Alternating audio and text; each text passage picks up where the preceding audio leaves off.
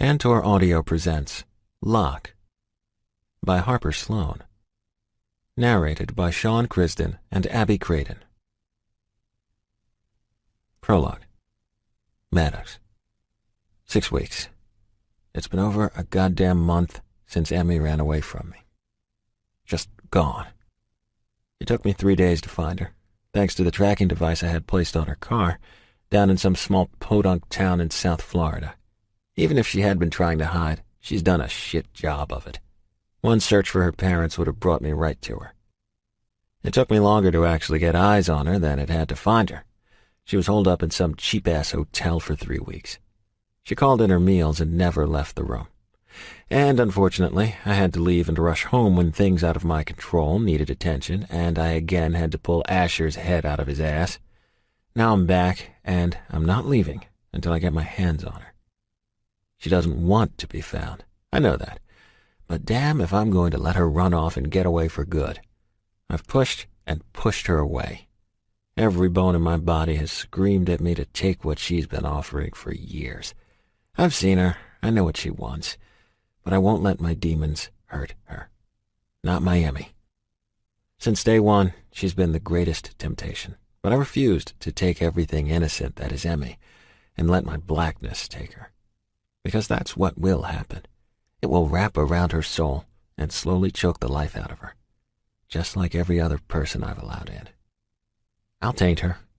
I'll ruin her. And in the end, it will destroy her. One smile from her made me fall, so I pushed her away. I told her that she would never be what I need, that I would never want her. God, if she only knew.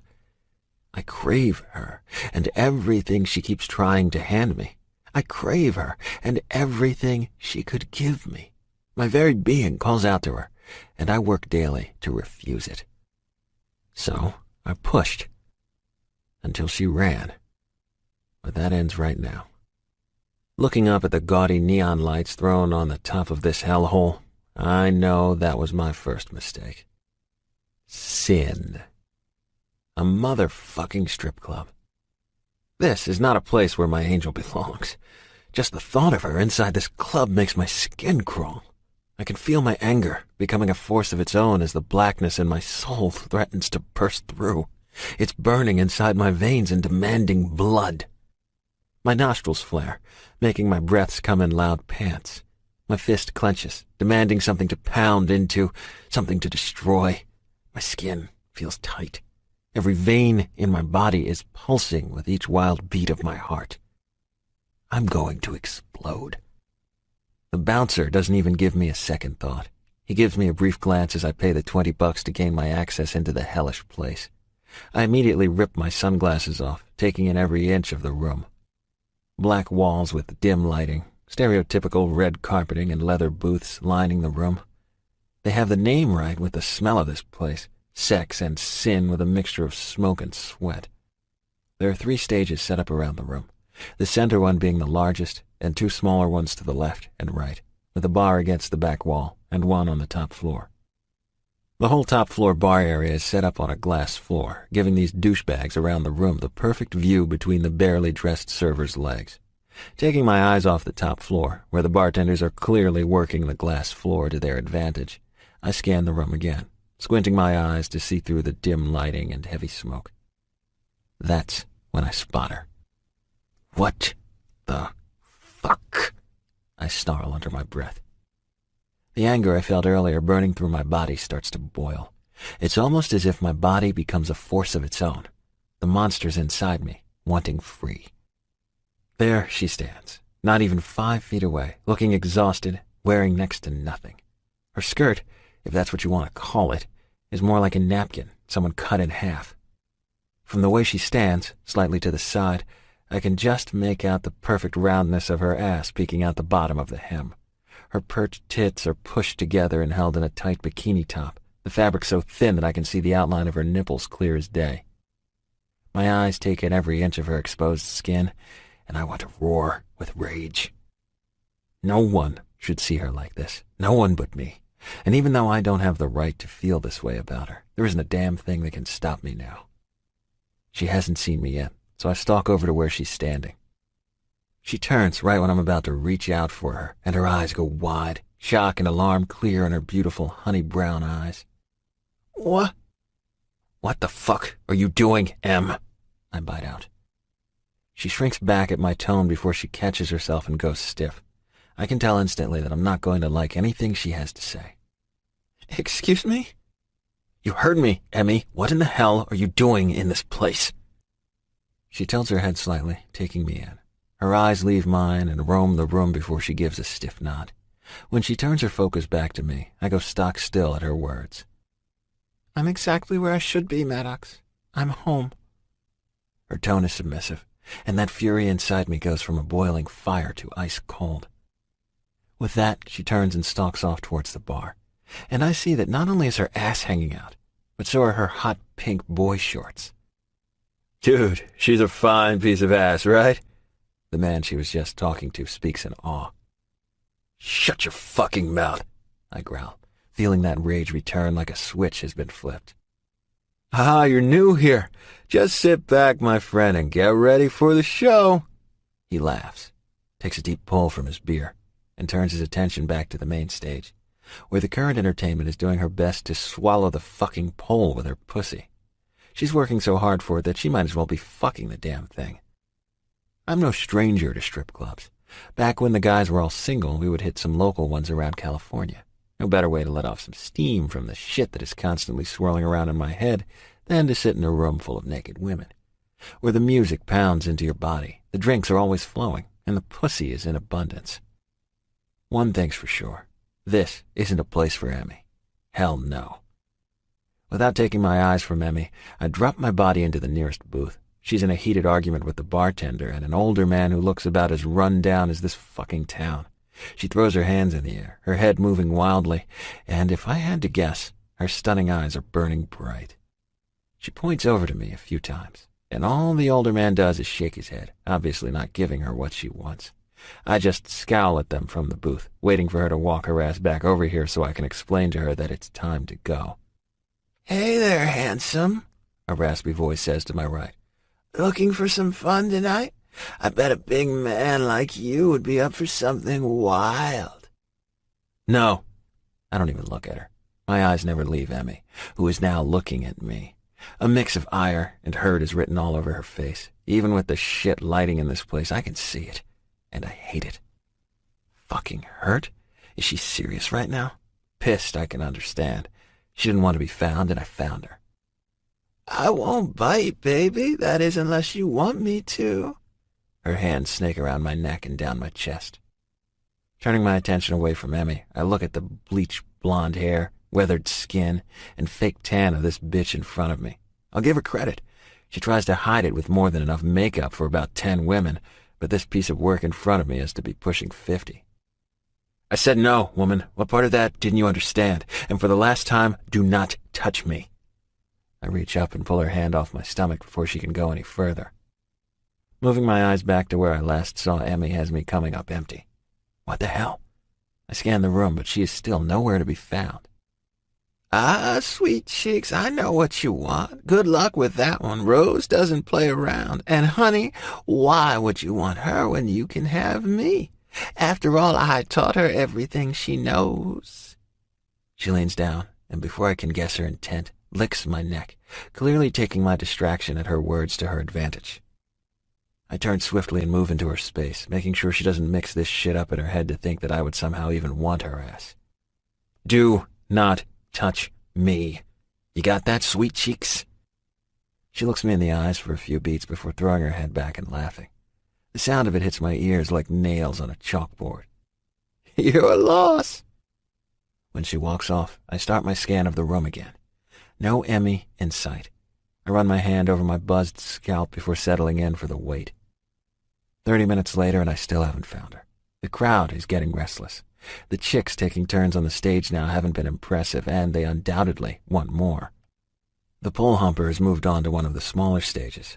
The last act on the main stage was slightly better, but all she did was basically finger fuck herself on the stage before fumbling to get to her feet on her ridiculous heels. Jesus Christ. I wait, determined not to leave until I have her with me. Another 30 minutes and 2 more rotations on the stages have my frustration levels going up even higher. How the hell did she just disappear? I know she didn't leave. The tracking device on her car, which is sitting right next to my truck in the parking lot, hasn't alerted me of any movement. I'll be damned if she takes off on me again. After signaling over another server, I order a beer and check my phone again to make sure the tracker isn't malfunctioning. I'm just putting my phone in my pocket when a deep voice cuts over the music. Gentlemen of Sin, it's the moment you've been waiting for. The one your dicks have been begging for all fucking night. The Princess of Sin herself.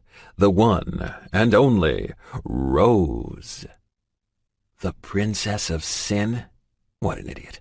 I laughed to myself, placing my beer to my lips for a long pull. The music starts and the first few notes of Lollipop by Framing Hanley fill the air.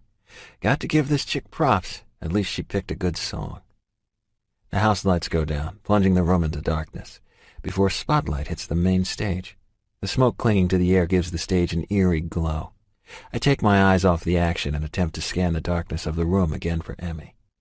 Movement by the back corner catches my attention at the same time that the crowd goes electric. Idiots start throwing their money left and right, calling to this Princess of Sin to take them. What morons. I focus on the corner again and see the blonde from earlier smiling her wicked smile at me before pointing to the stage. Turning back to the stage, I watch as a woman, who I assume is this so-called princess, spins effortlessly on the pole, her movements all but blurring her body from the men wishing she were spinning on their dicks. It doesn't take me long to see why the bitch from earlier is telling me to look. With one quick spin, her hands are placed at the center and her legs are spread wide and parallel to the pole, showing off her barely there G-string. I see my Emmy. It takes a second for the shock to wear off, and in that second, she gracefully drops from her spin with a guarded smile to the men crowding the stage. Lifting her small hands from her side, she drags them up her flat stomach to take her tits in hand and jiggles them. Fucking jiggles them. I can't control my body at this point. I'm focused on one thing, the best way to get her off that stage and out of this place. She reaches up and, in a move that is obviously practiced, removes her top, throwing it into the crowd. There she dances with her body on display, caressing her naked tits until her nipples pebble. Turning her back to the room, she bends at the waist and starts to slowly pull her G-string down her long, toned legs. This is when the reality of this situation hits me. I'll fucking kill all of these motherfuckers in the room. Then she drops to her knees before getting on all fours and crawling towards the end of the stage. Hell no. I'm on my feet in seconds, stalking through the crowd, pushing any man who stands in the way of my woman and me. I don't even lift my arms from my side. I just barrel through the bodies with one goal in mind. She doesn't see me coming since she's back on her feet and walking to the pole again. With a leap that would make my high school track coach proud, I'm on the stage, and a second later, I have a naked Emmy thrown over my shoulders before I jump off the stage. The sharp pain in my leg does nothing to extinguish my determination. I can see the bouncers coming, and with one hand on her slick ass, I reach out and punch the first one in the face, taking great pleasure watching him instantly buckle to the floor. The other one comes at me from the side, but he doesn't get far before I pick up the chair to my left, one-handed, and crack it against his fucking head. Emmy is struggling with such vigor that I'm forced to put her down. She looks up, ready to spit fire at me, before snapping her mouth shut when she sees the expression on my face. I have no doubt that I look just as feral as I feel.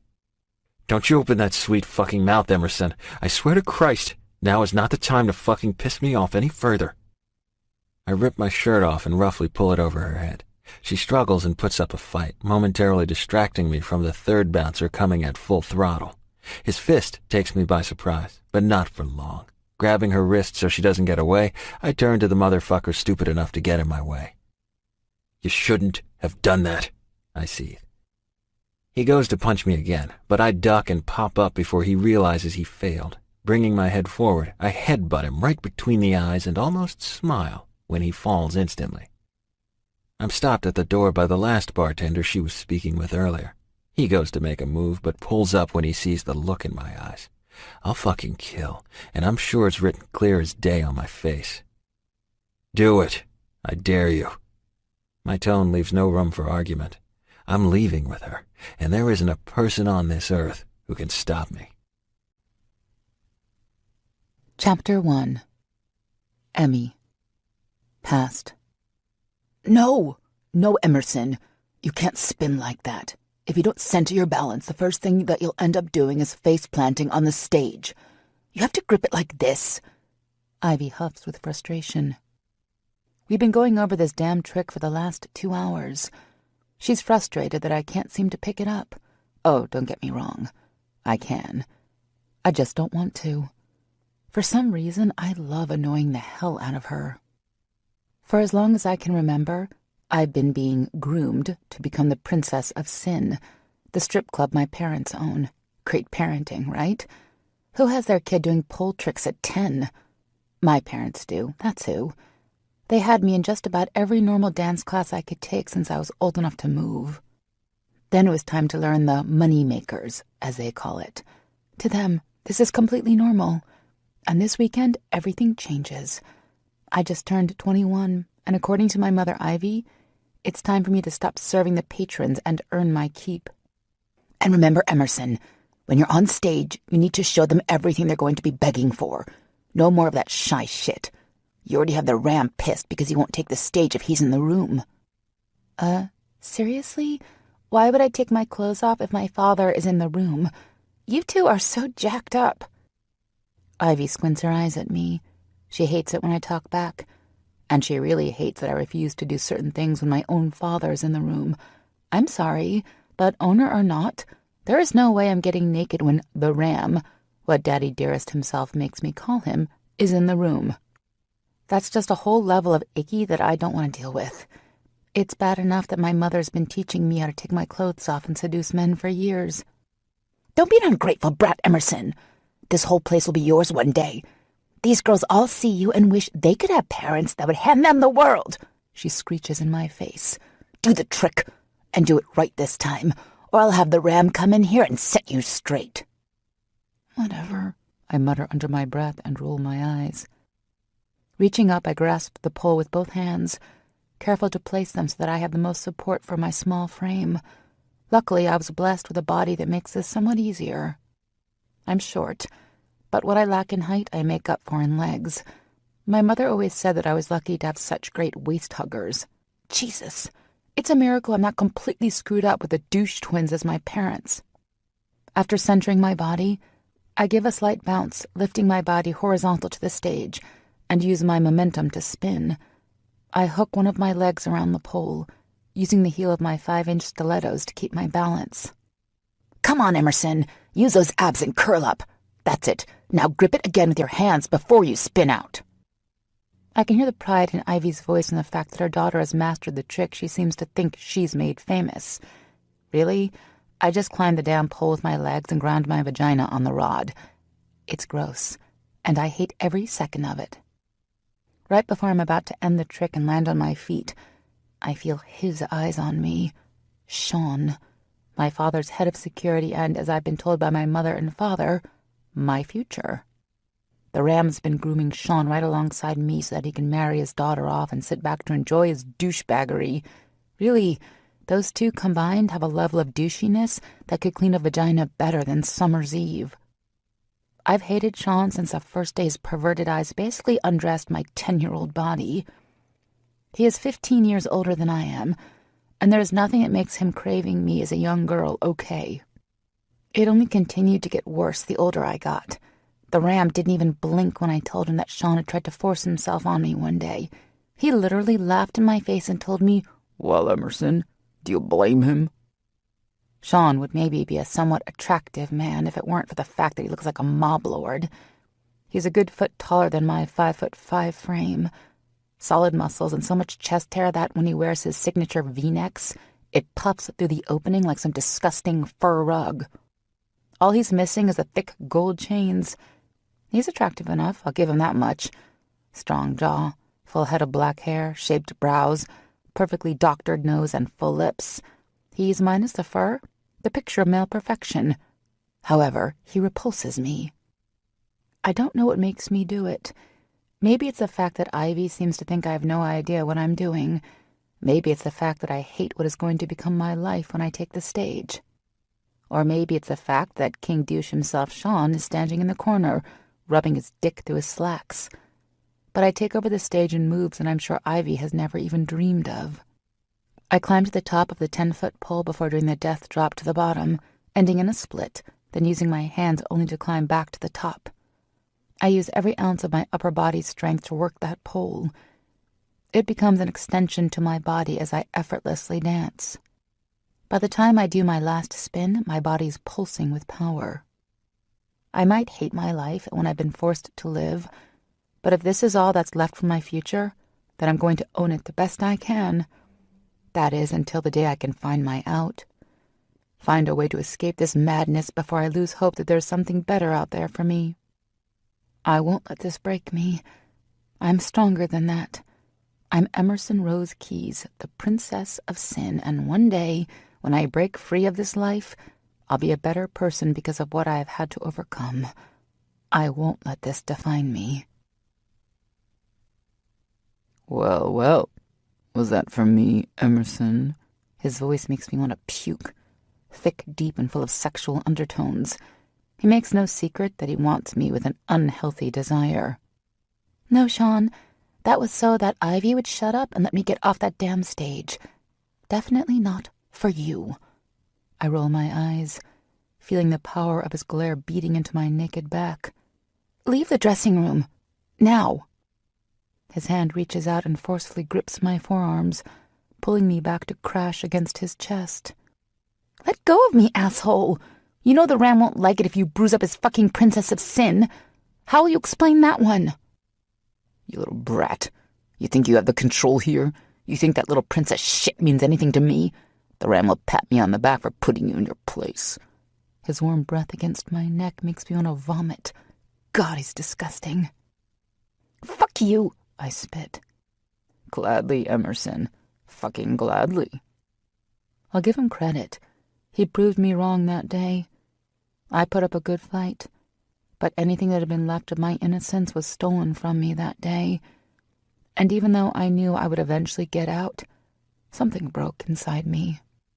Whether it was the belief that I could overcome this life, the knowledge that I had in thinking I could escape unharmed, or the fact that every second I'd lived leading up to being roughly raped in the back dressing room of my family's strip club delivered home the fact that I'm nothing but trash.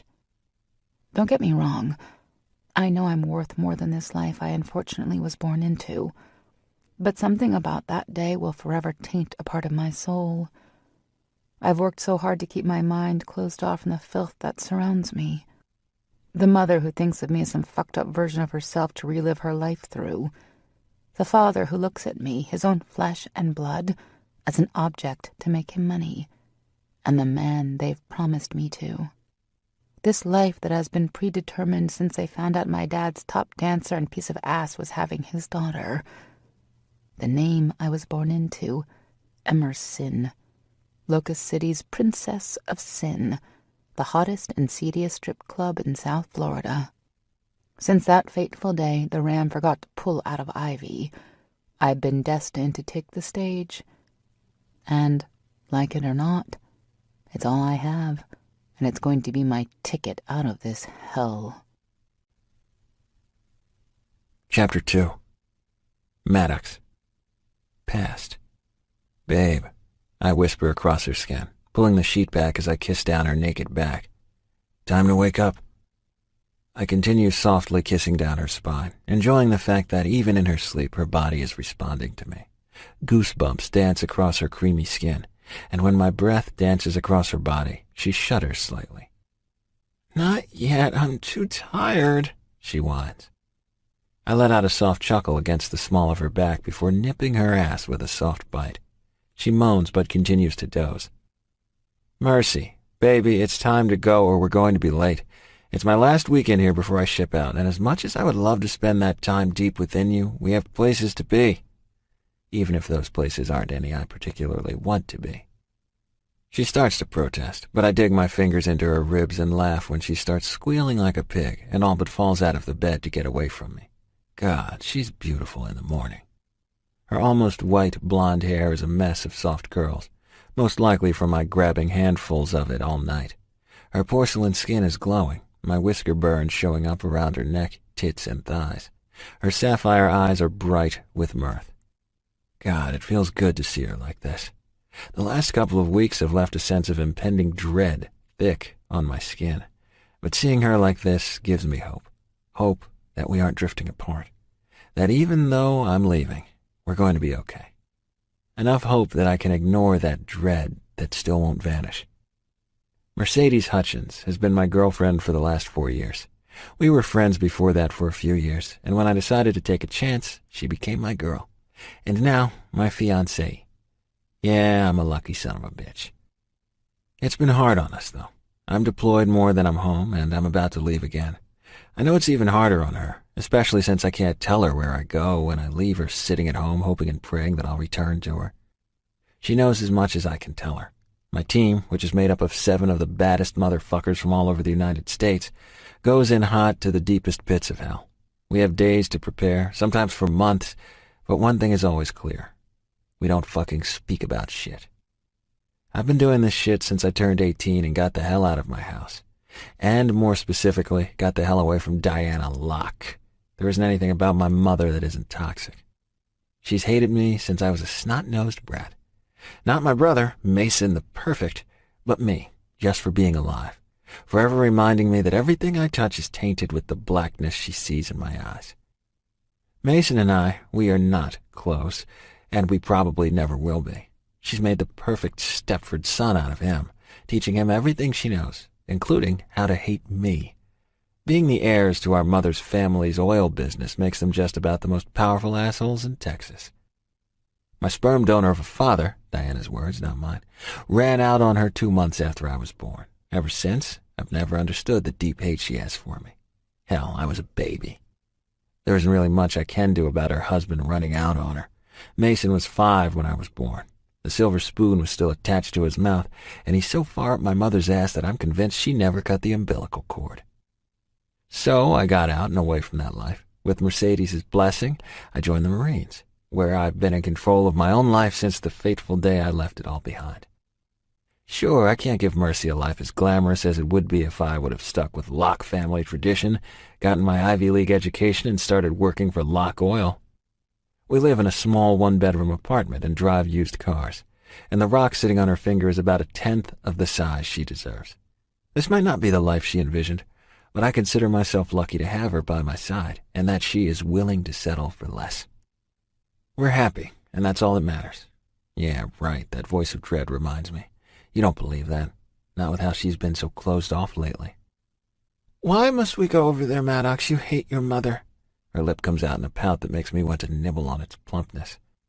Because, baby, she made it very clear that my presence is required for whatever reason, and with my trust shares in the company being turned over to me this month, I'm not crossing her in any way. Who knows what the troll has up her sleeve, but I'm not chancing that she takes our money. Mercedes smiles at the mention of my trust. I've been waiting until the shares of the company, something my grandfather made ironclad, are unlocked so that I can have my mother or brother buy me out. I know she's been stressed about having to pick up a second job with me leaving. I hate that she has to work so fucking hard, but at this point, we don't have a choice. She doesn't have anyone other than me. All right, will your brother and his horrible wife be there? She avoids my eyes. I hate that she has to fear my brother's wife. I've never understood her dislike for Mason's wife. From what I can tell, Josephine is the polar opposite of my mother and brother. I'm not sure, babe. Don't worry about them, though, yeah? I lift her chin and kiss her deeply before jumping off the bed, throwing her naked body over my shoulder and taking her to the bathroom. If we're about to suffer through family time at the Locke mansion, then we might as well get satisfied first. Yeah, life is pretty damn perfect. My skin starts to crawl the second the gates open to my family estate. I can see Mason's shiny black Aston Martin parked in front of the house. Every time I see his perfectly polished car, I have to fight the urge to run my keys along the frame. Luckily, that bastard is nowhere in sight. God, I hate being here. I pull my 15-year-old truck to a clanking stop behind his car, and I feel humiliated of what I can't give Mercedes. She should be in the best money can buy. But here she is, pulling up to another reminder of what I failed to give her. Let's get this over with, Mercy. I'm ready to get the hell out of here already. She gives me a soft smile, but her eyes are telling me everything I need to know. There's a mixture of worry and fear dancing across the surface, and something else I can't quite name. Shame washes over my body, but I choke it back and climb from the cab. Once I walk over to her, I help her down before we turn to face the queen bitch of Texas herself. Well, well, if it isn't my wayward son, Maddox, she bites out in way of greeting. Her eyes are already glossed over. I'm guessing she decided to hit the bottle early today. Mother, I have to stop myself from bowing at her feet. Mercedes, pleasure, I'm sure. She gives her a calculated, wicked smile before turning her attention back to me. Your brother is waiting for us in the study, and do hurry. We've been waiting. We wouldn't want to keep your precious Mason waiting now, would we? She snarls before slapping me across the face. I don't even feel it anymore. Years and years at the receiving end of her mental and physical abuse is enough that I can pretty much expect to be slapped a few times every time I'm in her presence. Mercedes' hand flinches in my hold, but I squeeze it to let her know that I'm okay. Don't you dare speak about your brother that way, Maddox. At least he is making something of himself. He isn't off playing G.I. Joe for some thrill. He isn't fucking trash. She gives me a few beats of her ice-cold glare, her eyes so dark brown they look black. Just like mine. Eyes of the fucking devil, she used to say to me. Forgive me. I wouldn't want to upset him, Diana. You bastard. Know your place when you're in my house. I will be spoken to with respect, and so will your brother. And try not to ruin anything while you're here. In fact, you should just not touch anything. God forbid you taint our lives longer than necessary. I give her a tight nod before following her through the white marble maze of her house. We reach the study, and she takes a deep breath before opening the doors. And there he is, the saint of our mother's world. Well, well, Maddox, you decided to come up from the slums to grace us today, I see. He laughs to himself before lifting his glass of amber-colored liquid to his lips. His hazel eyes go to my left, and I watch as he takes in all that is my Mercedes. I want nothing more than to bash his head in for looking at her that way, but I grind my teeth and steady my breathing. The quicker we get this over with, the better. Sit, Maddox, Diana says. I'm not a fucking dog, I growl. Yes, because you've proven otherwise with your deplorable behavior so far today. I'm here. I haven't done anything other than show up, and if that's deplorable, Mother, then I deeply apologize, I say. Mercy gives me a soft squeeze, reminding me to keep my cool. Right. What was so important that I was required to stop by? She glares at me for a few moments before clearing her throat and looking over to Mason. I'm 100% sure that Mason is the one running this farce now. Your brother and that terrible wife of his have decided to divorce. Unfortunately, this is going to put some strain on him for the foreseeable future. His money, the company money, is going to be frozen so that gold-digging little shit can't get her hands on it. That also means your shares in the company. Until we can get everything in order, that is. What the fuck? I yell. You can't do that. You don't have control over my trust. Her eyes light, and she laughs. That's where you're wrong, dear boy. We had a clause put in that if we feel like you're unstable, or that your life and those you are surrounding yourself with are unstable, the shares in the company that would have become yours at 25 go into my control until I deem you stable enough to release them back to you.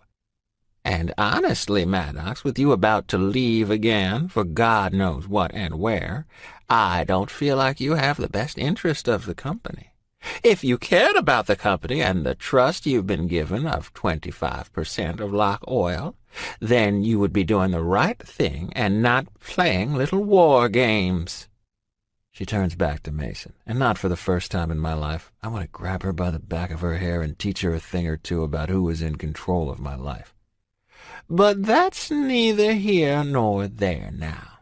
Her smile is nothing short of pure evil. It really is a shame, brother, that you don't pay more attention to the paperwork that the family lawyers send over to you. He laughs, his eyes going back to Mercedes. I try to remember what he's talking about, but keep coming up blank. Shock and outrage that I'm once again being, quite literally, fucked by my own family is making it hard for me to concentrate. Think hard, little boy. Remember when Jefferson brought you all those papers to sign?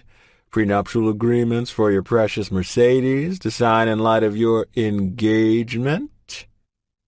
I growl at Mason's mention of Mercedes. They can treat me however they want, but I won't let them hurt her. Oh, did I make you mad? He throws his head back and lets out a hearty laugh. You really are a complete jarhead now. My vision is starting to darken, and I can feel the energy coming off me in waves. I want blood. I want to smash the smug-looking grins off their faces, the ones that tell me, once again, that they have won. I'm powerless when it comes to them, and I fucking hate it. The last thing I need to be stressing about before I'm shipping out is this bullshit. I need my head clear. I need to be focused. With just a 5-minute conversation, they've blown that all to shit.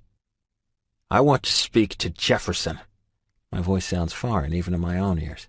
The rage inside me is coming to a spilling point, and it's taking everything I have in me not to go apeshit.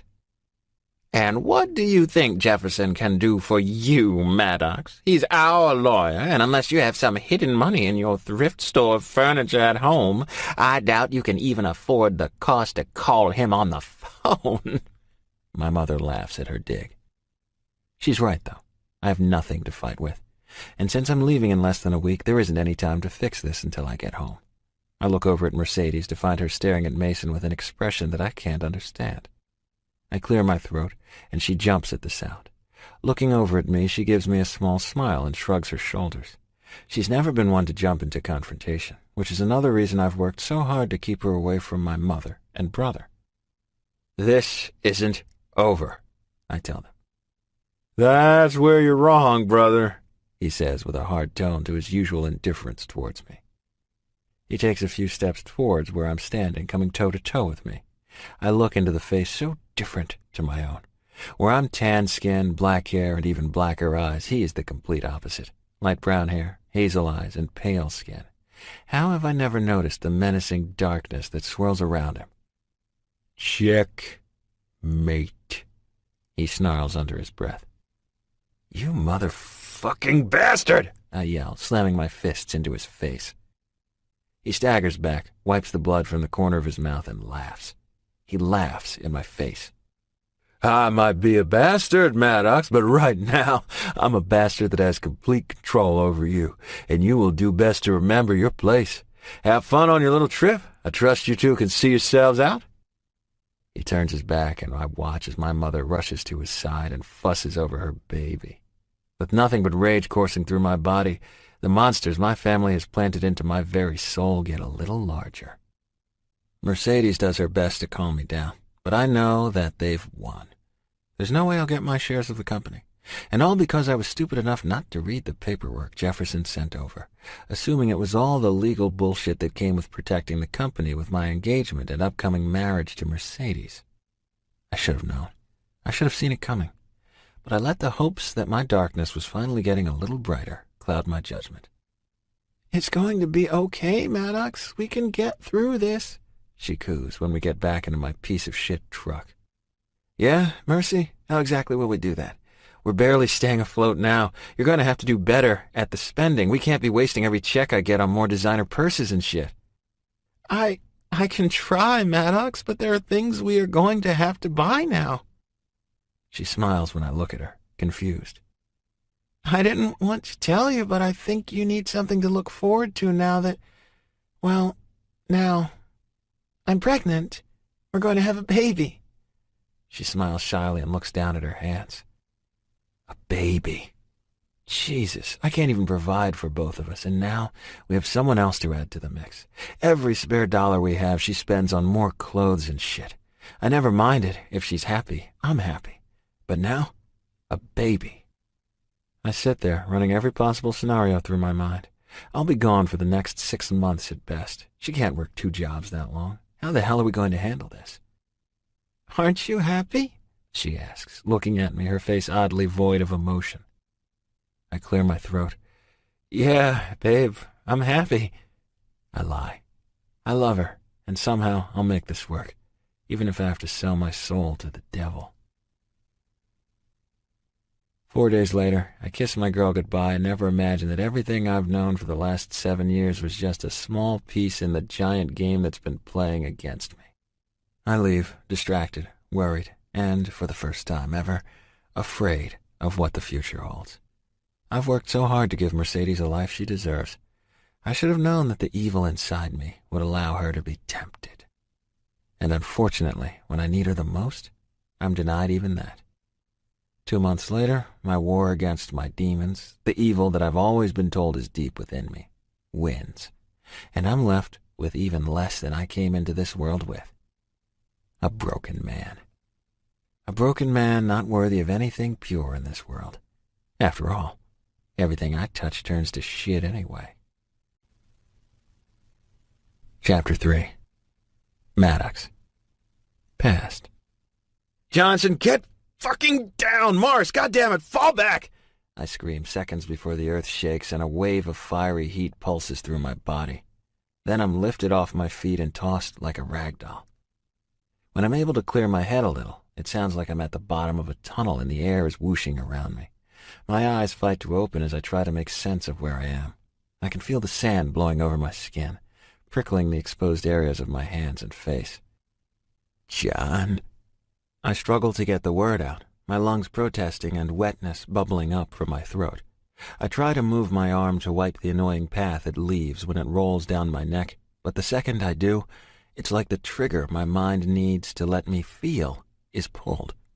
The pain that shoots from my arm seems to ping-pong around my body until it shoots out my head.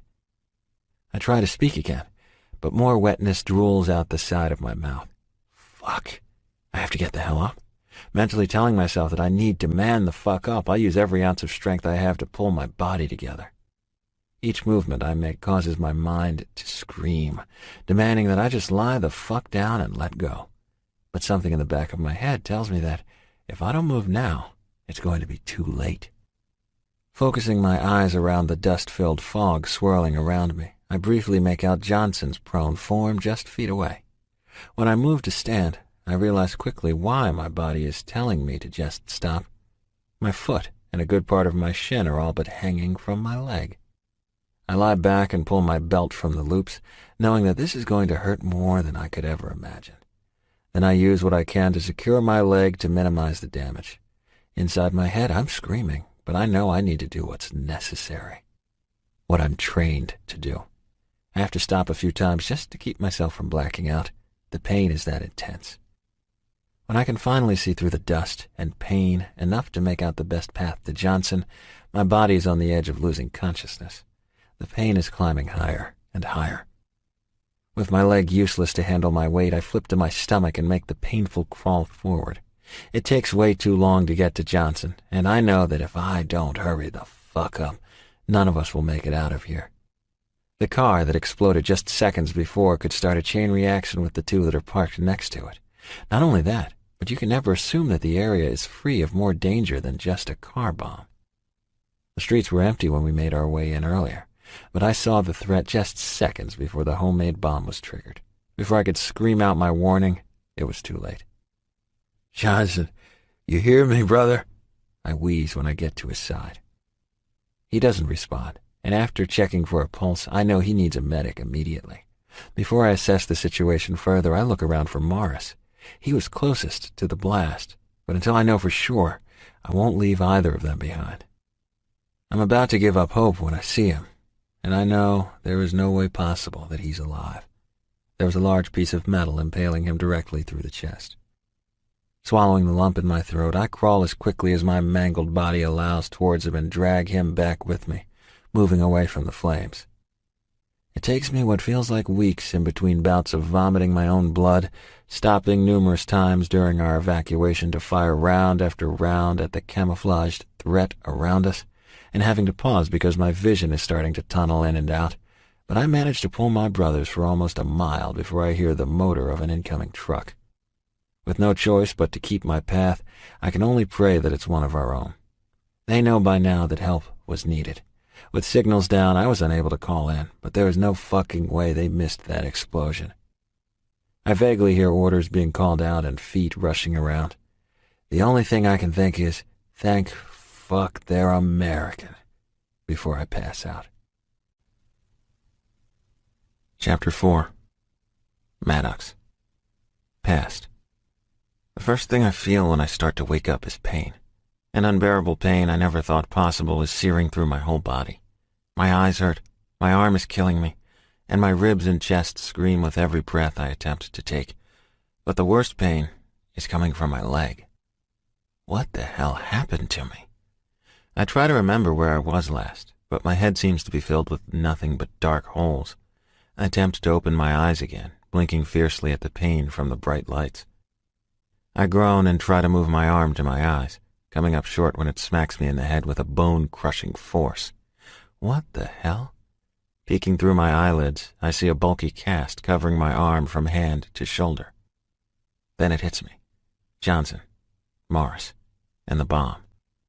With a renewed rush of strength, I push my body to listen and open my eyes to look around the barren hospital room. Where the hell am I? I locate the call button and wait for someone to come and explain some things to me. Did Johnson make it? Did Morris's body make it home? Where am I? And why the hell am I in so much pain? An hour later, I feel like my world is coming to an end. The only thing getting me through is the thought of Mercy and our child. The nurse just left with the promise to call my family, well, Mercy, and let her know that I'm awake. It's been almost a month since I got here. As I fight the sleep that my body is demanding, I also battle with the fact that I've lost a chunk of my life. Numerous surgeries to mend my broken body have left me with a badly broken but healing arm, 7 broken ribs, and 1 foot. After the rest of our team found me dragging Johnson and Morris, we were taken to the military outpost. I was airlifted to Landstuhl Regional Medical Center next to the U.S. Air Base in Ramstein, Germany, as soon as I was stable enough to be moved.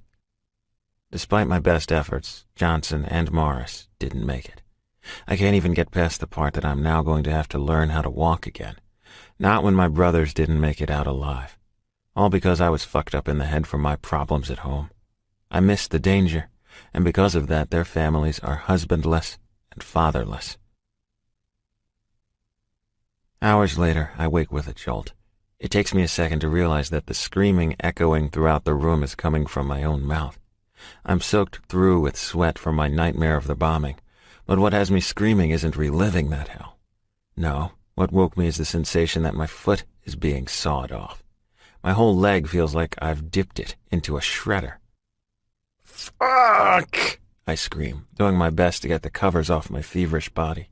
God damn it!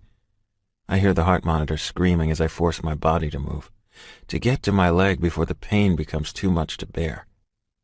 After throwing back the covers, I reach down with the arm not in a cast and come up empty. The pain is getting worse with each second, but when I look down, there is nothing. Nothing but a covered stump halfway down from my knee.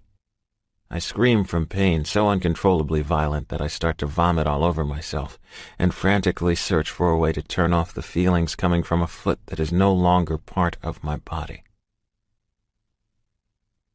A month later, marking 7 months since I've been away from home, I've become used to the nightmares that wake me in pain to search for my missing foot.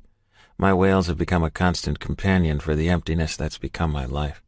I fight with the depression that has settled over my body like a thick blanket.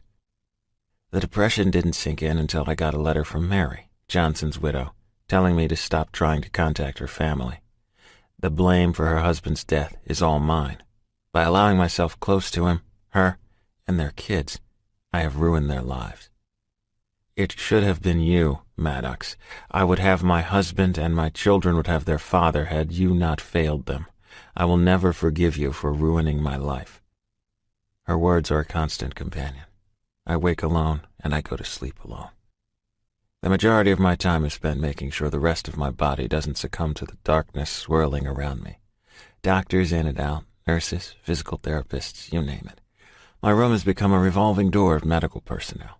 There's one thing that is painfully missing from this time. Mercy. She was notified, I know that much, but she hasn't come. Didn't even pick up when I called her over and over. My letters come back unopened. My own mother and brother didn't even care, not that I'm shocked there. But Mercy? My mercy against the world I've been fighting since birth is gone. Just gone. The hope is eclipsed more and more each day she isn't here. Well, don't you look like shit? A deep voice jokes from the doorway. I turn my head and lock eyes with Reed. He's part of my team, but he wasn't with me out on the field. He and the other men were clearing another part of the area when we took the other. Won't be winning any beauty contest, that's for fucking sure, Beck says, coming in behind him. Coop and Cage are on the way. We're getting the hell out of here and taking you with us. Time to go home and get the fuck out of this bed, Reed says. He gives me a lopsided smile, trying to ease some of the thickness in the air. Have you been able to get Mercy? I ask. I don't give a damn about anything else right now. I need my girl. I need to know that she and our child are okay. Everything I've been pushing my body to do since the day I woke has been for her. I'll get stronger. I'll overcome. For them. Yeah, brother, we have, he says weakly. Beck won't meet my eyes, and that damn sense of dread starts to fall over me. What the fuck does that mean? Why don't we focus on getting you stateside and walking again? Reed tries to change the subject, his green eyes boring into mine. Tell me where she is, Reed. He flinches but doesn't say anything, until I hear the voice I hoped I wouldn't have the displeasure of hearing again for a long time break through the silence. Oh, you really are such a stupid boy, she clicks her tongue. They're not telling you because they seem to think you need to be eased into the news, she laughs. I would ask how you are, but it looks like that demon seed that made you finally started to nip away at you. Quite literally. You fucking bitch, Cage sneers from the doorway behind my mother. No need for name-calling, dear. I'm just here to make sure there isn't anything tying me responsible for the invalid now that it's time for him to be discharged. Can't have that now. He's all yours, little boy. She pats Cage on the chest a few times before walking into the room. It was such a long flight. Let me sit for a second before I tell you a little bedtime story. She walks over to where Beck's leaning back and gaping at her in the room's only chair. Up now, she demands with a flick of her wrist. Beck, being the lover and not fighter of the group, stands without argument and moves out of her way. She sits, dusting off her black pants with her hands before folding them in her lap. I look up and meet her hard gaze, staring her straight on, refusing to let her see any weakness in me. Story time, bastard son of mine. She pauses, I'm sure, for dramatic flair. Once upon a time, there was a son born out of an accidental affair with the pool boy. Such a terrible decision on the mother's end, being that she was married with a perfect little angel already. Oh, and that her husband couldn't have more children. Imagine the scandal that rocked the house when she became pregnant. Of course, the husband was deeply confused, determined to stand by her side while the mother worked her magic and had her husband believing in miracles. She laughs before her face falls and becomes serious again. But that little bastard was nothing but trouble from day one. The mother was sick for the whole pregnancy, convinced that she was going to die from the demon inside her body. Her little prince suffered because she was feeling too unwell to care for him.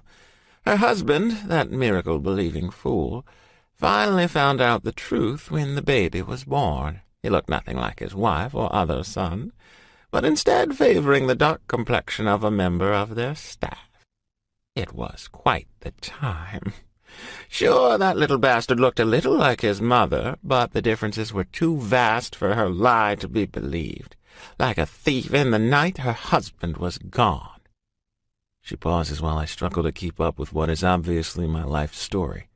Sure, I've always been a little tanner than the rest of the family, but I share my mother's dark eyes and black hair. I always assumed that my brother just took after our father. Holy shit. Ah, I see it sinking in now. Yes, Maddox, you are that little bastard. The rotten little baby that was. She laughs. Now here's where things get real fun. Your father, leaving when he did and proving that I had in fact been unfaithful, took oh so much from me. He took money that was rightfully mine. He didn't get my company, but even that was struggling. I've been fighting hard to build it back up for years. I knew that one day, because of the way my foolish father had worded his last will and testaments, my sons would retain partial control of Locke Oil. I couldn't take the chance that your rotten hands would touch what is ours. You played right into my hands when you met little Mercedes. She's been of great importance the last few years. She pauses, and I feel the urge to throw up. Mercedes, what does she have to do with this fucked up tale? I look up and lock eyes with the 4 other men listening to this shit, each of them wearing the same expression of shock and outrage. I'm sure that at some point in your ridiculously long relationship she might have cared a little. It didn't take us much to persuade her to come work for our side of things. The money and power you can't provide her with can persuade even the strongest of souls. And, of course, it didn't hurt that your brother is quite fond of her. We offered her the world, something you would have never been able to give her. It was all planned out.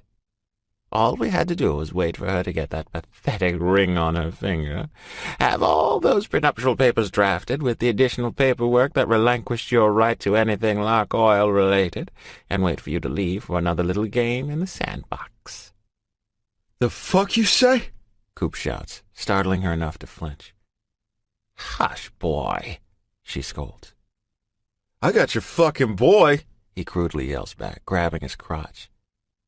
Let her finish, I interrupt before Coop can start bellowing again. Oh, yes, we are getting to the best part, and the reason that I just sat on that dreadful plane. It really is a pity that you made it out alive. I'm not sure how you're going to be able to face the fact that, once again, your vile soul has tainted more lives. Those poor men, dying because of you. Coop isn't the only one who lashes out at that. I hear them all start to yell over each other. I just sit there and stare her in the eyes, refusing to give her what she wants. My pain. As I was saying, she continues, since the day you were conceived, you have destroyed everything you touch.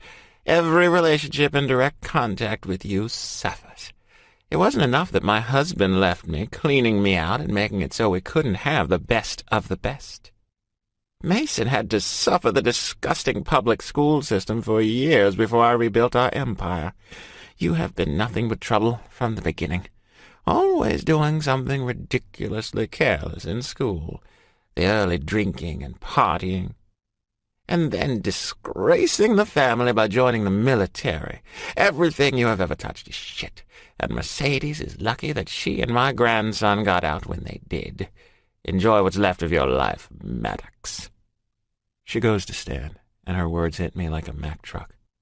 Hey, I scream when she is halfway through the room, walking fearlessly through the testosterone-driven minefield. That's my son, and I won't let her keep him from me. Judging by her smile, I would guess that my reaction is just what she was hoping for. After all, how would she dig the knife deeper if I hadn't spoken up? Oh, silly me. I forgot the best part of your bedtime story. He isn't yours. He's Mason's. She throws her head back and lets out an evil cackle. That's right. Mason and Mercedes. They've been sleeping together for the last 4 years. They've been trying for a baby for the last 2. Didn't you find it odd that the woman who made you wear a condom ended up pregnant? Took longer than they thought, since she had to be careful not to show her hand to you, and your brother had to finalize his divorce and all. Before she leaves, she pushes her hand into her purse and throws something on my lap. Then she turns her back to my shocked face and clicks out the door on her heels. She doesn't even spare her son a second thought as she takes off. How she can just so carelessly throw me away again and again will never make sense to me. Nevertheless, she's finally won, taken everything I had left to live for and slapped me in the face with what she's been drilling into my head my whole life. Everything and everyone I've ever touched has been ruined. The evilness she embodies and the demons that have been nipping at my heels since I started walking have won. With nothing left to give, I pick up the item on my lap and feel that hope inside me die a painful death. Mason, with his arms around Mercedes, is the first thing I see in the close-up shot. The second is the little baby in her arms. The little baby that looks nothing like me. Mason's son. I close my eyes and allow the only tear I'll ever shed over my life to roll down my cheek. Never again. I will never allow myself to harm someone else. I'm a broken man. A broken man with a black hole left where his heart used to be. I'll get past this, but I will never open myself up to this kind of pain again.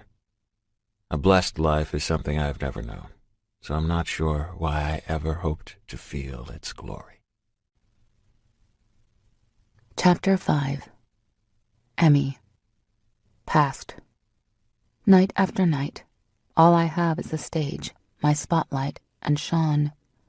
Since the night he raped me in the back dressing room 6 months ago, things have gotten out of hand.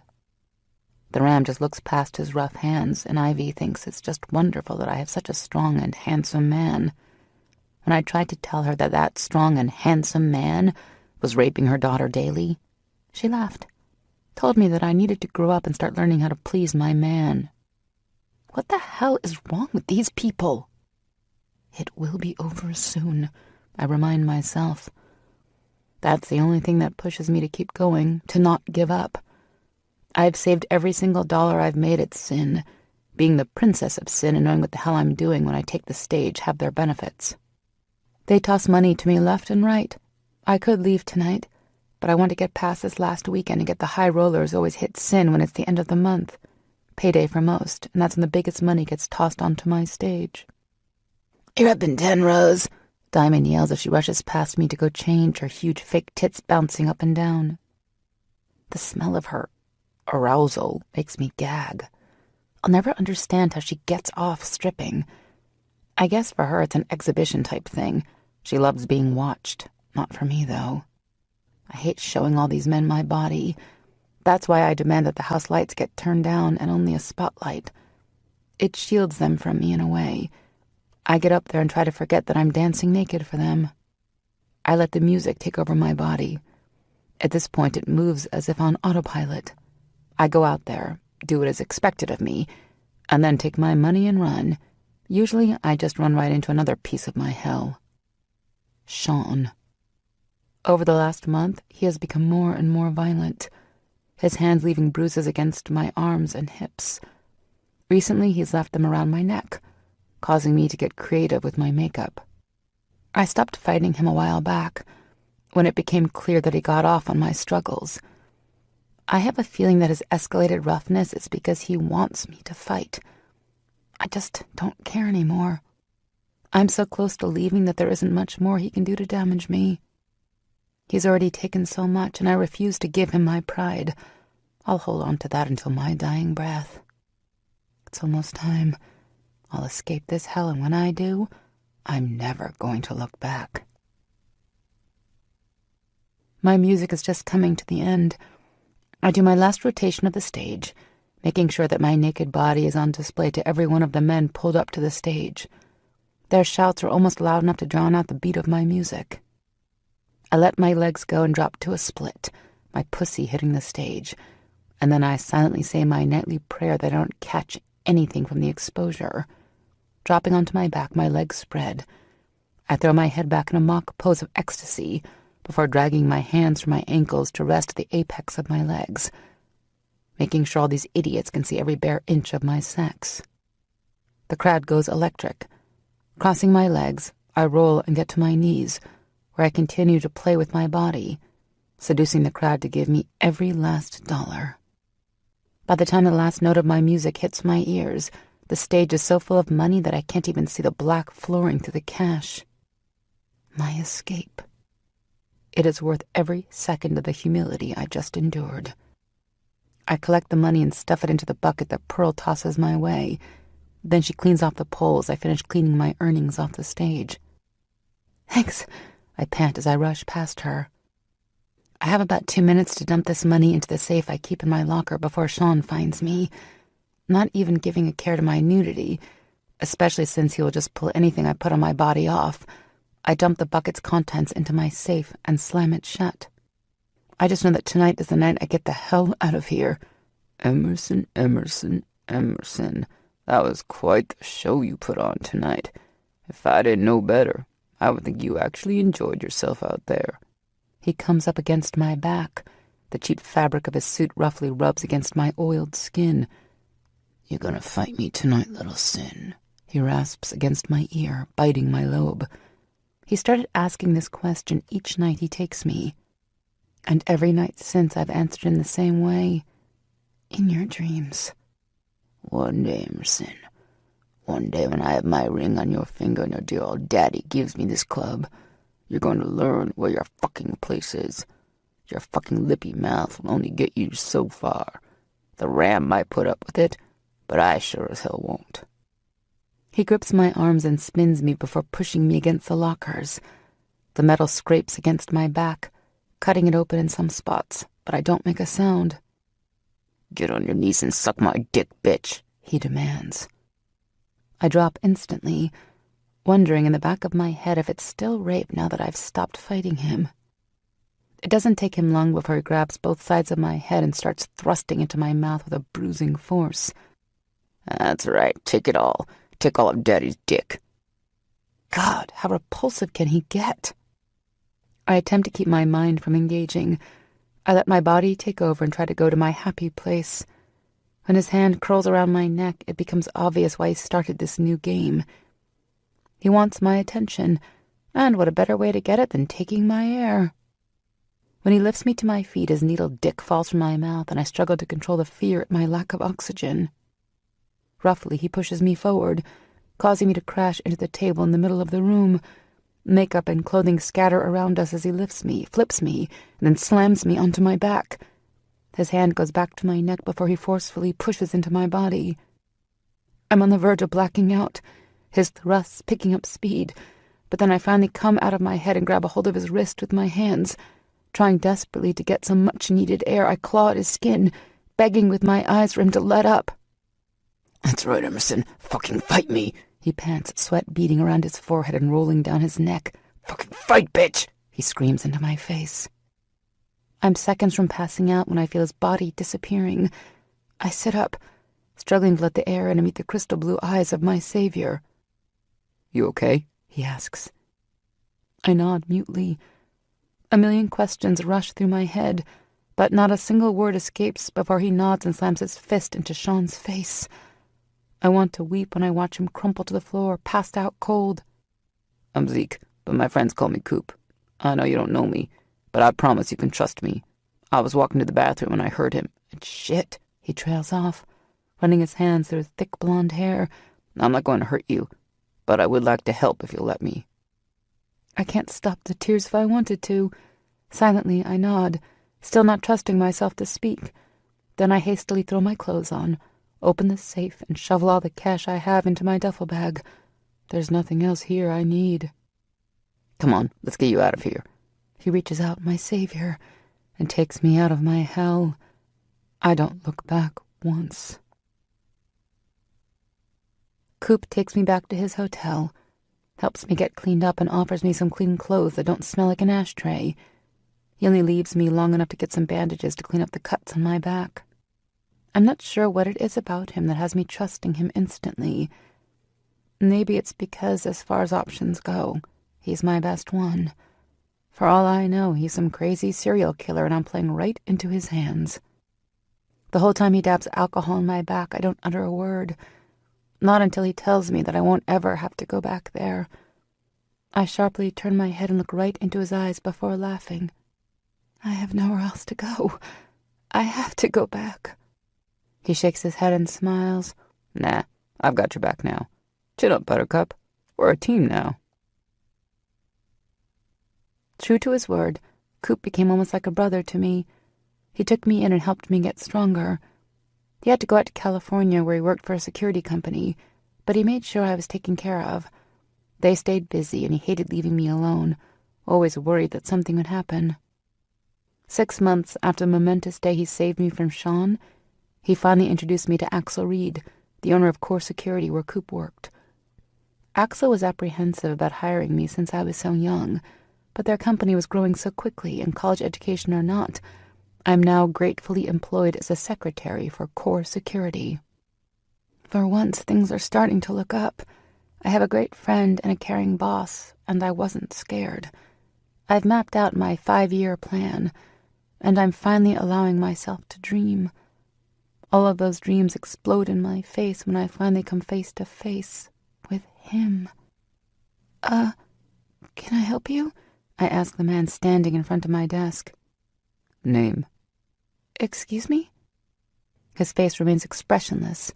His dark eyes don't travel down to my chest like I've been used to over the years, but he keeps me trapped in his gaze. My body becomes more and more paralyzed with each passing second that I look at this man.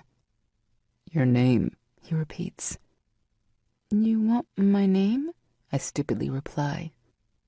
When dark brow cocks without losing his stoic mask, and he just waits. My cheeks heat, and I have to fight my body's reaction to this man in front of me. Emerson, I'm Emmy, I whisper.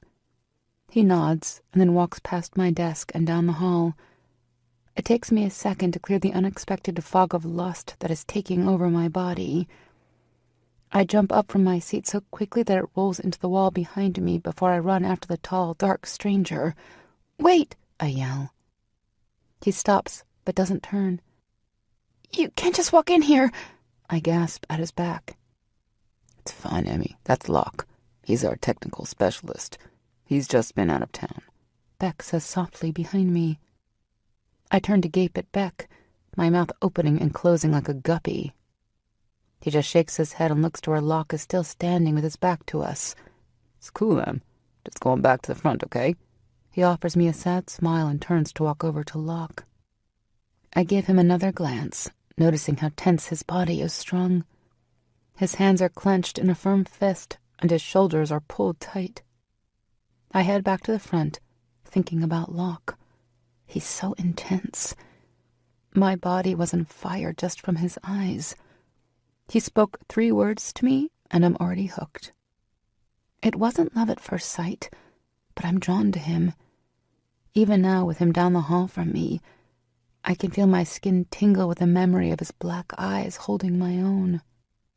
With a smile, I return to my work and think to myself that my 5-year plan just got a lot more interesting. Chapter 6. Emmy. Present time. That son of a bitch. Who the hell does he think he is? For years, he's treated me with indifference. The only time I got past his thick shield was at Axel and Izzy's wedding. He had so much to drink that he doesn't even remember that he almost took me against the wall at the reception. Not one of my finest moments, but I savor those precious memories of his mouth and hands on my body. I'm not proud of it or what it makes me, but that small memory has carried me through some tough times lately. Like a naive little girl, I've harbored my crush on Maddox Locke since the first time I met him back in California. It took losing the one person I considered family to wake me the hell up. I've been panting after the one man who couldn't care less about me, giving him every second of my dreams, only to get pushed down each and every time. Sure, I've dated here and there, but no one has ever made me feel the way he did. It was hopeless. Ever since the day that Coop died, I feel like I've been struggling to find my place, find where I belong. His death kills me daily. We weren't as close as we had been 4 years ago. Between things picking up at CS and our moving from California to Georgia, we were just too busy. I regret that daily. I know I looked stupid for running, but I couldn't stay. Not when I'd lost the one person who'd had my back like no one else. Sure, I was close with the girls, especially Melissa, but something held me back from giving them 100% of Emerson. To this day, the only ones who know my whole story are Axel and, well, Coop. I'm sure the other guys know bits and pieces, but they don't know everything. Axel made me a promise the day I met him that he would do his best to never let my past come up again. I'll never forget his words. We all have our battles. We get past them the best we can by putting one foot in front of the other. Looking back doesn't do anything but make it hurt a little more. So that's what I did. I did it for 4 years as I worked for the boys, and then I did it again when Coop gave his life and saved me again. One foot in front of the other. You have a lot of nerve, Maddox Locke, I deadpan. He takes his eyes off the road and levels me with what I'm sure is meant to be one of his signature shut the hell up glares. They don't work on me anymore. I don't care. He's kept me dangling by a string of desire for years now. I prayed that he would just look at me. And now that I'm working on fixing myself, he thinks he can just storm right in and save the day. What do you want from me, huh? Is this some sick game with you? He ignores me. Not that I expected anything less, but it does nothing but fuel my fire. How dare he? 4 years, you idiot! I all but handed myself over to you. The only thing that was missing was a freaking bow and a cherry on the top. 4 stupid years I wanted you, and now... What is this now? I'm not good enough for you, but you still want me to die a little inside by forcing me to be around you? His jaw ticks, but that's all I get. Answer me! Why? Why now? Nothing. I hate you, I exclaim, hating the taste of those words from my mouth when directed at him. I don't hate him, and I probably never could. I'm not really sure what that says about me at this point.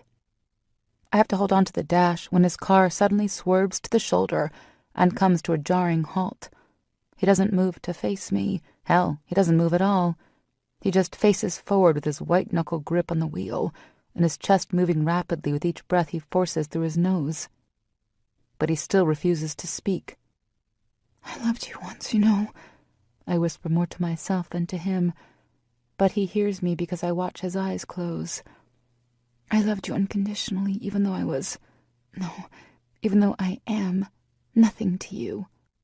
I left because being around you and trying to get over the fact that I'm the reason why Coop is dead was just too much. I was dying daily. Every time you would look at me but look right through me. I'm not sure why I thought that you would somehow be there for me when you never had been before. He doesn't say anything, instead choosing to remain silent and let my confession linger in the air. His eyes are still closed, his body pulled tight, reminding me of the first time I met him. Even all these years later, we're still no further than we were the first time we met, when it just took 3 words for me to be hooked. I let out a choppy breath and fist my hands tight, letting the pain of my nails take away the urge to cry. Gazing out the window, I beg myself to get it together. I'm done crying over Maddox Locke. Chin up, Buttercup. My chest hurts when I remember Coop's thing for me. He was constantly saying that to me when I was having a hard time. I hear Maddox mumble under his breath, and I turn my attention back to the driver's seat. He's looking at me with an expression I've never seen on his face before. I frown and let my eyes take in every inch of his face, attempting to place whatever he's trying to tell me with his eyes. I come up empty and sigh. Why did I think I would get anywhere with this man? I look away when he doesn't speak. You were never nothing, Emmy. Never nothing, not to me. You've been everything for longer than I care to admit. But you deserved more than a poor bastard like me. I almost miss his words, but my eyes snap back to his and my jaw drops. For such a smart man, you really are clueless. I never wanted anything but you. What I deserved was you not pushing me away like yesterday's trash.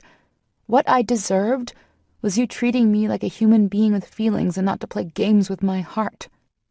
I never played games with you, Emmy. I just tried to get you to recognize a lost cause. I wouldn't be able to live with hurting you. Are you blind? Jesus, Maddox, that's all you ever did was hurt me. I laugh without humor. Then I angrily swipe at the tear that sneaks past my demand to stay locked inside. I don't want to talk about it right now. Just drive to whatever the hell you're determined to take me so I can get some sleep. We can talk about it later before you take me back to Sin and head home. I am home, Em, he says under his breath. I have no desire to argue with him, so I just lean my head against the glass and work on my strength to get past the next stage in his game. Chapter 7. Maddox. I pull into the hotel, shut off the engine, and try to calm myself down. I've worked for over a decade to keep my emotions sealed away, determined not to let anyone in while I deal with the stone-cold truth that I ruin everything and everyone. I did exactly what she accused me of. I pushed her away. I was intentionally cruel to her by throwing other women in her face, women I had no real taste for at all. Fillers. They were a means to a distraction. Let's face it, 11 years is a long fucking time to go without sex. So I used them, paraded them in front of Emmy when the few social settings we were in deemed it worthy. I'll never forget the look of pure agony the first time I brought one of them around. Daisy, a chick who knew that, when I called, all I needed was her to meet me at the local hotel and check in. She did me a favor and played the part, but all I got out of it was the feeling of sinking in the middle of the ocean with no boat in sight. She's right. I played games to keep her from getting too close. By trying to protect her, all I did was screw with her mind and hurt her anyway. I look over at her sleeping form, and for the first time since we lost Coop and she ran, I allow myself to breathe without the fear holding me hostage.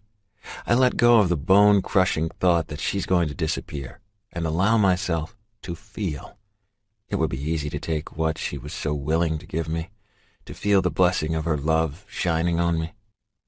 With the floodgates open wide, I let the love I feel for this woman out. It will bring me to my knees if I let it. I don't want to keep pushing her away. But how do you take something that has been integrated into your mind for so long ago and move on? How do you change your whole outlook on life with just a hope that everything you've ever experienced from those who should love you was wrong? Em? She doesn't even flinch. I remember that when I saw her earlier, she looked exhausted. I know she's been dealing with a lot from losing Coop. Hell, we all have. But the Emmy I know is always so full of life. After twisting from my seat and climbing from the car, I make my way over to her door. My leg has been driving me crazy this week, my stump getting sore from overuse, and I know I did too much with my stunt back at the club. I'm usually good about not overdoing it. I can go about my life almost the same as before, but sometimes I have down moments. This is quickly becoming one of those times. All I want to do is get this thing off me. She all but falls into my arms when I swing her door open. I adjust her and take the brunt of her weight, as slight as it may be, on my good side before making my way into the hotel. It's the nicest place I could find within a 30-minute drive of Sin, and it's only 5 minutes away from the place she's been staying.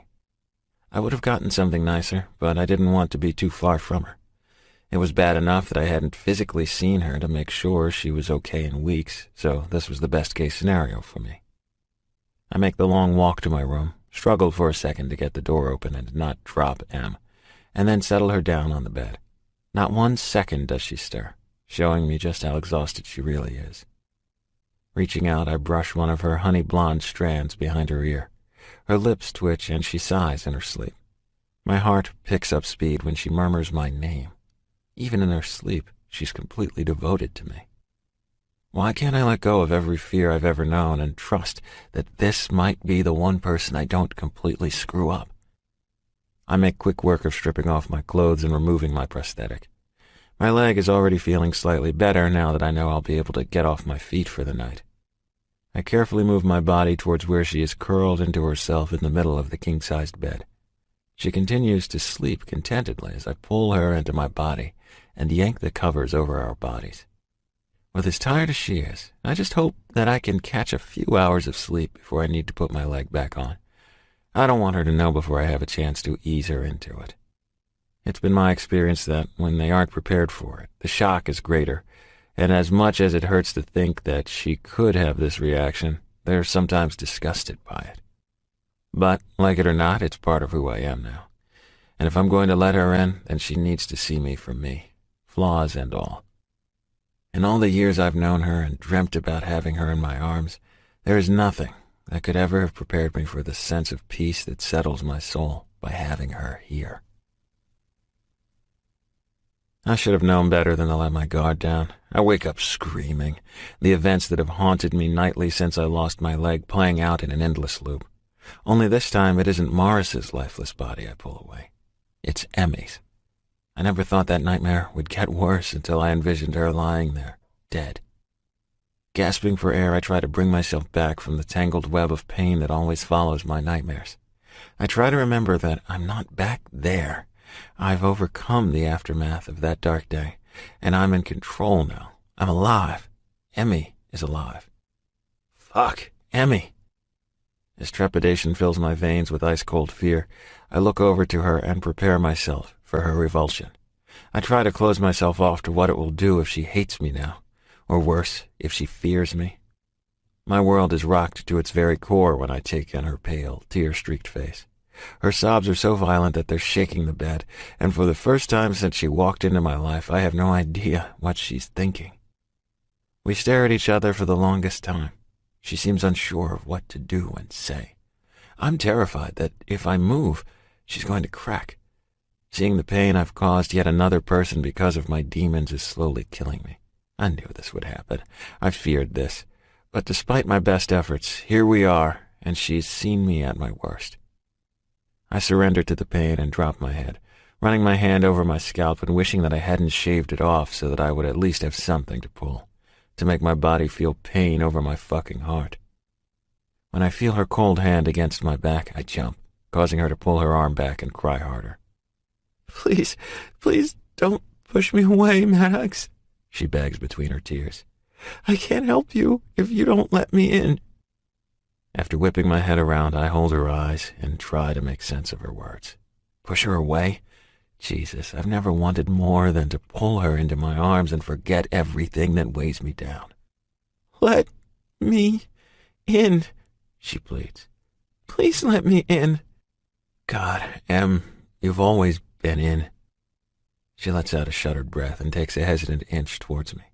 Her kneeling body moves slowly with the fear I've helped plant in her mind that I'll reject her.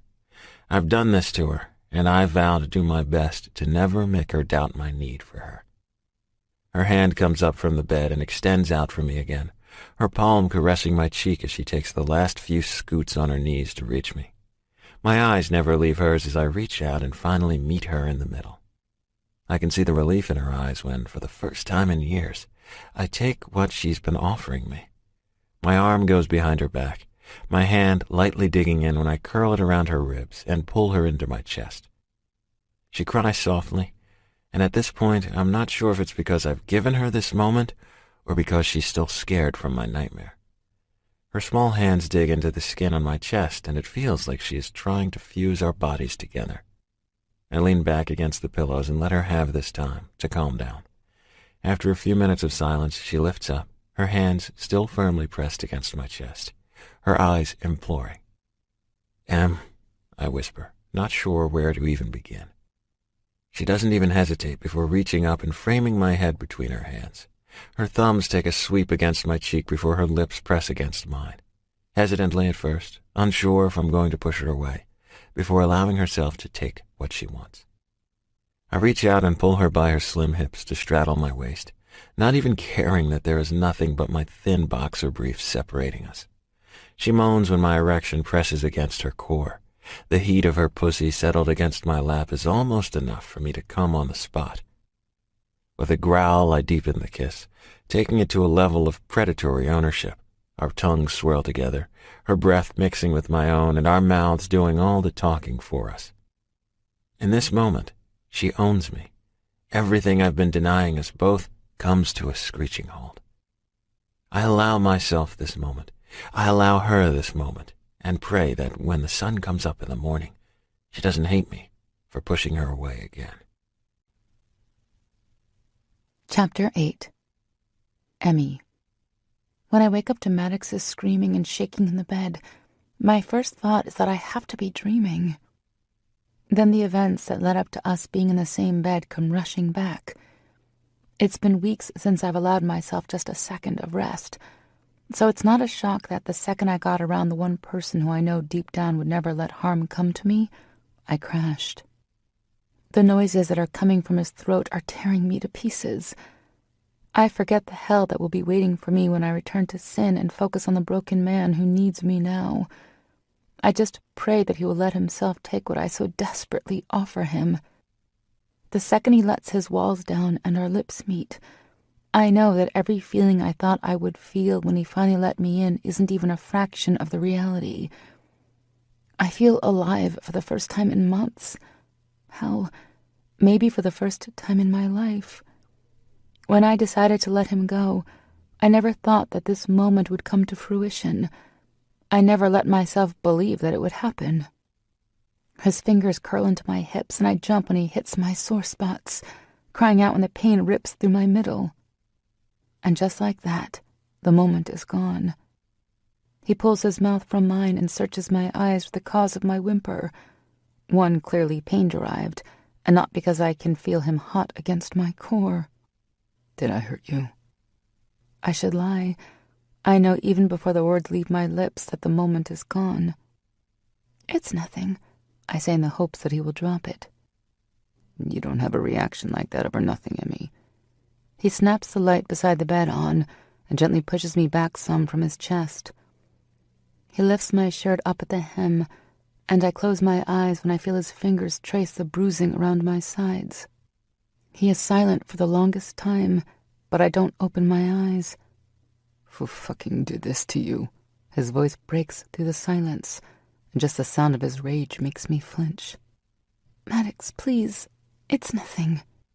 He leans in, his nose just inches from mine, and looks me in the eyes. It isn't nothing, Emmy. There are goddamn handprints all over your hips. This is as far from nothing as it gets. I won't ask you again, Emmy. Who did this to you? I squirm in his lap, trying to get some distance from him, but his arms wrap around my middle and hold me hostage. It was an accident. His nostrils flare, and I watch as his eyes darken even more. I fell. His jaw ticks. Swear to Christ, if you feed me another line of bullshit, I'll put you over my knee and spank your ass, Emerson. Holy shit. It was Sean. I sigh and cringe when I remember the night I came back to the club and the welcome home from him I got. I don't know why I thought that he would have left me alone. I might be older now, but with the ram ready to retire, Sean is even more powerful at the club. Ivy is still strutting her old ass around the floor like she's 20. The ram sticks to the bar or his office, not giving a damn about what goes on around him. Now that his princess of sin has come home licking her wounds, he could care less what happens as long as the money is flowing. But Sean, he's like a piece of gum you can't get off your shoe. The evil that was only simmering in him years before has now grown to insurmountable levels. He no longer cares who catches him fucking unwilling dancers in the back. Clearly, since he raped me the first night, I had come back and didn't even stop when Ivy walked into the room. She looked right at my tear-streaked face and cocked her head like she couldn't understand what she was seeing. Sean just laughed and took me harder. Who the fuck is Sean? He snarls. How do I explain Sean? He's... I'm not sure how to answer that, Maddox. I tell him honestly. Explain, he demands. I hold his eyes for a few beats before scooting off his lap and folding my legs next to where he is lying.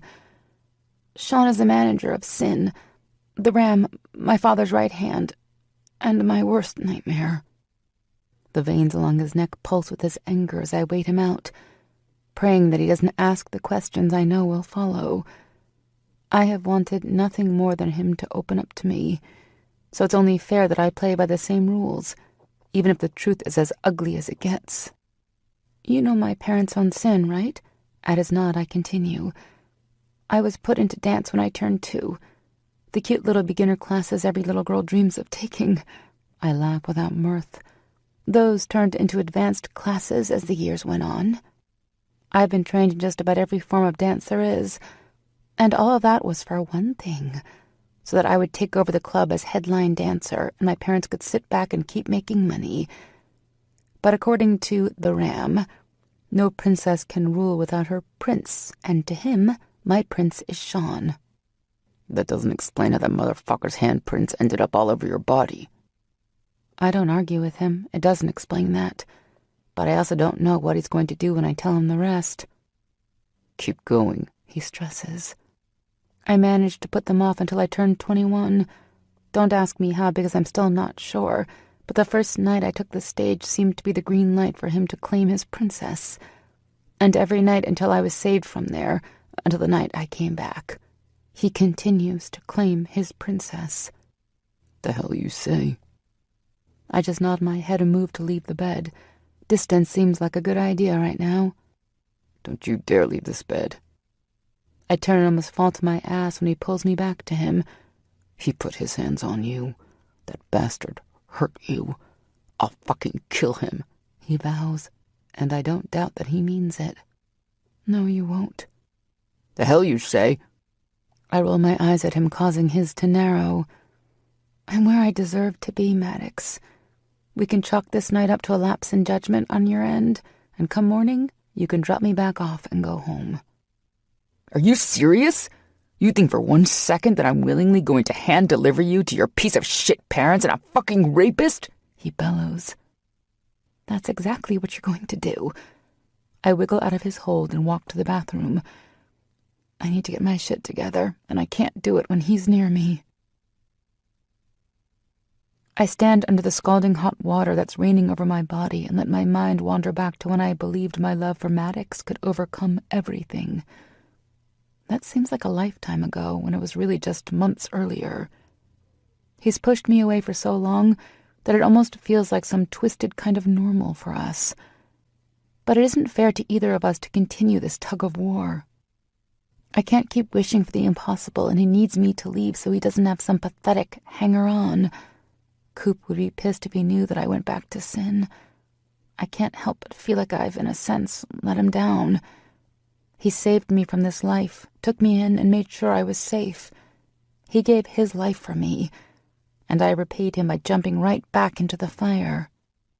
The grief I've felt over his death and my role in it comes crashing back over me, and I drop to my knees. The water continues to beat over my skin as I let out the emotions I've been struggling with for weeks. I owe him for so much, and I never would have been able to pay him back. But I can't even remember the last time I hugged him and reminded him how thankful I was to have him in my life. I remember being frustrated with him because he had been acting like a jerk the day before. Not many people saw his serious side, but I did. He was yelling at me to get my thumb out of my ass and move on. He was always my biggest cheerleader, and it kills me to know that I'll never see his smile again. I'll never feel his strong arms comforting me after a hard day, and the shadows of my past creep up on me. Come on, turn off the water and let's go. I ignore him and sit back on my ass, tilting my head up and letting the water wash my sorrow away. Now. I'm not a dog, Maddox Locke. I don't come on command, I shout over the water. Want to put money on that? That jerk. I stand too quickly, and before I can catch myself, I'm tumbling through the curtain and onto the floor. Maddox, clearly not having anticipated my literally falling at his feet, moves back.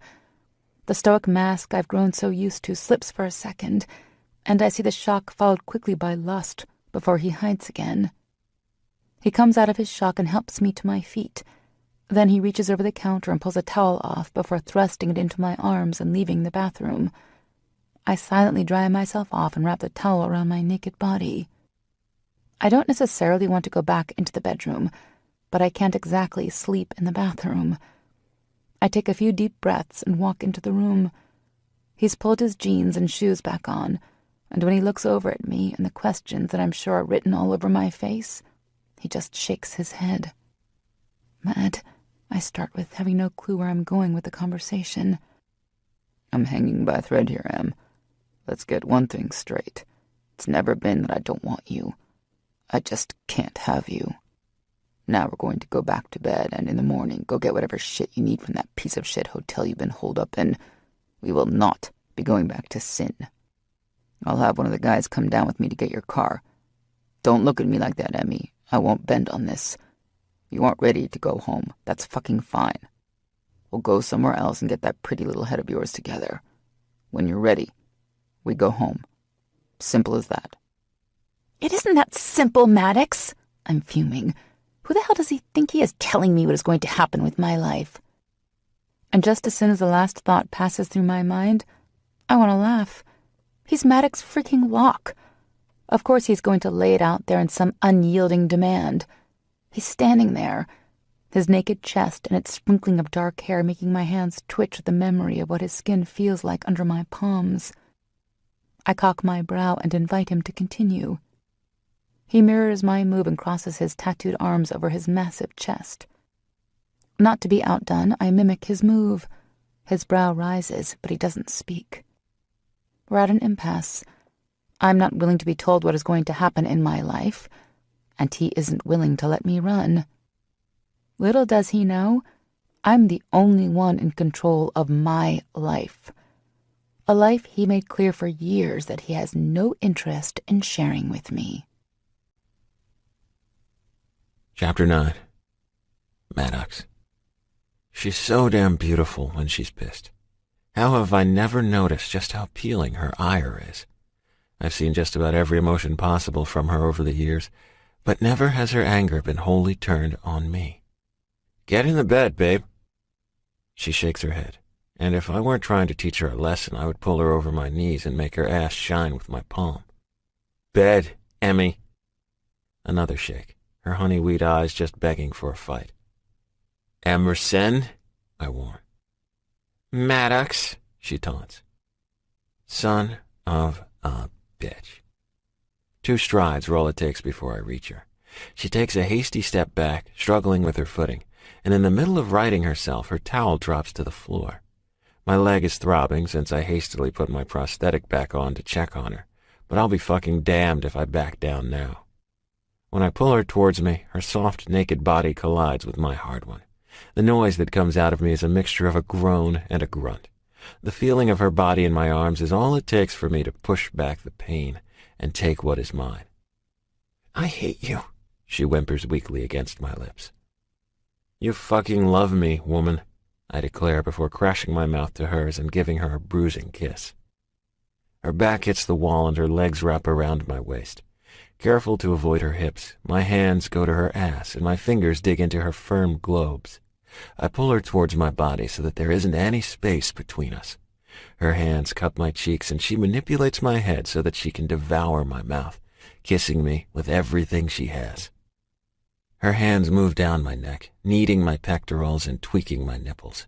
I give her a few inches of space so that I can enjoy the feeling of her soft fingers and sharp nails scraping and rolling over my muscles. Every pass she makes has my skin burning in a painful pleasure. Not once does our kiss break. She rubs against my throbbing dick, searching for her release. I might be a sorry bastard, but there isn't anything that can pull me away from her now. Not now that I know what it feels like to be between her thighs. Please don't stop this time, she begs against my mouth.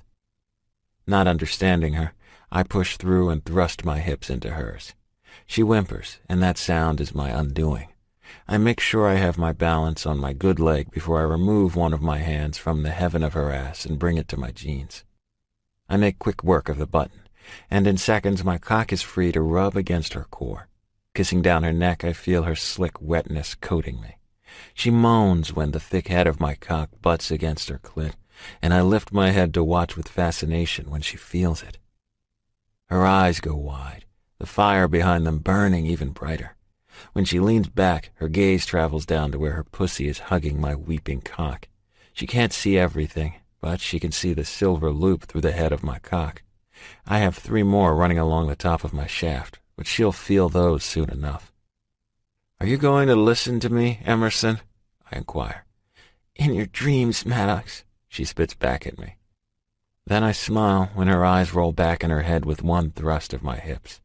If she is this responsive with just my cock rubbing against her clit, I can't wait to see her come apart in my arms. If you think you're in control right now, Angel, you're in for a wake-up call.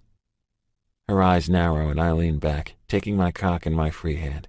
Her expression flickers for a second, some of the desire clearing and a look of panic taking its place. Condom, Maddox. Her tone leaves no room for argument. I'm clean, Emmy, I say before leaning forward and kissing her collarbone. I rub my cock's head against her clit, coating it with her wetness and rolling my rigid flesh against her. But just please, you have to use one, Maddox. I pull back and look into her eyes, the shame clear as day, and it kills me to know what she's gone through since she left. Okay, Angel. Her eyes get some of that heat back in them when I mumble the endearment. God, if she only knew. I look to her left, thanking everything there is that when I pushed her against the wall, we happened to be right next to the dresser where I placed my wallet earlier. With one hand, still fighting to keep my balance and all of our weight on my good leg, I reach over and all but dump the entire contents on the wooden surface before I pull one of the gold packets and tear it open with my teeth. Her breathing is coming rapidly, and her creamy skin is flushed with her arousal. I lean back and push her into the wall with my thighs, giving me enough room to roll the latex on and also taking some of her off-centered weight off my legs. When the condom is in place, I rearrange our position so I have my hands back on her luscious ass and my cock primed and ready to pound into her wet heat. Our lips meet again, this time in a slow dance that isn't any less bruising than the previous kiss was. Without breaking our connection, I shift our lower bodies and push myself into her welcoming body, inch by delicious inch. Her head snaps back when she feels the first piercing in my ladder enter her body, her eyes wild and wide. When the second one pushes into her, her jaw drops, and as the last one joins the fun, she drops her head hard against the wall and purrs deep in her throat, the sound like a match to a gasoline-drenched timber. I'm burning to take her how I've been craving. To control her body. To claim her soul. To make her mine. I push the rest of the way into her tight cunt in one swift pass. The scream of pleasure that shoots out of her mouth echoes around the room, her slick walls clamping down on my cock. I groan when I feel her wetness coating my balls, and I can only hope that I last more than a few seconds. Our coming together isn't all hearts and flowers. It's rough and raw. I slam into her with a force that makes the framed artwork hanging on the wall on top of the dresser shake against the wall. The loud cries of her pleasure mix with my grunts, and her begging dances with my praising. It's fucking beautiful. I don't waste my words when they aren't needed. I tell her everything I wish I could voice with my body. Her nails push into my shoulders with a sharp jab, and I use my hands on her ass to pull her roughly onto my cock. My leg is making it harder to take her as powerfully as I wish I could right now. The next time I take her, I'll have her ride me until she comes all over me. Oh, God, oh, fuck, yes, I'm going to come, Matt, she screams while her pussy convulses against my shaft so forcefully that I falter and my glide out of her body. More wetness seeps from her core and rolls down my thighs, proof of what I did to her. Her body starts to go limp in my arms, and with a few more thrusts, I submerge my cock as deep as I can into her body and come so violently that my knees buckle. Not once in my awkward fall to my ass do I let go of her body. I've had a slice of heaven, and it's going to kill me to give it up. Chapter 10. Emmy. It takes my mind a lot longer than I care to admit to come back to Earth. Sex with Maddox is everything I thought it would be. All those times I rolled my eyes when reading a book and the heroine would claim that the Earth moved suddenly makes sense. I don't think I've ever felt pleasure as intense as that in my life. Well, obviously, considering I've only had one other sexual partner in my life. I shudder when I think of Sean, and Maddox's arms tighten around me. He doesn't belong here. I know it seems like I should be upset or at the very least traumatized from what Sean did to me, but I've promised myself to move forward, to not let him take anything else from me. And with Maddox's hands on my body, everything else just falls away. It just feels right. Cold him. I gave him a half-hearted grunt no and snuggled deeper into his chest. The short hairs under my face tickle, and I smile. When his arms tighten again, I let out a contented sigh. He holds me for a few minutes, his cock starting to soften inside me, and I moan with a weak protest when he slips from my body. Jump up, Em. Let me get this condom off and let's sleep. We have a lot we need to talk about tomorrow. For once, I don't fight him on the issues that are still hanging over us. I'm not willing to give up this moment of peace between us. I have no illusions that this is some big aha moment for us. Things between Maddox and me have never come easy. And just because we let the heat of the moment carry us this far doesn't, in any stretch of the imagination, mean he's going to profess his love for me. I'm starting to think he just isn't wired to love. Either that or he just really doesn't feel the same way for me that I do for him. I clean myself up and take a few seconds to clear my mind. If this night is all I get with him, then I'm going to ride the wave as long as I can. Morning is just a few short hours away, and I don't want to waste a second I can spend in his arms. He's standing against the wall when I open the door, his jeans still unbuttoned and the zipper down. Unfortunately, his cock isn't still out, because Lord knows I would love to get a good look at what I felt. I avoid his gaze and make my way into the room before climbing in bed. I listen to the sounds of him moving around in the bathroom and roll to my side, hoping that he doesn't push me away again when he comes back to bed. The bathroom light shuts off, plunging the room into darkness, and I let my eyes drift shut as I listen to him remove his jeans before dropping onto the bed. When he doesn't immediately lie down, I let my worries start to fill my mind again. I listen as his boots hit the floor, one lightly and one with a heavy drop. I can hear his breathing, and it might as well be an echo of my heartbeat. It speeds up with each passing second, and I'm seconds away from crying. This is it. He's going to reject me again. I open my mouth to speak, but snap it closed when he shifts his weight and drops down beside me. He doesn't take me in his arms like I hoped, and with a heavy exhale, I settle in with the knowledge that what we just shared could be considered a mistake to him, and that thought is a killer. He shifts his body, moving around as if he is unable to find the right position, and right when I've all but given up all hope, his strong arm reaches over before pulling me into his body. When his heat seeps into my chilled skin, I mentally cry out with relief. He implores. I can't understand why he's saying my name with such a pleading tone. Almost like me, he can't really wrap his mind around what just happened. Tell me why you made me grab a condom. Well, that certainly wasn't what I was anticipating. You know why, Maddox. I pray that he doesn't make me say it. Are you worried about it? His fingers draw lazy circles against my shoulder as I think of the best way to express some of my darkest fears. You really know how to kill the moment, huh?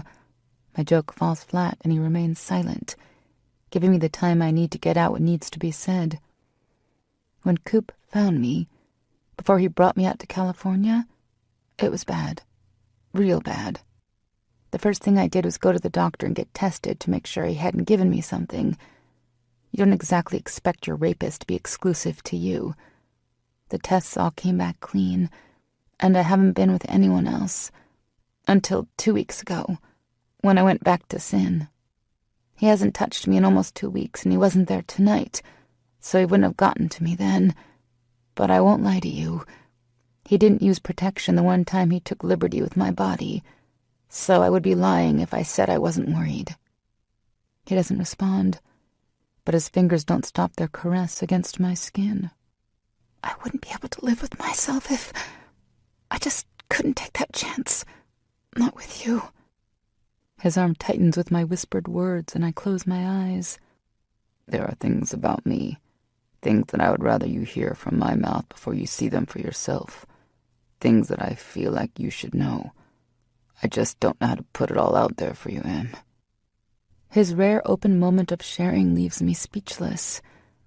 I'm not sure what he wants from me in this moment.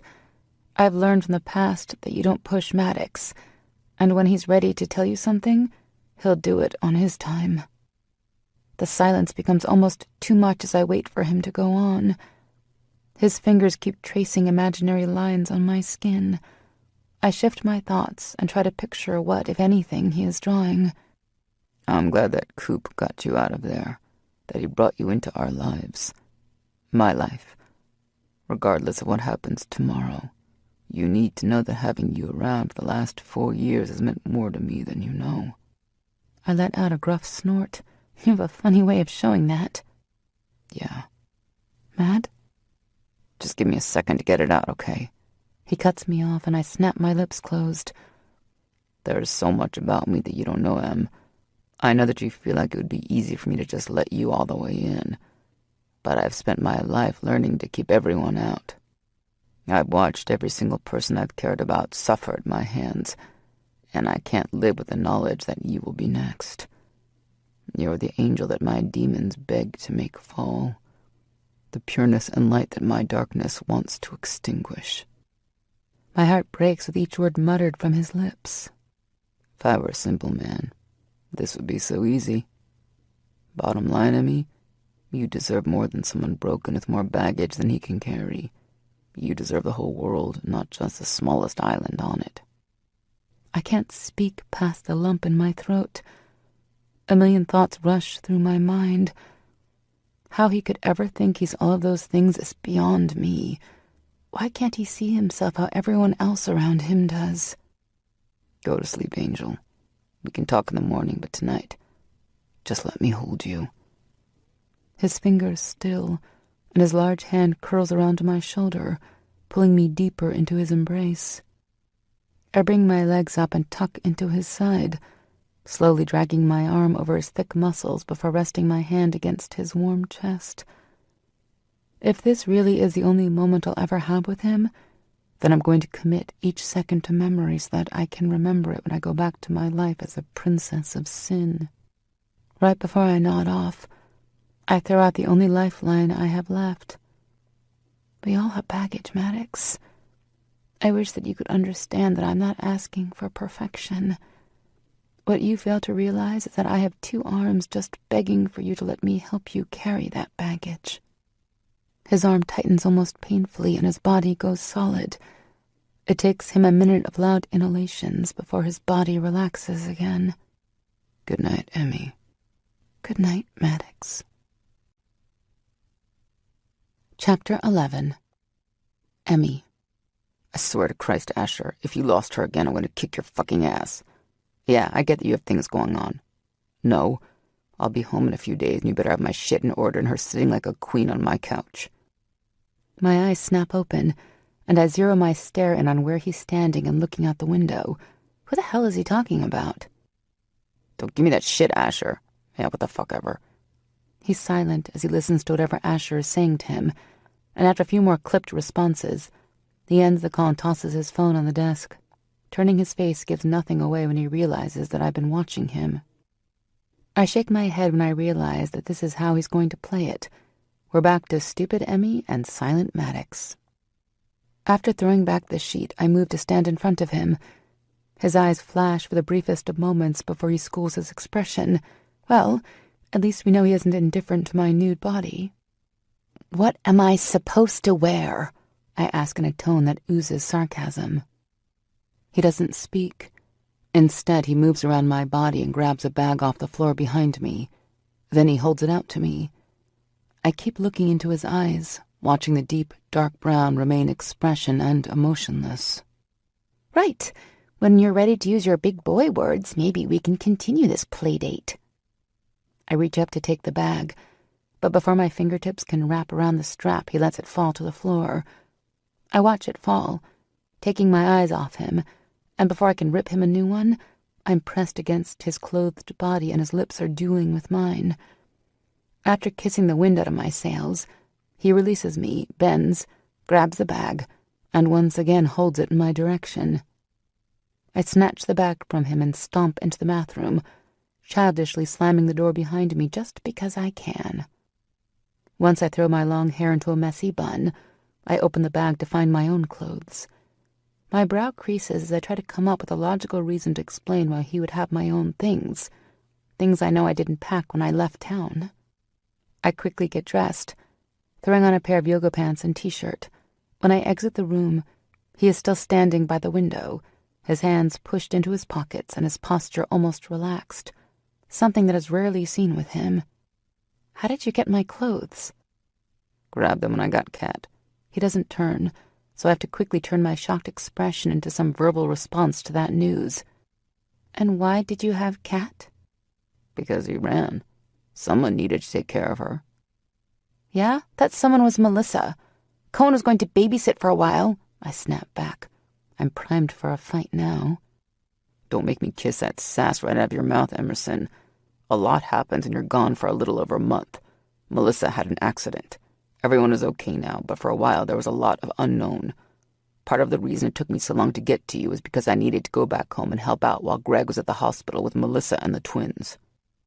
His words take my fight and squash it, just like that. He knocks me down a few pegs. Melissa, out of all the girls, I connected the most with. Our friendship is one of the many things I've missed since I ran. I called her after I left my letter with Axel to ask her to grab my cat, but I've been so busy living in my own head that I haven't even called her since. "She okay? The girls?" I beseech, desperate to know that they're okay. "They're fine now. You need to call her. She's worried about you. They all are." I can't respond to him. My mind is racing at just how much I have let the people who have come to be my family down. Very briefly, the thought crosses my mind that if Coop hadn't run into me all those years ago, their lives would be so much better. But I quickly dismiss it. There is a reason for everything, and as unjust as it is, he was meant to come into my life, even if it was the beginning of the end for him. "What are you thinking?" Maddox asks, letting his stoic exterior slip.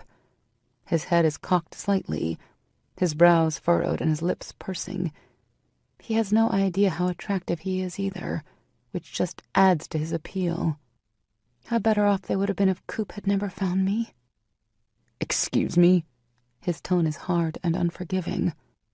Don't make me repeat myself. I'm not fishing here, but repeating what I was thinking. Things would be so different if that day hadn't happened. Yeah, you're damn fucking right it would be. I don't know why you're getting so pissed, Mad. I thought it. I can't exactly control my fleeting thoughts. I was the one he took that bullet for. Take me out of the equation, and what do you get? You get Coop. That is what you get. He shakes his head and moves to pull me closer, but I step away from him. His nostrils flare and his jaw twitches, but he doesn't say anything. You really believe that, don't you? I nod my head, and he drops his. I watch as he runs his hand over his scalp and clasps the back of his neck. I can hear him muttering to himself, but can't make out his words. Let me explain something to you. If you hadn't have been there would have been a handful of different situations. 1, he would have stepped in front of D. 2, he would have been late walking in and D would have been there alone. We could have had anyone sitting in your desk and it wouldn't have mattered to Coop. He would have jumped in front of that gun regardless of who the intended target was. That's just who he was. And I know deep fucking down you know I'm right. Stop thinking about all the things that could have happened and be thankful that you're alive and knew him for the time you did. His chest is heaving when he finishes, and before I can open my mouth, he just holds his hand up and walks around me, straight out the door. I know he's right. I've been using my anger with myself so I haven't had to feel all of the pain I felt right after he died. The pain of losing someone so dear to me. There isn't a fear I've known in my life like looking into the barrel of a gun-wielding maniac. I think a small part of myself will always feel somewhat responsible for his death because of the fact that he died saving me. Bottom line, Maddox is right. I should be focusing on the fact that I even knew him, regardless of how long that period was. Chin up, Buttercup. Oh, the irony. With no idea where I am or what I'm supposed to do if he doesn't come back, I settle into the bed and flip on the television. I focus on the program, something about grown women acting like some hilarious ripoff of Toddlers and Tiaras. I watch, but allow my mind to wander. I can't believe that I've been gone for almost 5 weeks, and I haven't even thought about checking in. What kind of friend doesn't even give a thought to those left behind? Maybe Maddox is right. Maybe I should go back. But how do I do that when I'm not sure I can even let go of this guilt? I can't go back until I know with no doubt that I'm fixed. It's time to pick up the pieces of my life and stop living in the fear of the unknown. Maddox comes back an hour later. His mood is much better and his arms are full of food. We sit in a somewhat comfortable silence while we eat. For him, that's normal. But I'm still trying to figure out if I'm willing to go back, or if I should go back to Sin, where I've always felt like I would end up rotting away in my destined role of the princess. Are you done thinking all that bullshit? He asks between mouthfuls of his burger. Depends on which bullshit you're referring to. Don't play games, Em. Do you still think that we're better off having never met you? That I'm better off? I don't know how to answer that, okay? I want to believe that I'm just speaking out of my ass, but I can't help how I feel. I'm working on it, and honestly, Maddox, that's the best I can give you right now. He drops his burger and nods his head. I used to think the same thing. Had I done something, anything, different, that my life would have taken a different path. I used to think that maybe there was one thing that could have stopped the snowball from going out of control. And what changed? You did. He drops my eyes and starts to clean his mess up. Are you done? He doesn't wait for me to actually respond, but continues to clean up around me. How the hell did I change your way of thinking? No matter what I did to make you hate me, you still came back for more. You were unbiased with your feelings towards anything I threw at you. You're making no sense, Maddox. My mind is swirling with everything he's saying. I just have no idea what to make of it all. Nothing, Em. Just forget I said anything. I can't just forget that. You don't sit here and say all that to me and just say, oops, just kidding.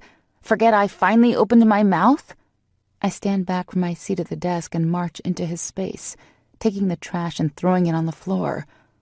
What did I ever do to make you hate me so much? What does it matter? I used to think that I could have changed my future.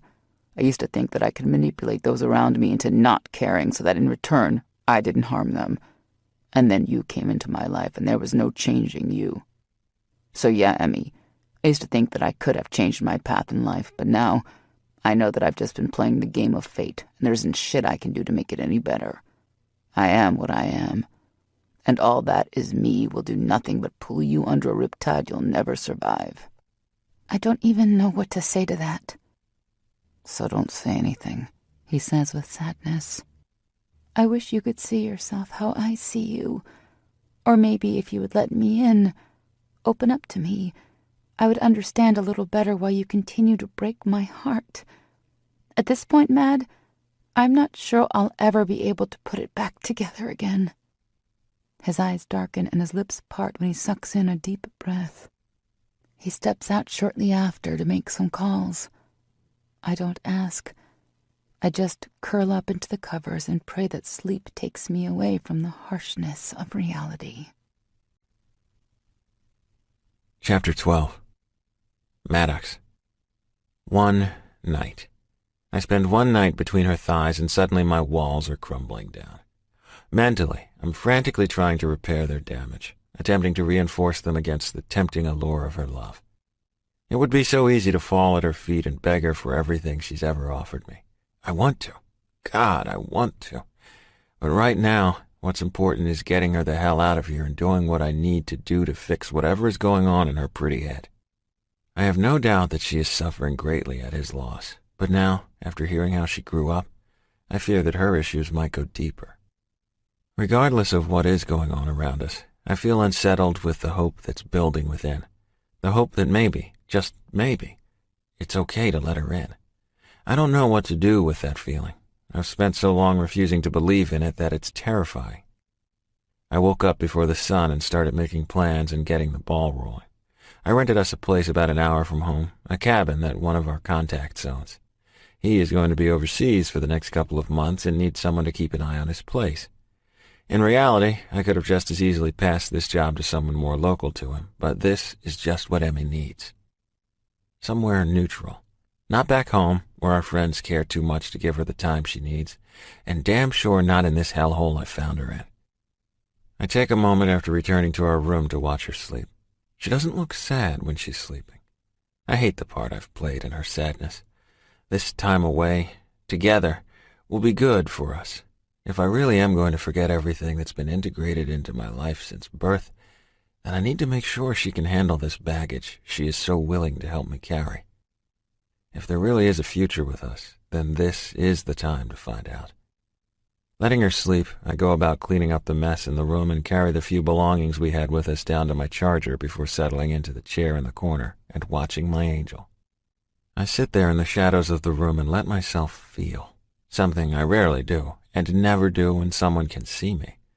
I let the future that could be us play out in my mind, feeling that flicker of hope grow a little larger when I can't see anything but her love for me, and mine for her.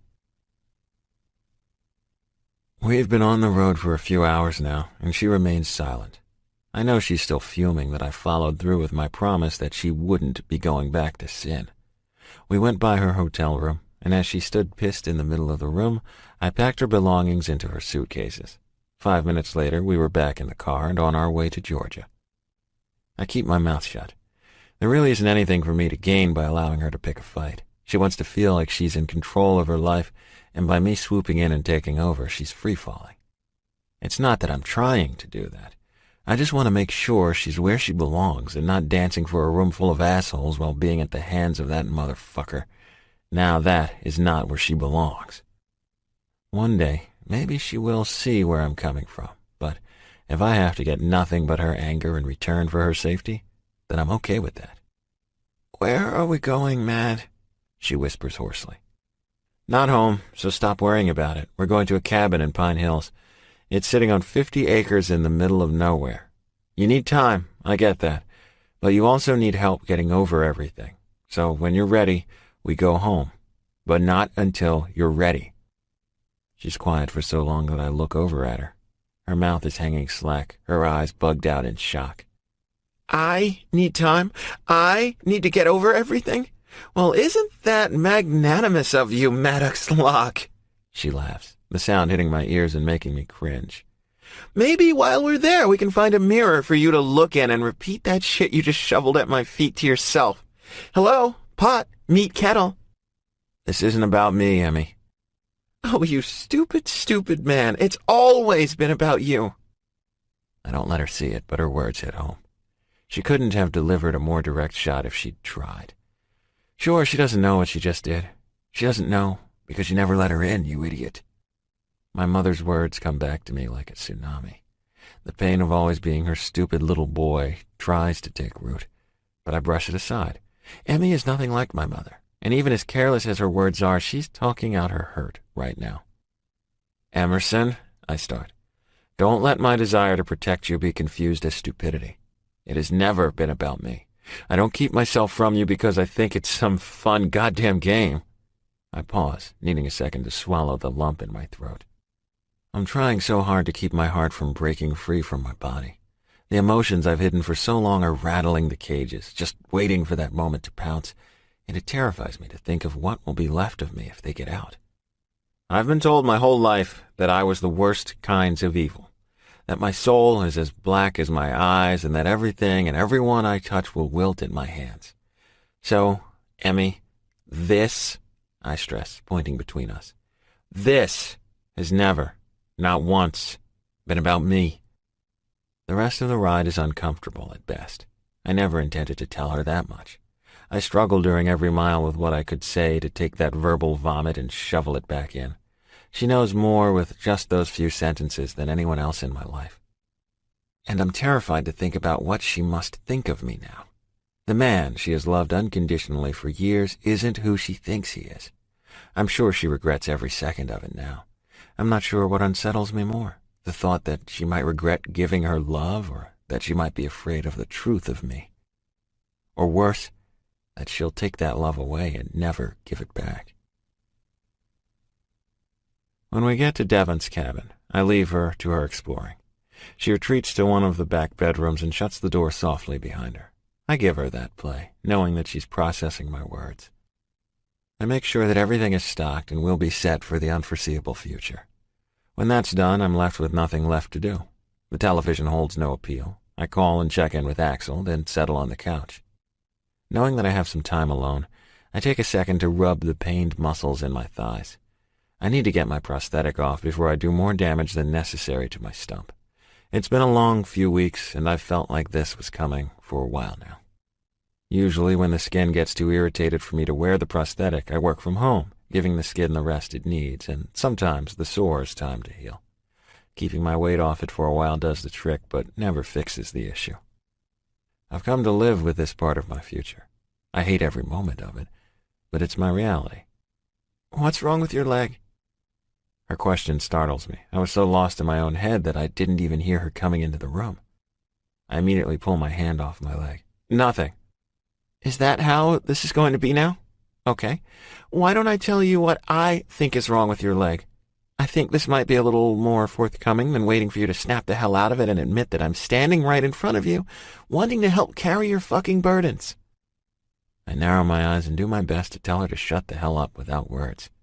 The feeling of helplessness, an emotion I haven't felt in years, floods my system. Nothing to say, Maddox? Not that I should be surprised. Emerson, shut your mouth. No, she screams. I will not shut my mouth. I'm sick of shutting my mouth. Guess what, big boy? This poor little naive girl sees you. I see through the bullshit you put up as a shield. I see through the anger you push on others to keep them at arm's length. I see past it all. The pain that is deep within you. The shame, fear, and helplessness. I see you, she finishes, screaming her words at me with so much force that her skin is flushed and her breathing is accelerated. I see you, she whispers. All of you. You have no idea what you're talking about. I dismiss her wrath and try to ignore the shitstorm that's coming, hoping she gives it up and goes back to the room. I know exactly what I'm talking about. I know because my soul recognizes its mate, its kindred spirit. We both have our pain, Maddox. We both have the shame of our past and the fear it holds on the future. The only difference is you let that pain and fear rule your heart. And the difference in me is that I am willing to risk it all day in and day out for just a second of your love. She's right. I couldn't have said it better myself. Tell me why you were massaging your leg, Maddox, she implores. I can tell by her tone that she knows. I have no idea how, since I've been very careful over the years to keep my disability hidden from everyone but the guys. How do you know? I sigh. Tell me what is wrong, Maddox. She lifts her arms and plants her hands on her hips. Her stance is screaming that she is unwilling to fold. She won't give this up until she gets whatever she is after. Stop pressing this, Em! I bellow, my voice loud enough to shake the windows in their frames. What is bothering your leg, Mad? She yells back, just as pissed with me as I am with her for not giving this up. Fuck! I shout. I don't take my eyes off hers as I jerk my jeans up, yank my stocking down, and remove my leg. I replace the shame I feel for having her see my crippled body with anger. With my prosthetic in my hand, I toss it in her direction and hold her eyes as it lands right next to her feet. Is that what you wanted, Emerson? You want to see just how broken I am? It isn't enough to know that my fucking head is a mess? You want to see just how badly my body is ruined too? We hold each other's glare, both unwilling to be the first one to break. The rage bubbling inside me is becoming too much to bear. With a roar, I lean forward and flip the coffee table over. The books, so perfectly placed on its surface, go flying, and right before the table crashes with a loud boom through the still cabin, I lose my balance. The force I used to push forward on the couch and the momentum of my rage sends me falling right behind it to the floor. She doesn't even flinch. Her stance doesn't change, and her ice-cold fury never leaves its hold on my eyes. Do you feel better now? She grinds out. Does it feel better to throw things and act like a child? Maybe while you're down there you can kick and scream and beg me for a toy before we leave the store next time, Shut up, Emerson. My weak voice lacks conviction as I let the humiliation and shame of her seeing me like this fall over me. I'm not going to shut up.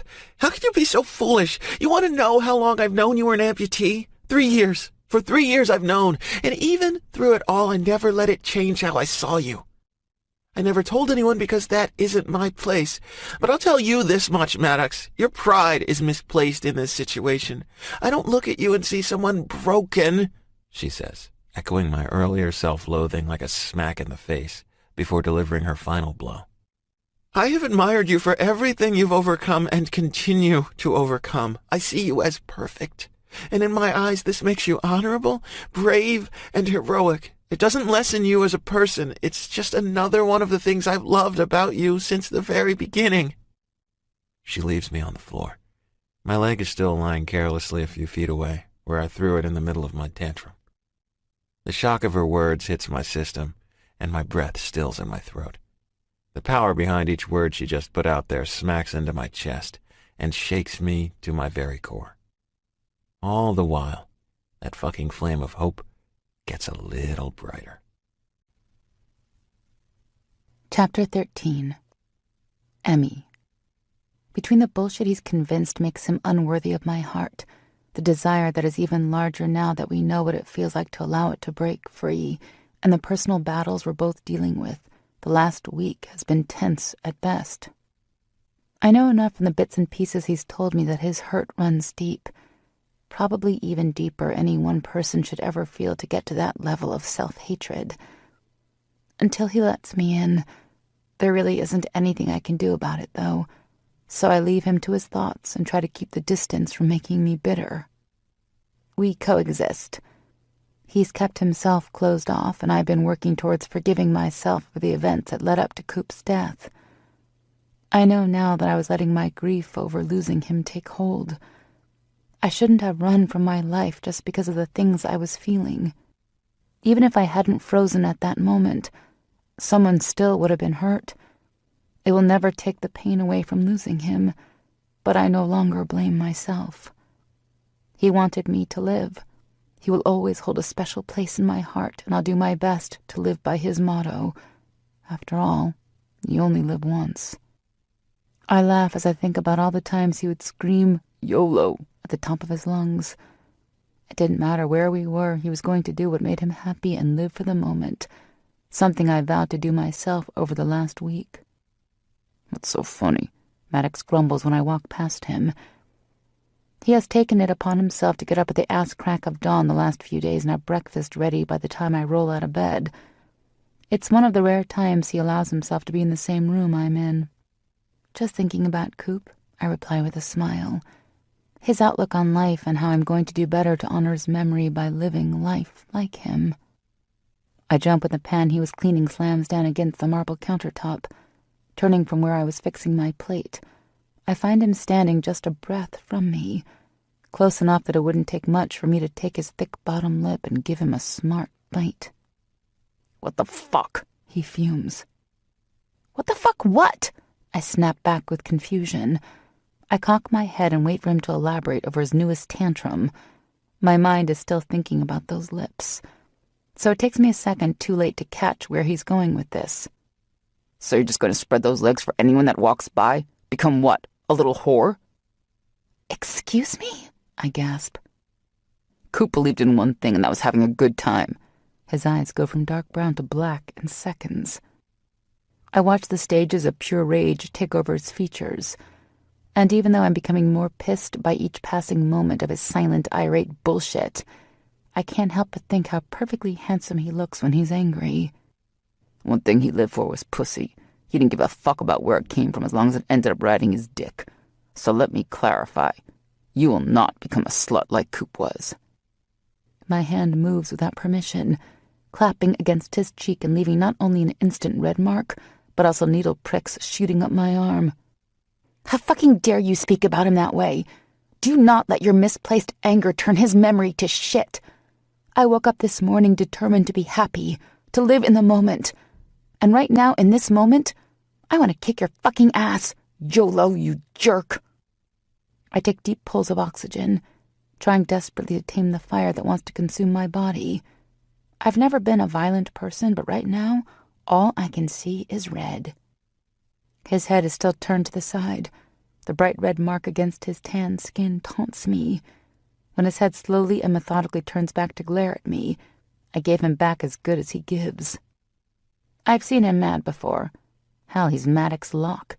He's mad 90% of the time. But this rage directed towards me, is something I have never witnessed before. Knowing that he would never hurt me physically helps me stand strong and hold my own. He deserved that, and I'm not backing the hell down. Expecting a verbal lashing, I'm surprised when his rough hands grab my head and pull me towards him. My gasp works in his favor, and in just seconds we're tearing the clothes from each other's bodies. Our anger fuels the desire, the craving for each other. Our teeth clash as we fight for dominance with our lips.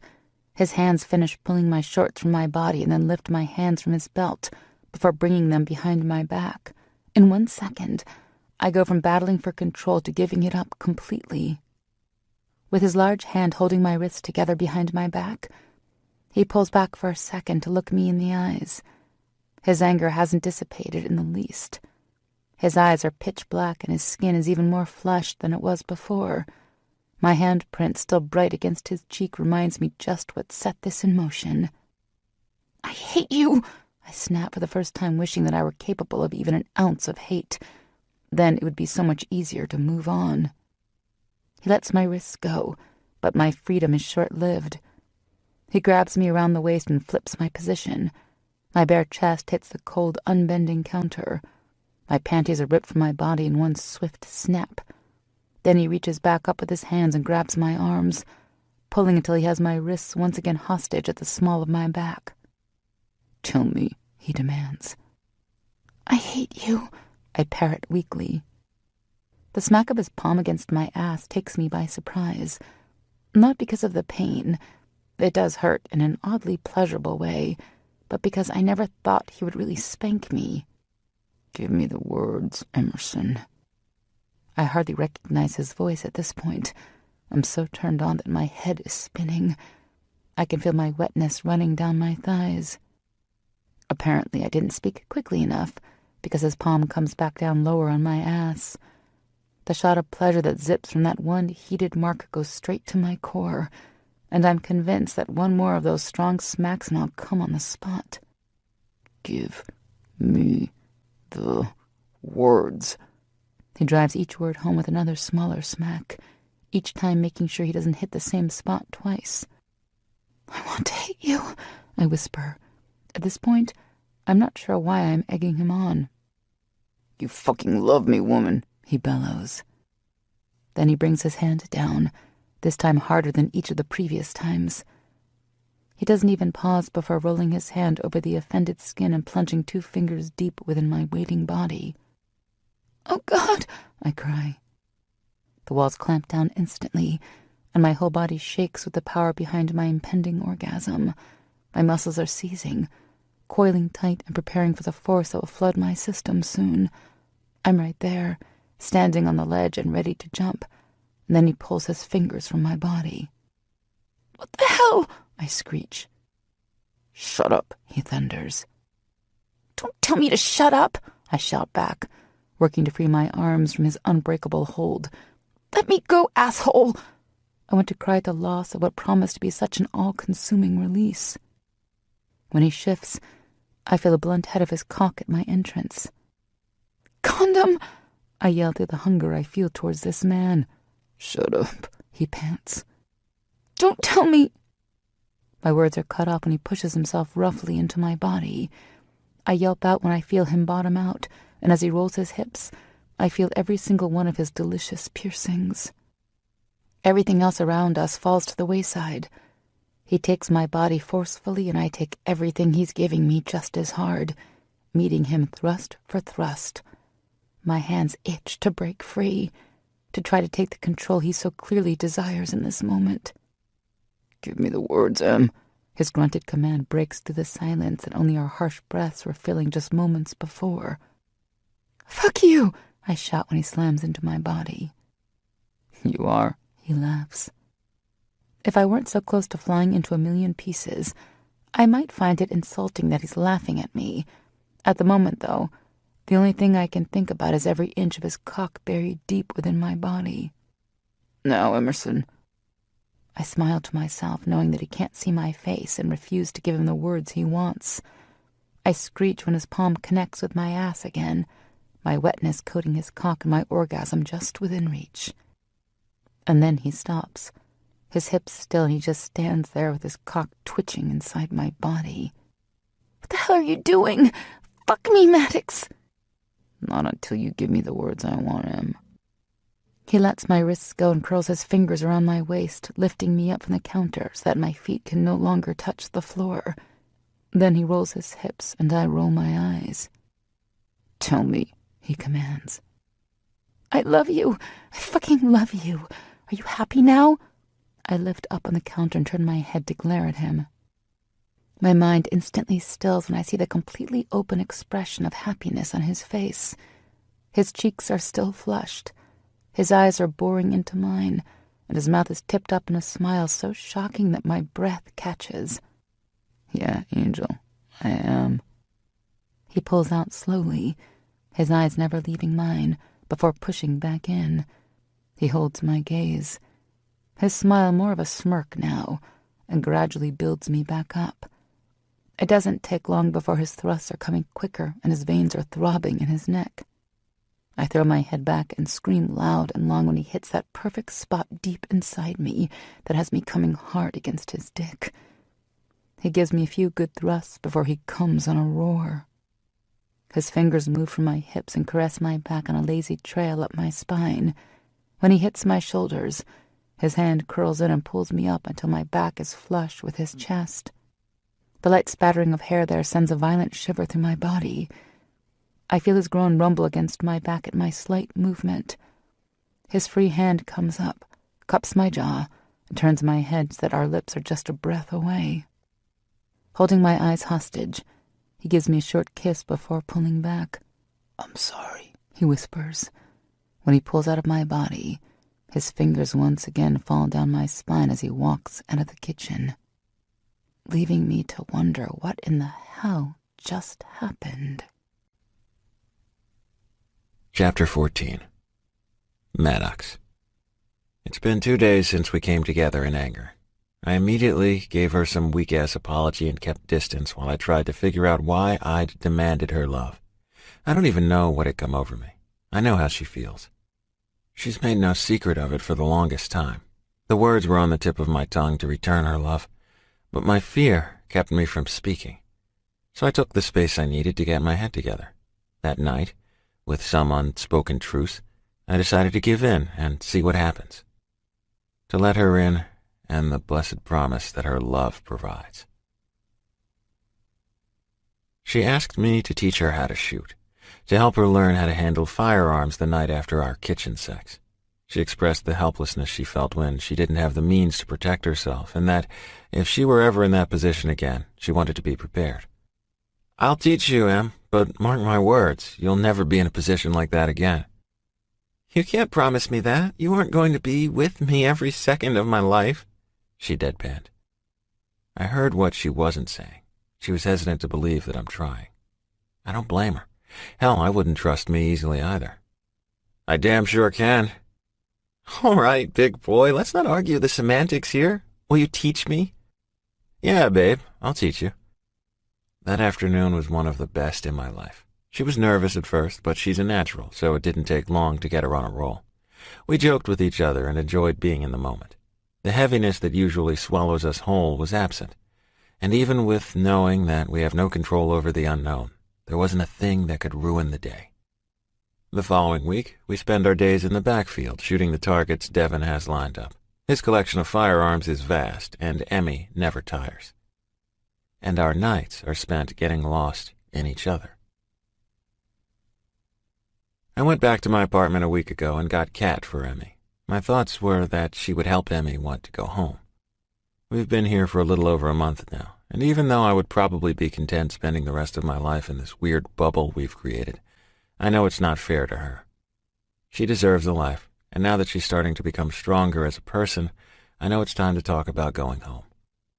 The one thing we've been avoiding is talking about my past. She's told me more about the hell she grew up in. I had to fight myself in wanting to drive back down to Florida and make some heads roll. I can't believe how strong she is. And she's told me over and over that it wouldn't change anything to go back. One step forward, that's what she keeps telling me. I want to smile, to accept it and let my past go. But I have to wonder if, with each step forward, we aren't really taking 10 back. And that is because I still haven't let her in completely. Tell her about your family. My mind has been screaming the same thing over and over to me since that morning in the kitchen.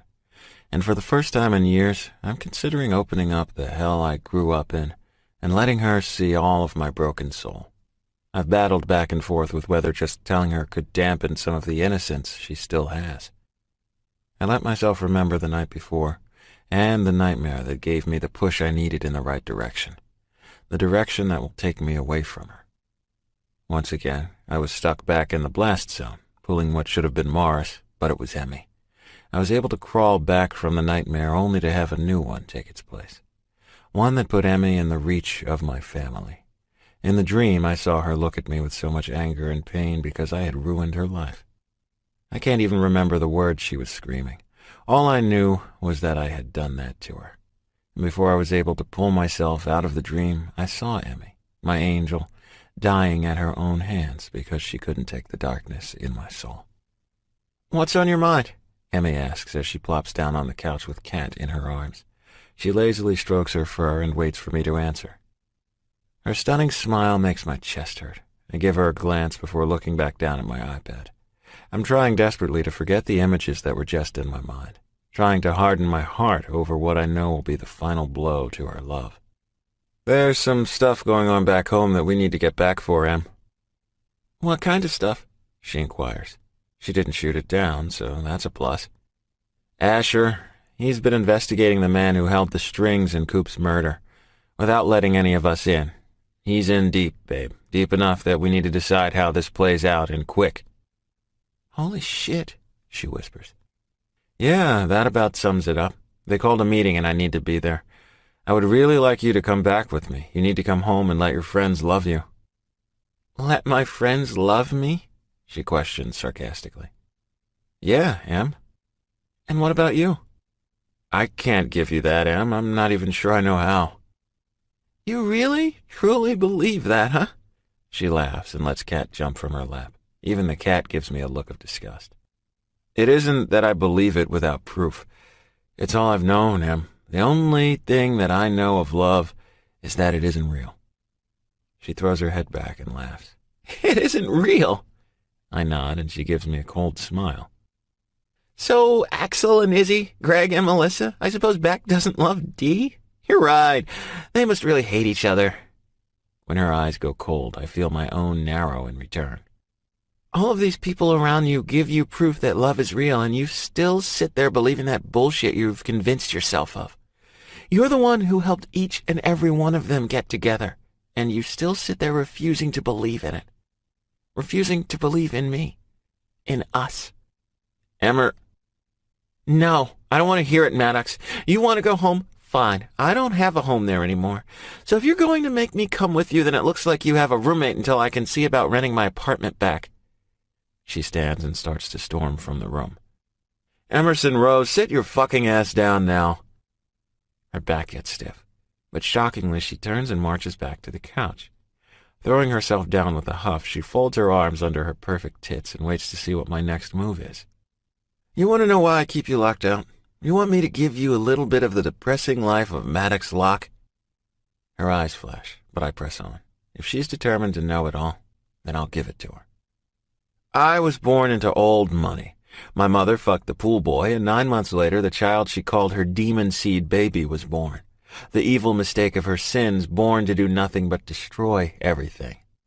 I have never, not once in 36 years, had a nice comment from my mother. My earliest memory is of her telling me not to play with my brother because my black soul will taint him. Yeah, my own mother said I would taint him. The one time Mason fell off his bike on his own accord, I spent a week not able to sit because she beat me. She blamed me for his accident just because I was near him. I'll spare you the rest of the details, but they aren't pretty, and it's been one big fuck you after another until the last day I saw her." I take a breath and have to look away from her. The tears of pity are not something I care to see. "The last time I saw her was right after I woke up from the bombing that took my leg. She took great care in reminding me how fucked up I was, that the 2 men who had lost their lives that day were just another thing my black soul had ruined. That I had killed them because they'd had the misfortune of being around me that day. She then dug the knife deeper, telling me that my fiancé had been working with them to trick me into signing over my part of the Locke fortune." I lay my head back and try not to let the memories of that day drag me under. I think the final nail was when she told me the child I had thought was my own was Mason's, my brother. So yeah, Em, I don't really think I know how to do love.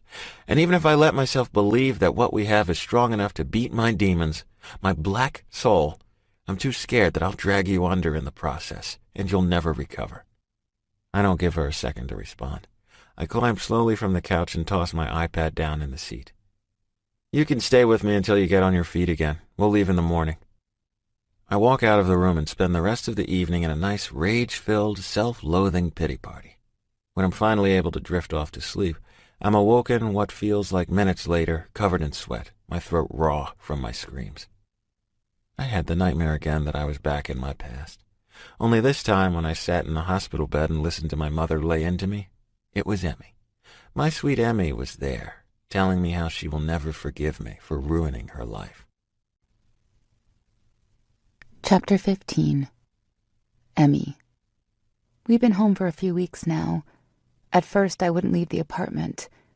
Even though I had come to terms with the memories of being home and not seeing one of my best friends, it didn't mean that I was necessarily ready to move on. I missed him. However, it was getting easier to deal with each day. One of the hardest parts of being back was my strained relationship with Maddox. We've hardly spoken to each other since that last day at the cabin. Chipped responses here and there and notes on the counter telling me that he wouldn't be home filled up the first week. I heard from one of the girls that he had been sleeping in the office while they finished up their dealings with Dominic Murphy. Things hadn't been any easier since that. Right when they let their guard down, Chelsea was put in harm's way again. I don't remember much from my standoff with Sarah Jane. It's almost as if I had been having an out-of-body experience. I can see the events of that day playing out, but I can't tell you how I knew what to do. Izzy told me that she thinks it was Coop who'd made sure they were safe. I hadn't planned on going to see Chelsea that day. I had planned on apartment hunting, but it was almost as if I'd had to give her gift right that second. The rest was either just damn good luck or maybe Izzy is onto something. I'd like to think that maybe it was a little of Coop watching out for us and making sure that his son was okay. The night after the showdown with Sarah Jane was the worst. When the adrenaline crashed and I realized that I had actually shot another human, things were not pretty. I went from jazzed beyond belief to a sobbing mess curled into a ball in the shower. Maddox blamed himself for having taught me how to use a gun, and then again for having made it readily available. We fought, and it ended in another rough crashing together of our bodies. This time, though, I was the one to get up from the floor and leave him with an "I'm sorry. It isn't right. We keep coming together for a reason." But I've started to realize that I might never get to beat through his beliefs. I can't think of a way to make him believe in us. His mind keeps telling him no, to stay away and keep me out. But his heart, God, his beautiful heart keeps calling out to me, and like a glutton for punishment, I keep going back for more. I can't even explain where my mind is right now. I'm mad, that's a given, but I've also started to lose my faith. I've lost the way to my happiness, and I'm not really sure how to get it back. I'm stuck in a rut, and honestly, I'm thinking it would be better if I just throw in the towel and leave. Not run, but go somewhere else and get my head on right. Somewhere where he isn't. I can't keep fighting for someone who refuses to consider my love for him. It's like beating a horse when he's already down. Every time he rejects me and my heart shatters more. I just know I won't recover from the pain if I stick around. Tonight we need to actually be social and not kill each other, so I told him that I am leaving. We fought all day today, and this time it didn't even end in a rough coupling. This time when I screamed in his face that I hated him, I almost believed it. And I could tell by the look that flashed across his face that he did too, and that terrified me. It was the first time he didn't demand I give him the words. So now here we are on the way to Asher and Chelsea's house for family dinner, and my resentment towards everyone around me is getting out of control. Hell, I have no business being out in public with the thoughts I keep thinking. I want to take Maddox by the neck and shake some sense into his thick skull. I put a brave face on for Chelsea. I smile and keep the act up like my world isn't crashing down around me, but every time my eyes lock with Maddox's, I'm reminded that he is the reason I'm feeling this pain.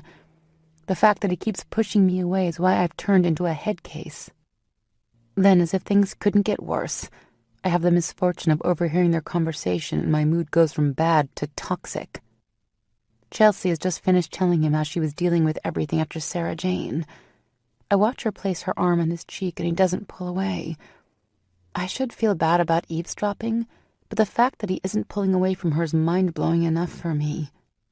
He's let her in. He's let in someone I know he feels nothing romantic for, yet he keeps pushing me away. One day, Maddox Locke, when you decide to let go of that pain inside you, you're going to understand what I mean. You have so much love to give in you. Chelsea's words hurt. She's right. I know that because I've seen that love he has the capability of.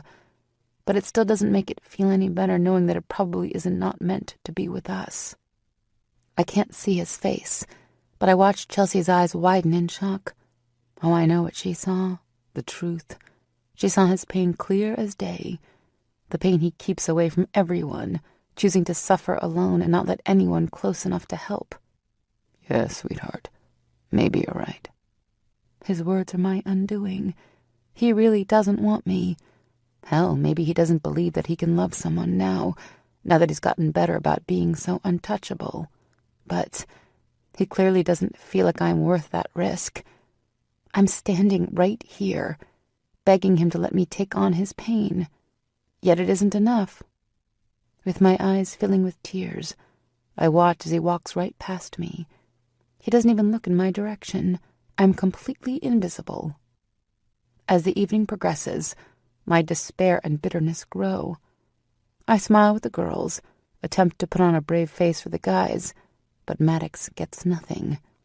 Until I hear Asher announce that he and Chelsea are getting married, and he actually has the nerve to look smug. His eyes go from laughing at Chelsea to emotionless when they lock with mine. I snap. There really isn't a pretty way to explain what I feel in that moment. I'm just done. You're fucking unbelievable, I mumble, careful to keep my voice low enough so that only he hears me. His brow lifts and he cockily asks, What was that, Em? That son of a bitch. I can feel my skin heat, not from embarrassment, but from red-hot rage. I jump from my seat, not even flinching when it falls to the floor with a crowd-stopping boom. I storm over, grabbing his beard for a deep pull while I try and pick my words carefully. If these are the last ones I ever speak to him, I need to make sure they count. Look at you, sitting there silent as always. You're in a room full of people who love each other, people who have fought their demons in order to be together. They had the strength to battle anything that stood in their way, the courage to push away from the uncertainty of the unknown. And what does Maddox Locke do? He sits back and gives everyone else around him advice on how to make that happen. He fights for them, but he refuses to fight for himself. For me. Well, guess what, buddy? I'm sick of it. I love you for you. I never gave a damn about your past, those secrets you hide so deep. I've been willing to fight for you, battle those demons that shake your doors at night. And while I'm at it, I might as well go for broke, right? I laugh a sound that is nothing short of the frustration I'm feeling.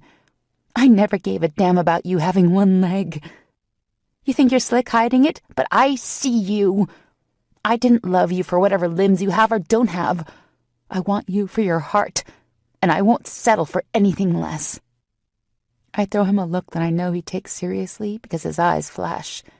He doesn't move, though. He lets me walk over to Asher and Chelsea. He gives me the time to say goodbye and apologize for ruining the night. He doesn't move when I walk to the door, turning to give him another look. He sits there, and that's it. Luckily, when we got here, he asked me to hold his keys. So, with a wicked grin, I hop in his Charger and take off. I'll stay in a local hotel room for the night, then decide where I go next. Chapter 16. Emmy. It doesn't take me long to clear my things from his apartment. I decide to leave Kat, mainly because I have nowhere to bring her and all the things that she needs, but also so that Maddox will see this as me not running. I'm not. I'm going to get myself settled away from him and work on learning how to get him out of my heart. I can do it, I think. My phone rings over and over shortly after I leave Asher and Chelsea's, but I ignore it. I know my window of opportunity is short, and if I stall at all, he will be here and throw his demanding alpha vibes up, refusing to let me leave. Not wanting to take his Charger and further fuel his anger, I make a call to the only person I can think of who can help me out right now. Sway. Well, hello, you dark prince, you. His voice chimes through the line, leaving me confused, until I realize that I'm on Maddox's landline. "Hey," I whisper. "I hate to disappoint you, Sway, but I don't think I'm your dark prince." "Why do you sound like that, Miss Emmy?"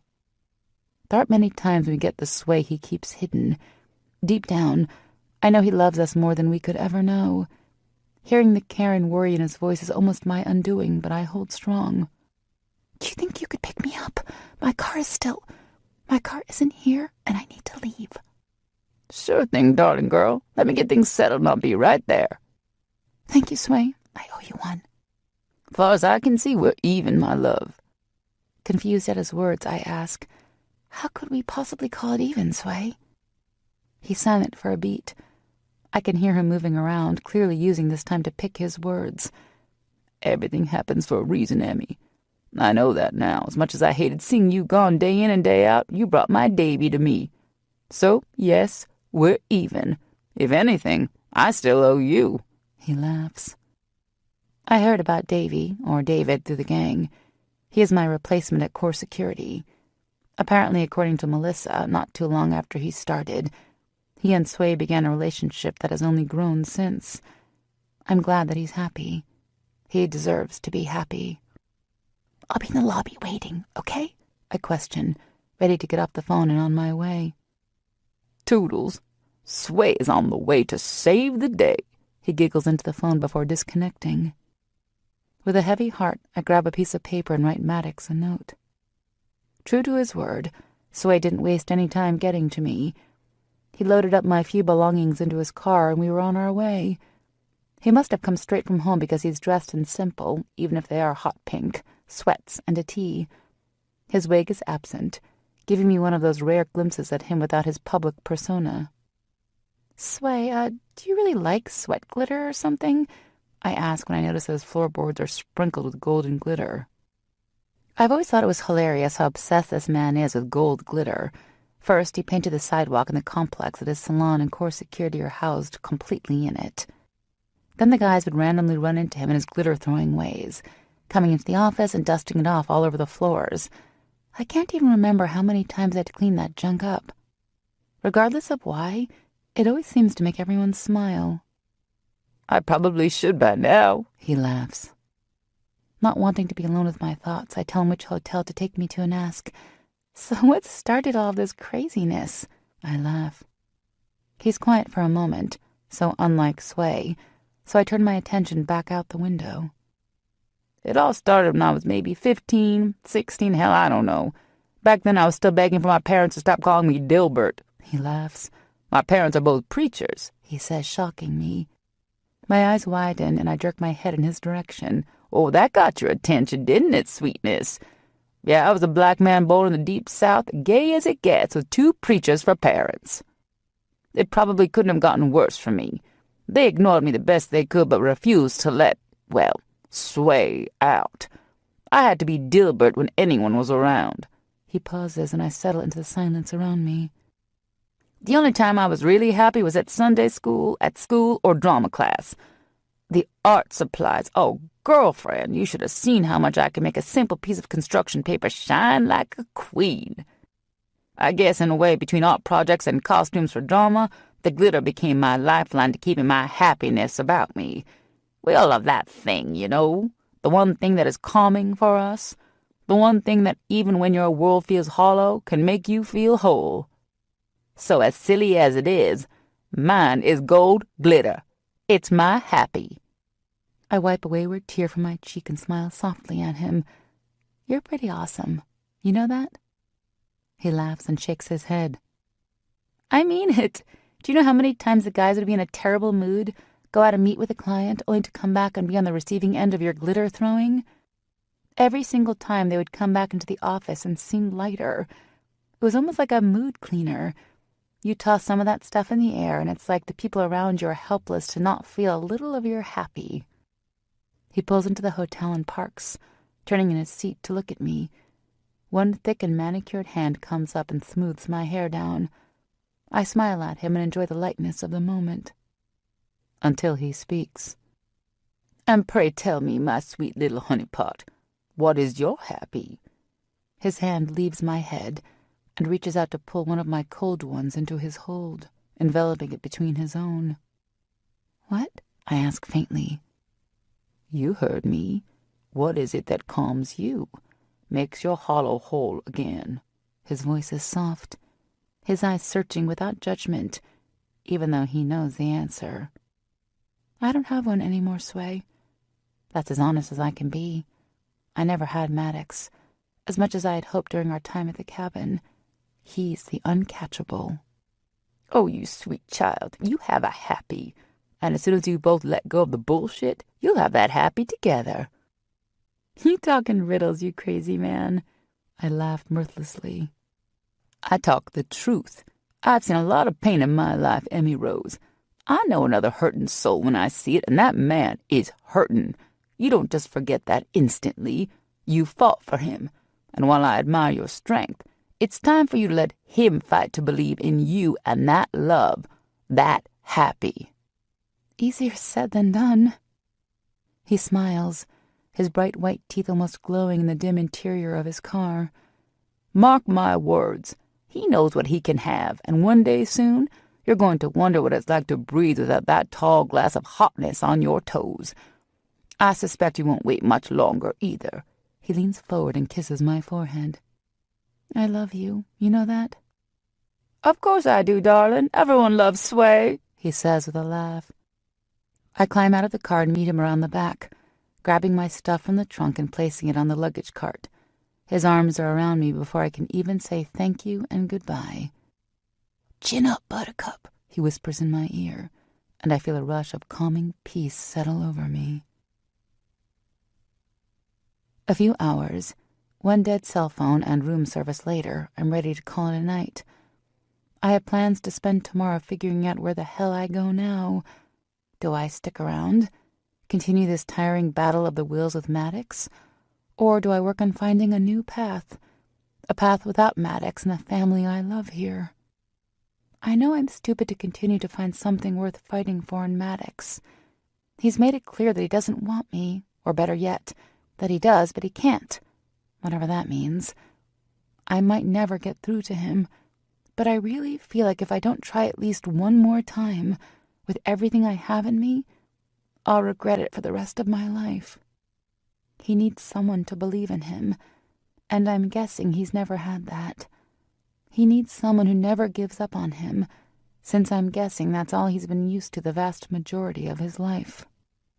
He needs his happy, as Sway calls it, and I just hope it's me.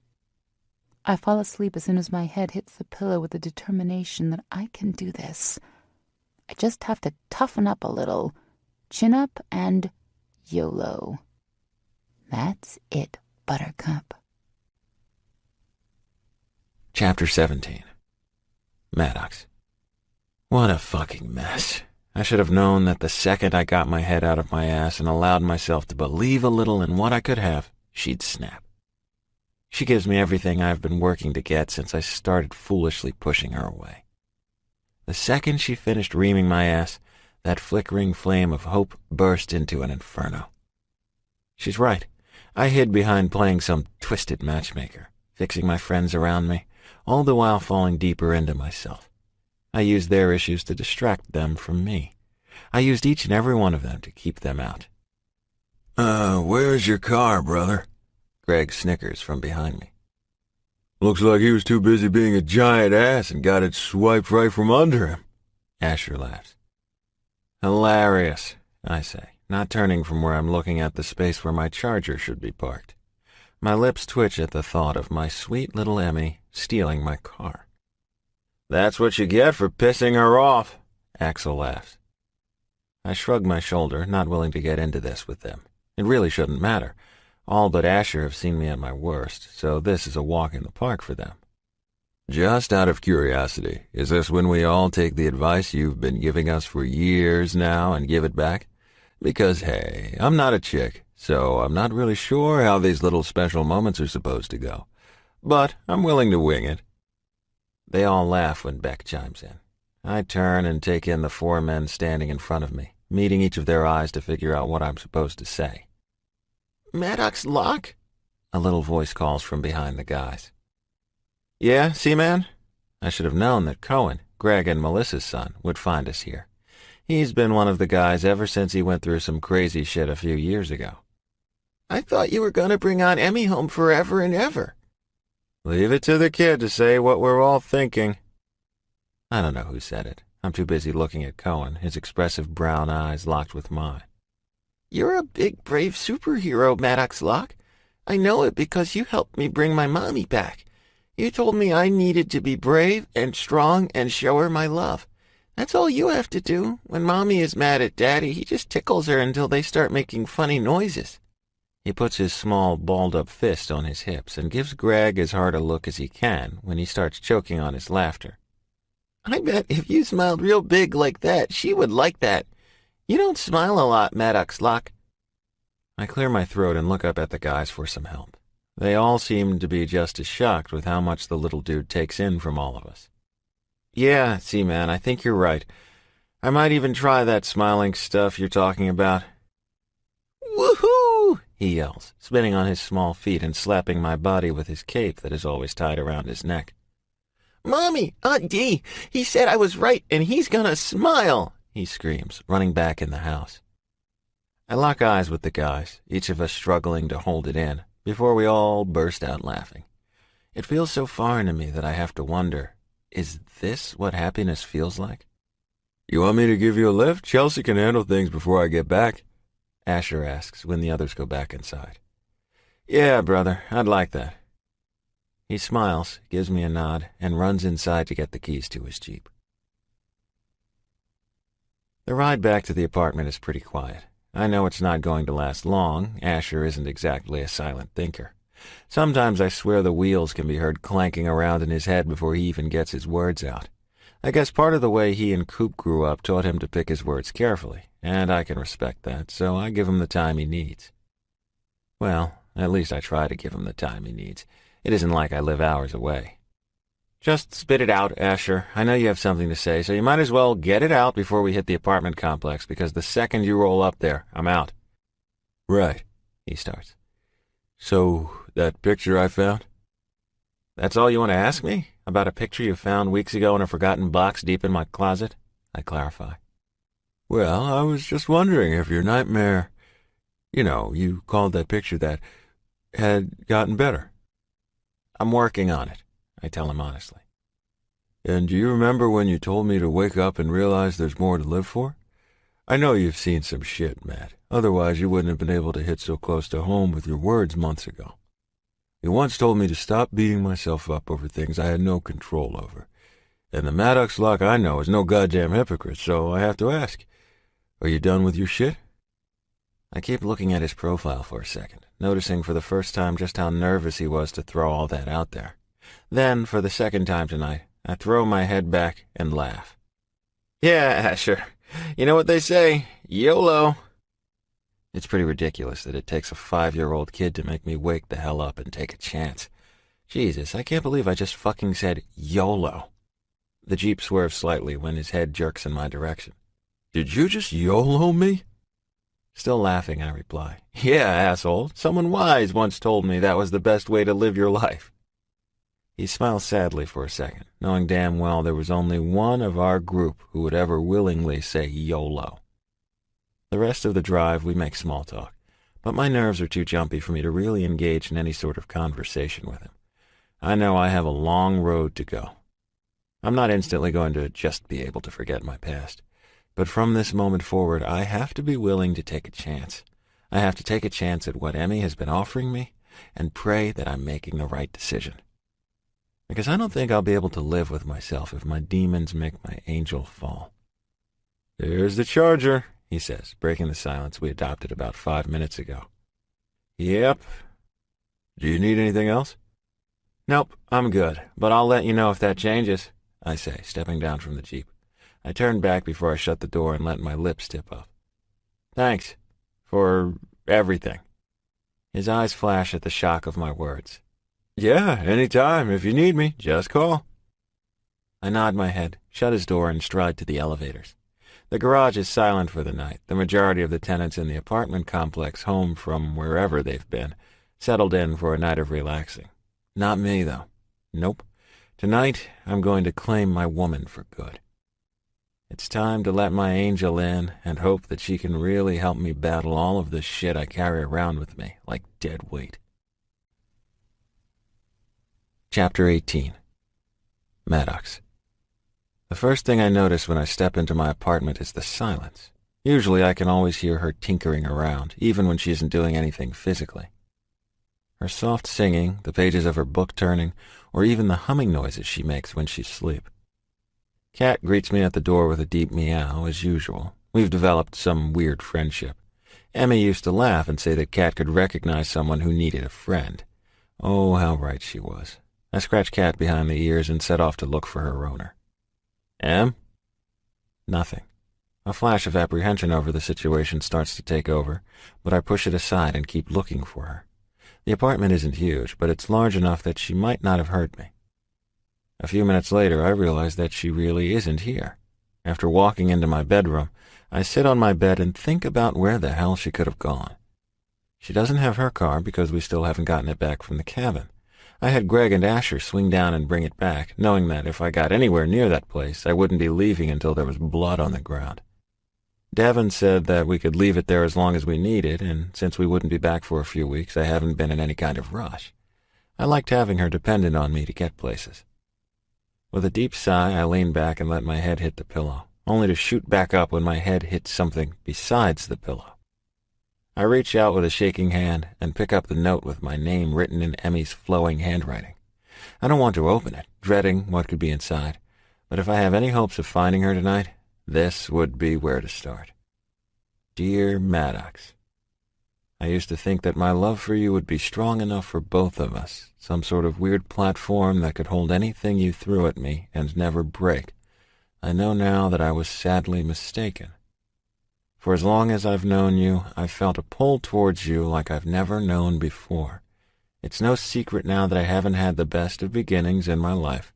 Even with all of that in my past, I still had faith in love. Maybe I just had rose-colored glasses on, I'm not sure. But I wanted to believe that there was some sort of reward to be had for all the bullshit I had to deal with to get here. I'm only human, Maddox. I'm not sure how many times it will take of you pushing me away before you start kicking me while I'm down. I bleed just like the rest of us when I fall, only when I fall at your hands it hurts just a little more. I fear that I'm no longer strong enough to stand against your continuous rejection, to stand on the sidelines and watch you willing to fight for everyone else around us to get their slice of happiness. One thing I know for sure now is that as much as I wish it were different, I can't keep begging you to believe in us. I'm sure that my heart will undoubtedly always belong to you, my dark prince. But until you can see just how worthy your love is, I'm afraid I just don't have a part in your life. I want you to know that I'm not running, not from you and not from my life here, but I can't be around you. When you're in the room, I instantly want to run into your arms and beg you to let me all the way in. To let me help you carry some of the baggage, slay the demons, to let me help you heal. So for right now, I'm going to get a hotel room and fix my head and my heart. I know Kat is in good hands until I can get settled. I'm pretty sure she likes you more than me anyway. I love you. I wish you knew how much. M. Her words crash over me, leaving me hollow and alone. I rub my chest, feeling some weird burn taking over my lungs. She can't just give up. Not my Emmy. Although I'm not sure why I even doubt that she could. This is, after all, everything I've been working towards for years. I pushed her away and refused the love she so desperately wanted to hand me.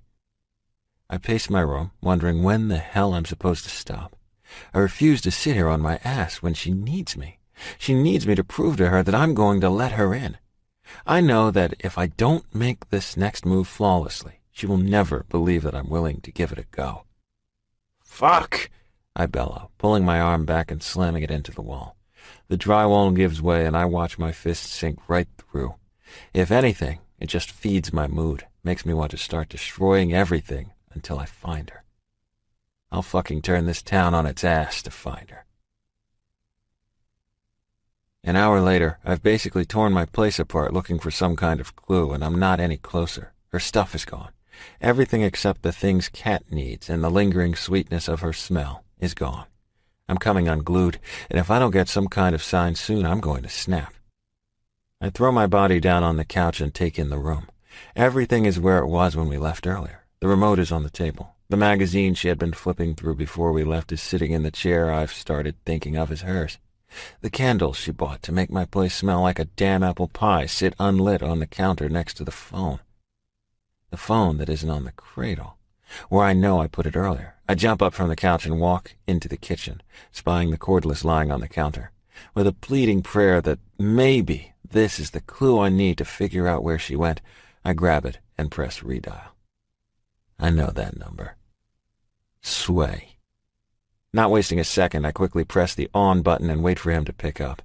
God, I hate this feeling of being out of control of everything around me. Hello? David's voice comes through the line and I want to scream. Where is he? Hello to you too, Maddox. He laughs, getting a growl out of me in return. Yeah, hello, David. Where is Sway? He got back a second ago, and I'm guessing, since you're calling now, that you're wondering where Emmy is. You would be correct. I grind through my clenched jaw. Hold on, let me go get him. I hear him moving around and then speaking softly. I wait, trying my hardest not to snap the phone in half with the force of my grip. Well, hello there, you sexy man. If only I would have known how popular I would become tonight. You're lucky we decided to leave in the morning to go to Davy's parents' house. Did you hear? I'm meeting the parents. He sighs deeply, and I growl again, hoping he takes a hint and gets to the point. Where is she? Right to the point, I see. Well, my hunk of silence, she's safe. He just stops talking, and I'm seconds away from blowing up on him. I know he doesn't deserve my wrath, so I try to push it down. And fail. Sway, where in the hell is my woman? I need to fucking find her 2 hours ago. Now that's just what I needed to hear, sweet cheeks. You know, I've been waiting for the moment when you would let the smoke clear out of your delectable ass. You've been so foolish. So Sway is going to help you out now, and please, Maddox, do not make me regret this. That girl deserves her slice of happiness, and you're lucky that I feel like that is you. You can find her at the Marriott over on Brookfield. I watched her walk through the doors and check in with my own eyes. So, my love, that is where you're going to go get your woman. You can thank Sway later. Toodles! He giggles softly as he hangs up. 2 seconds later, I'm out the door and making my way to my charger. Chapter 19. Emmy. The pounding at the door wakes me after what feels like just 2 seconds of sleeping. My whole body feels like it weighs 100 extra pounds. I should have known that Sway wouldn't keep his mouth shut. I was so focused on getting the hell out before Maddox came home that I didn't give a second thought to who helped me. I stand at the door, my forehead planted against the wood, and breathe deeply. I have to remember that whatever he says to me in anger, he doesn't mean. He never means it. I can tell when he's looking right at me that his eyes are begging for me not to believe what comes out of his mouth. I have to stay strong and let him know that he's off the hook. He won't have to deal with my stupid love anymore. Open the door, Emerson. His voice hits me with a force so powerful that even through the thick door it makes me shiver. Stay strong, Emmy. You can do this. Just let him know that you're done. Wrapping my fingers around the door handle, feeling the cold steel against my skin, I try to let it center me. One last little push to stand strong and put a cold layer of ice over my heart. I swing the door open right when he's about to knock again, and his fist stops just inches from my face. I gasp. Shit, he growls. We stand there just looking into each other's eyes. I have no idea what's going through his head right now, why he's even here. I said everything I needed to in that letter, unless I didn't get it. Shit. I don't think I'm going to be able to get that all out to his face. Writing it all down about killed me. He's still wearing the clothes from earlier, a dark green Henley and jeans that are worn in all the right places. The sleeves are rolled up to his elbows, showing off the weaving lines of his tattoos. Reds and blacks dance together over almost every inch of his forearms. I know the design travels up both arms and ends by wrapping slightly around the back, right on the base of his neck. Depending on the shirt, sometimes I can see a few of the lines licking up his tan skin. I've studied his forearms for so long that I imagine each and every sweep the tattoo gun must have taken. I know he has more along his ribs, but I've never had the pleasure to study them. I just know that it's more blacks and reds. When he clears his throat, I move my gaze from his thick, muscled forearms to meet his eyes, his deep brown, very worried eyes. He isn't masking his feelings from me right now, and as shocked as I am, I'm more confused than ever. What are you doing here? I haven't let go of the door handle, using it to help hold my body from falling to the floor. He stands before me, still in the hallway, and at my question, he looks to his left and then right before meeting my gaze again. This time the worry is replaced with determination. In a move so quick that I gasp, he's pushing his way into the room and helping the door shut with a kick. I back up as he stalks towards me, my eyes wide and my breathing erratic. "Maddox?" I implore. "This is you not running," he questions, solidifying that he did in fact read the letter I'd left him. "You think I haven't felt that pull? Jesus, Emmy. It's so strong that I feel like I'm being sucked into a vortex. I've pushed and pushed not to reject you, even though I now see my mistake, but to protect you. That love that you've been offering, I want nothing more than to take it and run. I have so many demons, Emmy. So many that they're woven into my very being, and I'm goddamn terrified that if I take what you're offering, even the platform, that promise of love that you've been building won't be strong enough, and when I tumble down, I'll take you with me, straight into the pits of hell." He forces out a laugh and bends slightly at his waist, his hands going to his neck and his fingers clenching in frustration. "Your words play in my head night after night, and fuck me if I didn't recognize it before now. But you've been fighting those damn demons back even without knowing it." He steps closer, and I have no energy to move back. I stand still, shock rooting me in place, and try to desperately process his words. "Someone told me earlier tonight that I needed to be brave and strong and show you my love. Laid out there in black and white by a damn kid." He laughs. "He pulled my head out of my ass in 2 seconds, Em." "Mad," I start. "No, Em, let me finish. It's not going to be easy for me, this whole getting words out when I've spent so long training myself to keep them in. For you, though. For you, I'm going to try. Yeah?" I nod and wait for him to continue. Both of us stand there, so close, yet so far. "The day I met you, my body was screaming to run. I hadn't felt like that. Ever.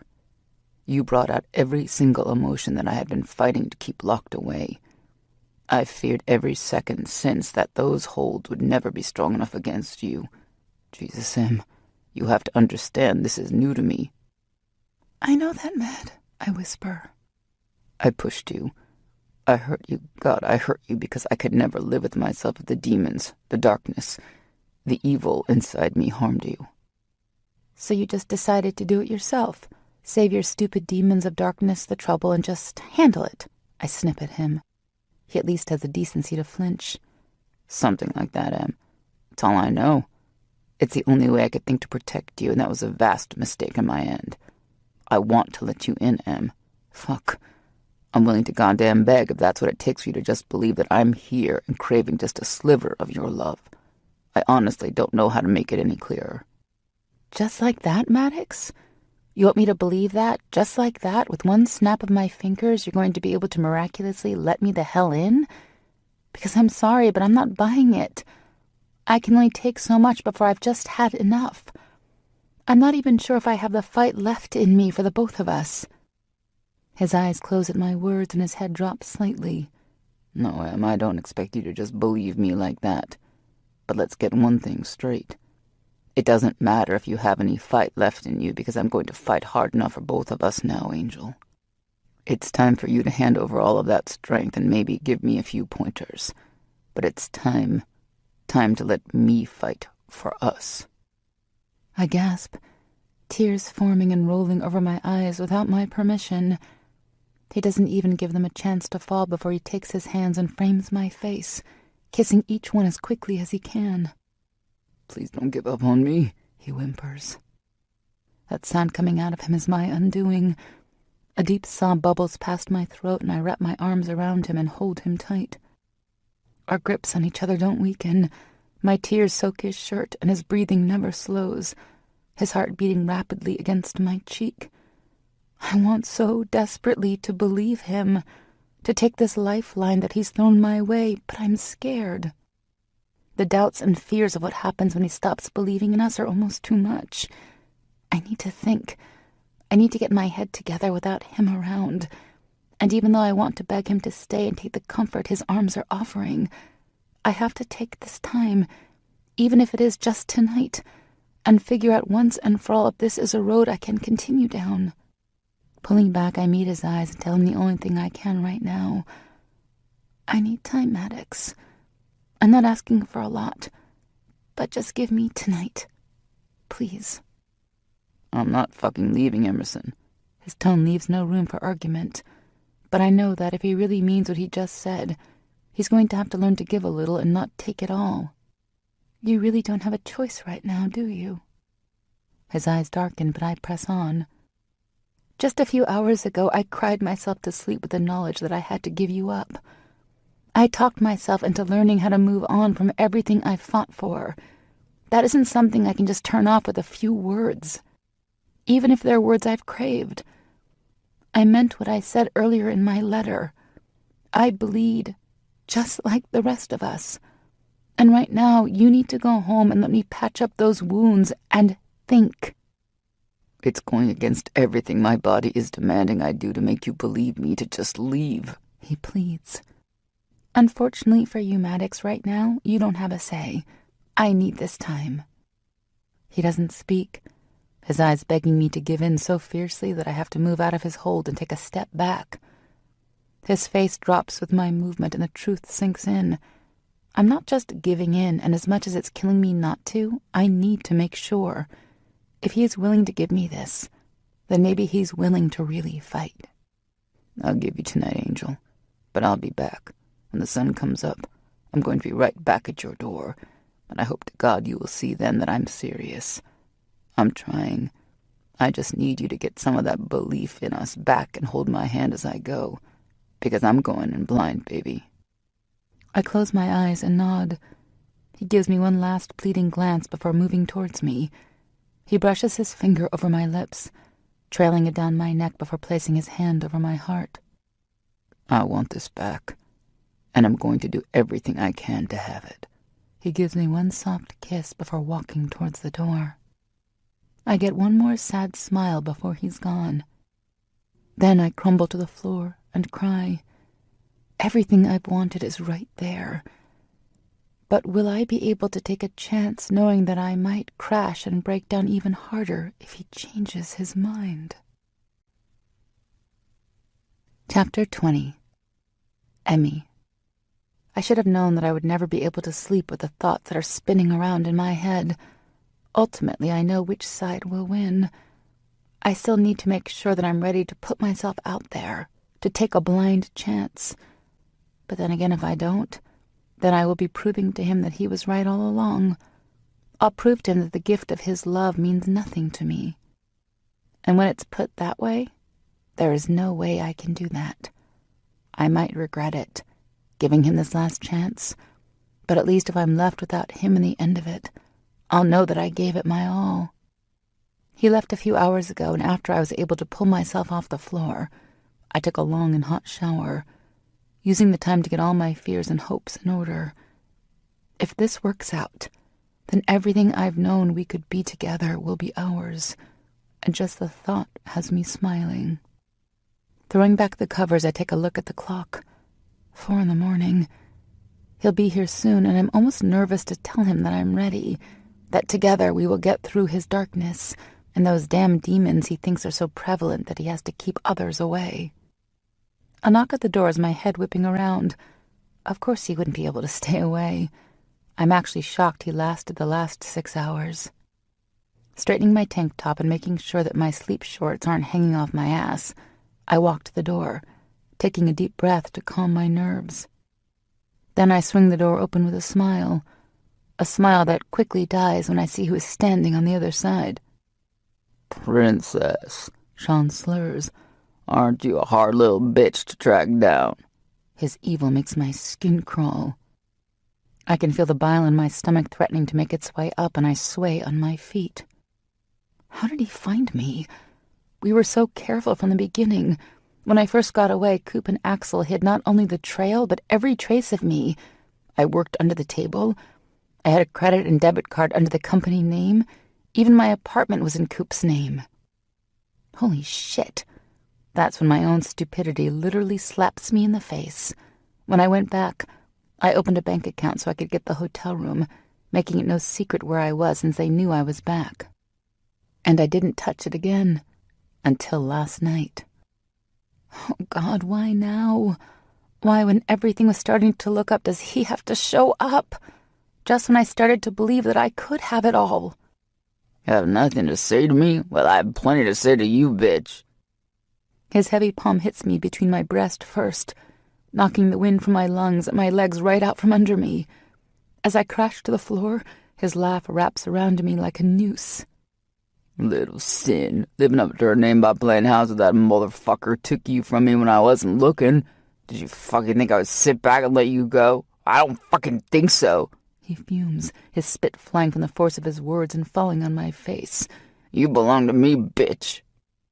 I move to stand, to just get away from the disadvantage I have from being on the floor as he towers over me, but I'm stopped short when his heavy booted foot presses against my chest. I can feel my ribs protesting against the pressure, crying out for some relief. "I'm going to teach you a lesson first, Sin." When his foot comes off my chest, I crab crawl backwards until my head hits hard against the desk in the corner.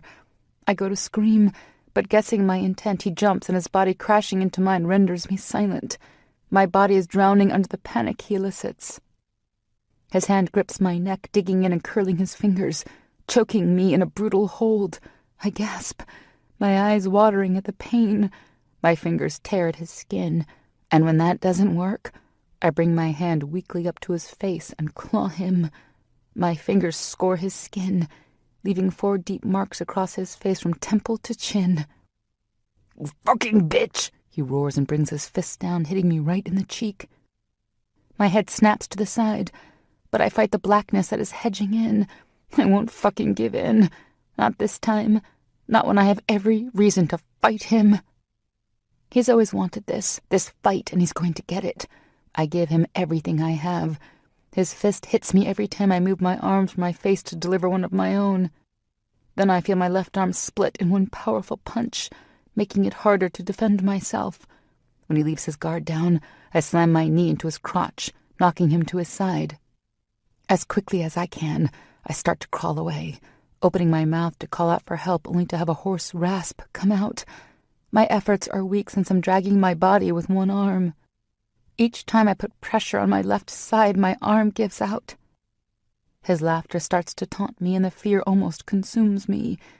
Every inch of my body hurts, but I'm not giving up. He won't have me this time, not when the future is right within my grasp. "Get the fuck back here," he snarls when I unsteadily climb to my feet. The second I have my footing, he brings his leg out and sweeps me right back on my ass. I fall with bone-jarring force, the wind once again knocked from my body. The tears and snot running down my face are making it hard for me to even see, let alone breathe, so every breath I've been conserving rapidly throws me off. He climbs on top of me, straddling my waist, pulling my arms over my head and clamping them tight within one of his own, the other going to my mouth to make sure I don't cry out. Even if I wanted to, I couldn't. My throat is raw from when he choked me earlier. The pain from my broken arm produces a wave of nausea to roll through me, causing me to vomit all over myself. He doesn't even notice, his all-consuming rage to the point where I know he's not going to stop until he's gotten everything he can from me.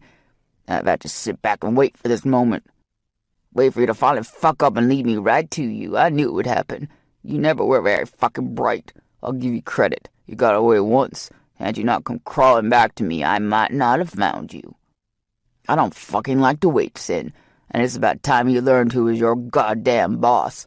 You think you're fucking smart running off again? I won't let you get away this time. Not when the club needs your cunt to make the money keep coming in. When his hand comes back to my throat, I see it in his eyes.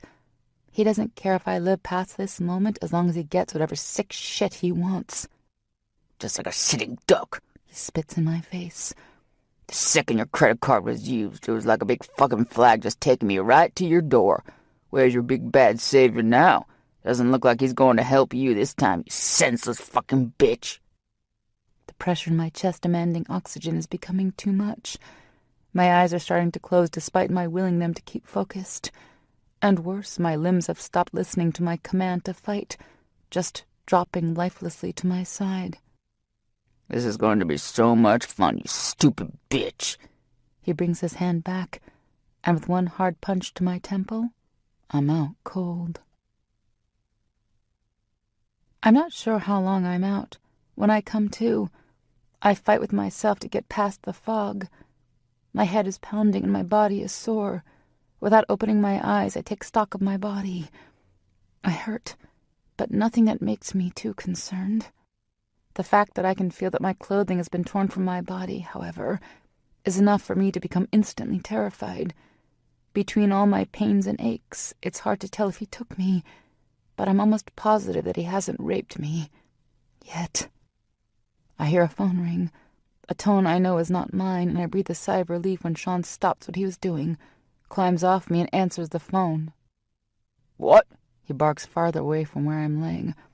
After a brief silence, I hear him and my heart stops. Yeah, I fucking got her, Ram. And don't you fucking worry. When I'm done with her, she won't pull this shit again.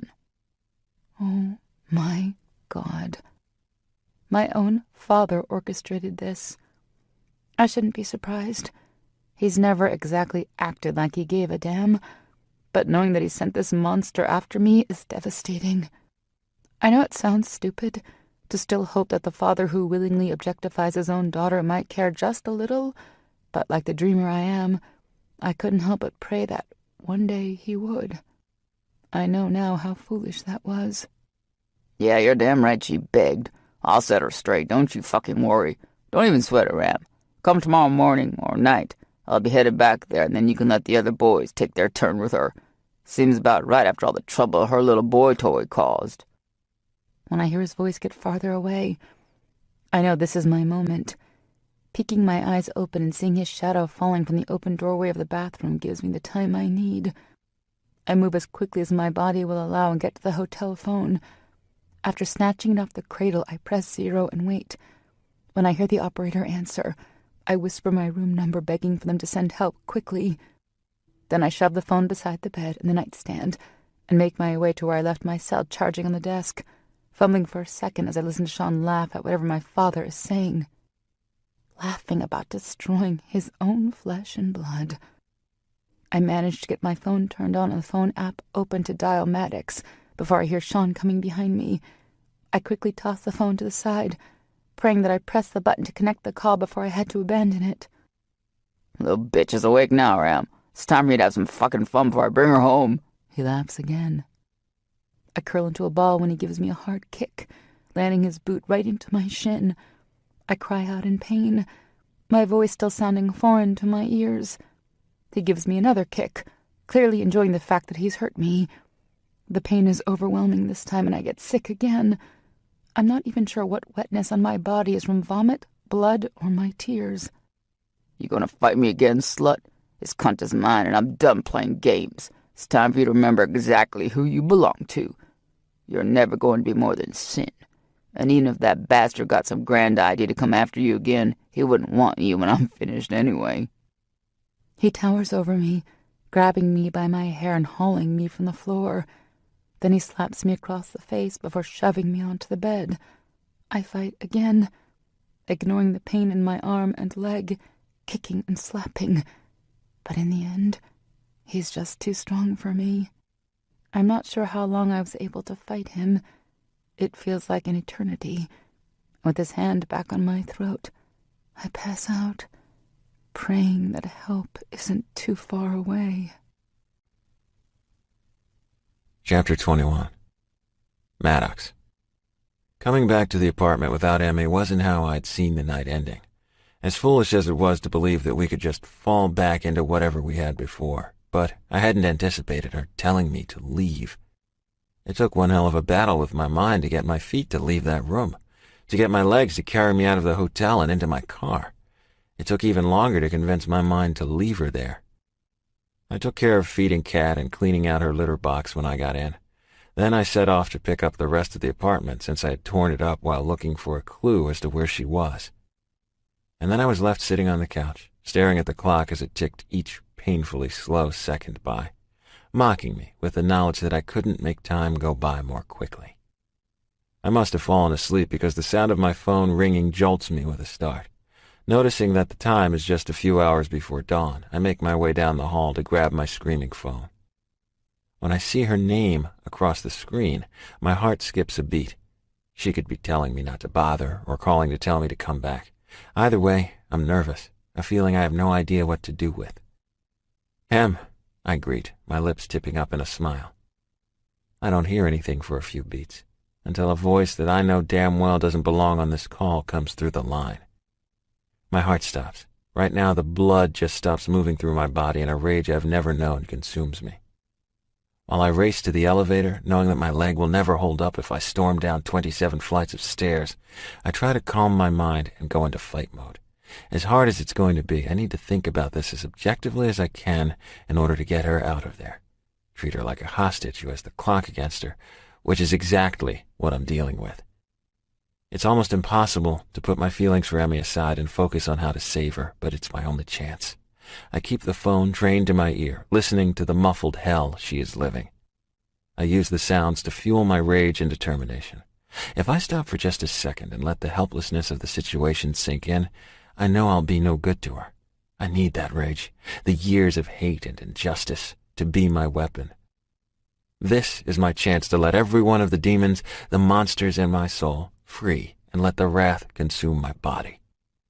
I reached the garage level in minutes that in reality felt like hours, but less than a second after the doors open, I'm sprinting as fast as I can towards my charger. My phone is still glued to my ear as I listened to the muffled fight. Then I'm rushing through the streets as fast as I can push my car, my eyes focused like tunnel vision on one thing: obliterating the motherfucker who dared to put his hands on my sweet angel. It takes me 5 minutes and 26 seconds to get to the hotel.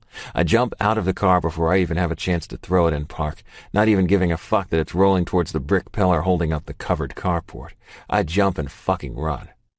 "Give me the keycard for room 417, I demand, my eyes wild as I take in the terrified night clerk. She doesn't move. "Fucking hell, now!" "I can't give you access, sir," she stutters. "There's a sadistic, abusive fucking rapist up there right now with my woman, so let me tell you again, give me the goddamn keycard." My voice booms through the lobby. Her eyes go wide as she fumbles with the stack of cards next to her computer. "We got a call now not even 10 minutes ago. I thought it was a joke, so I hung up." I'm sorry. What? I'm having a hard time following her, keeping my attention on the noises coming through my cell, and seeing through my adrenaline-filled, raging mind. "Give me the card and you better fucking pray I'm not too late," I threatened. She fucking hung up. She had enough time to make 2 calls, and only one came. "Now!" I bellow when it takes her a second longer.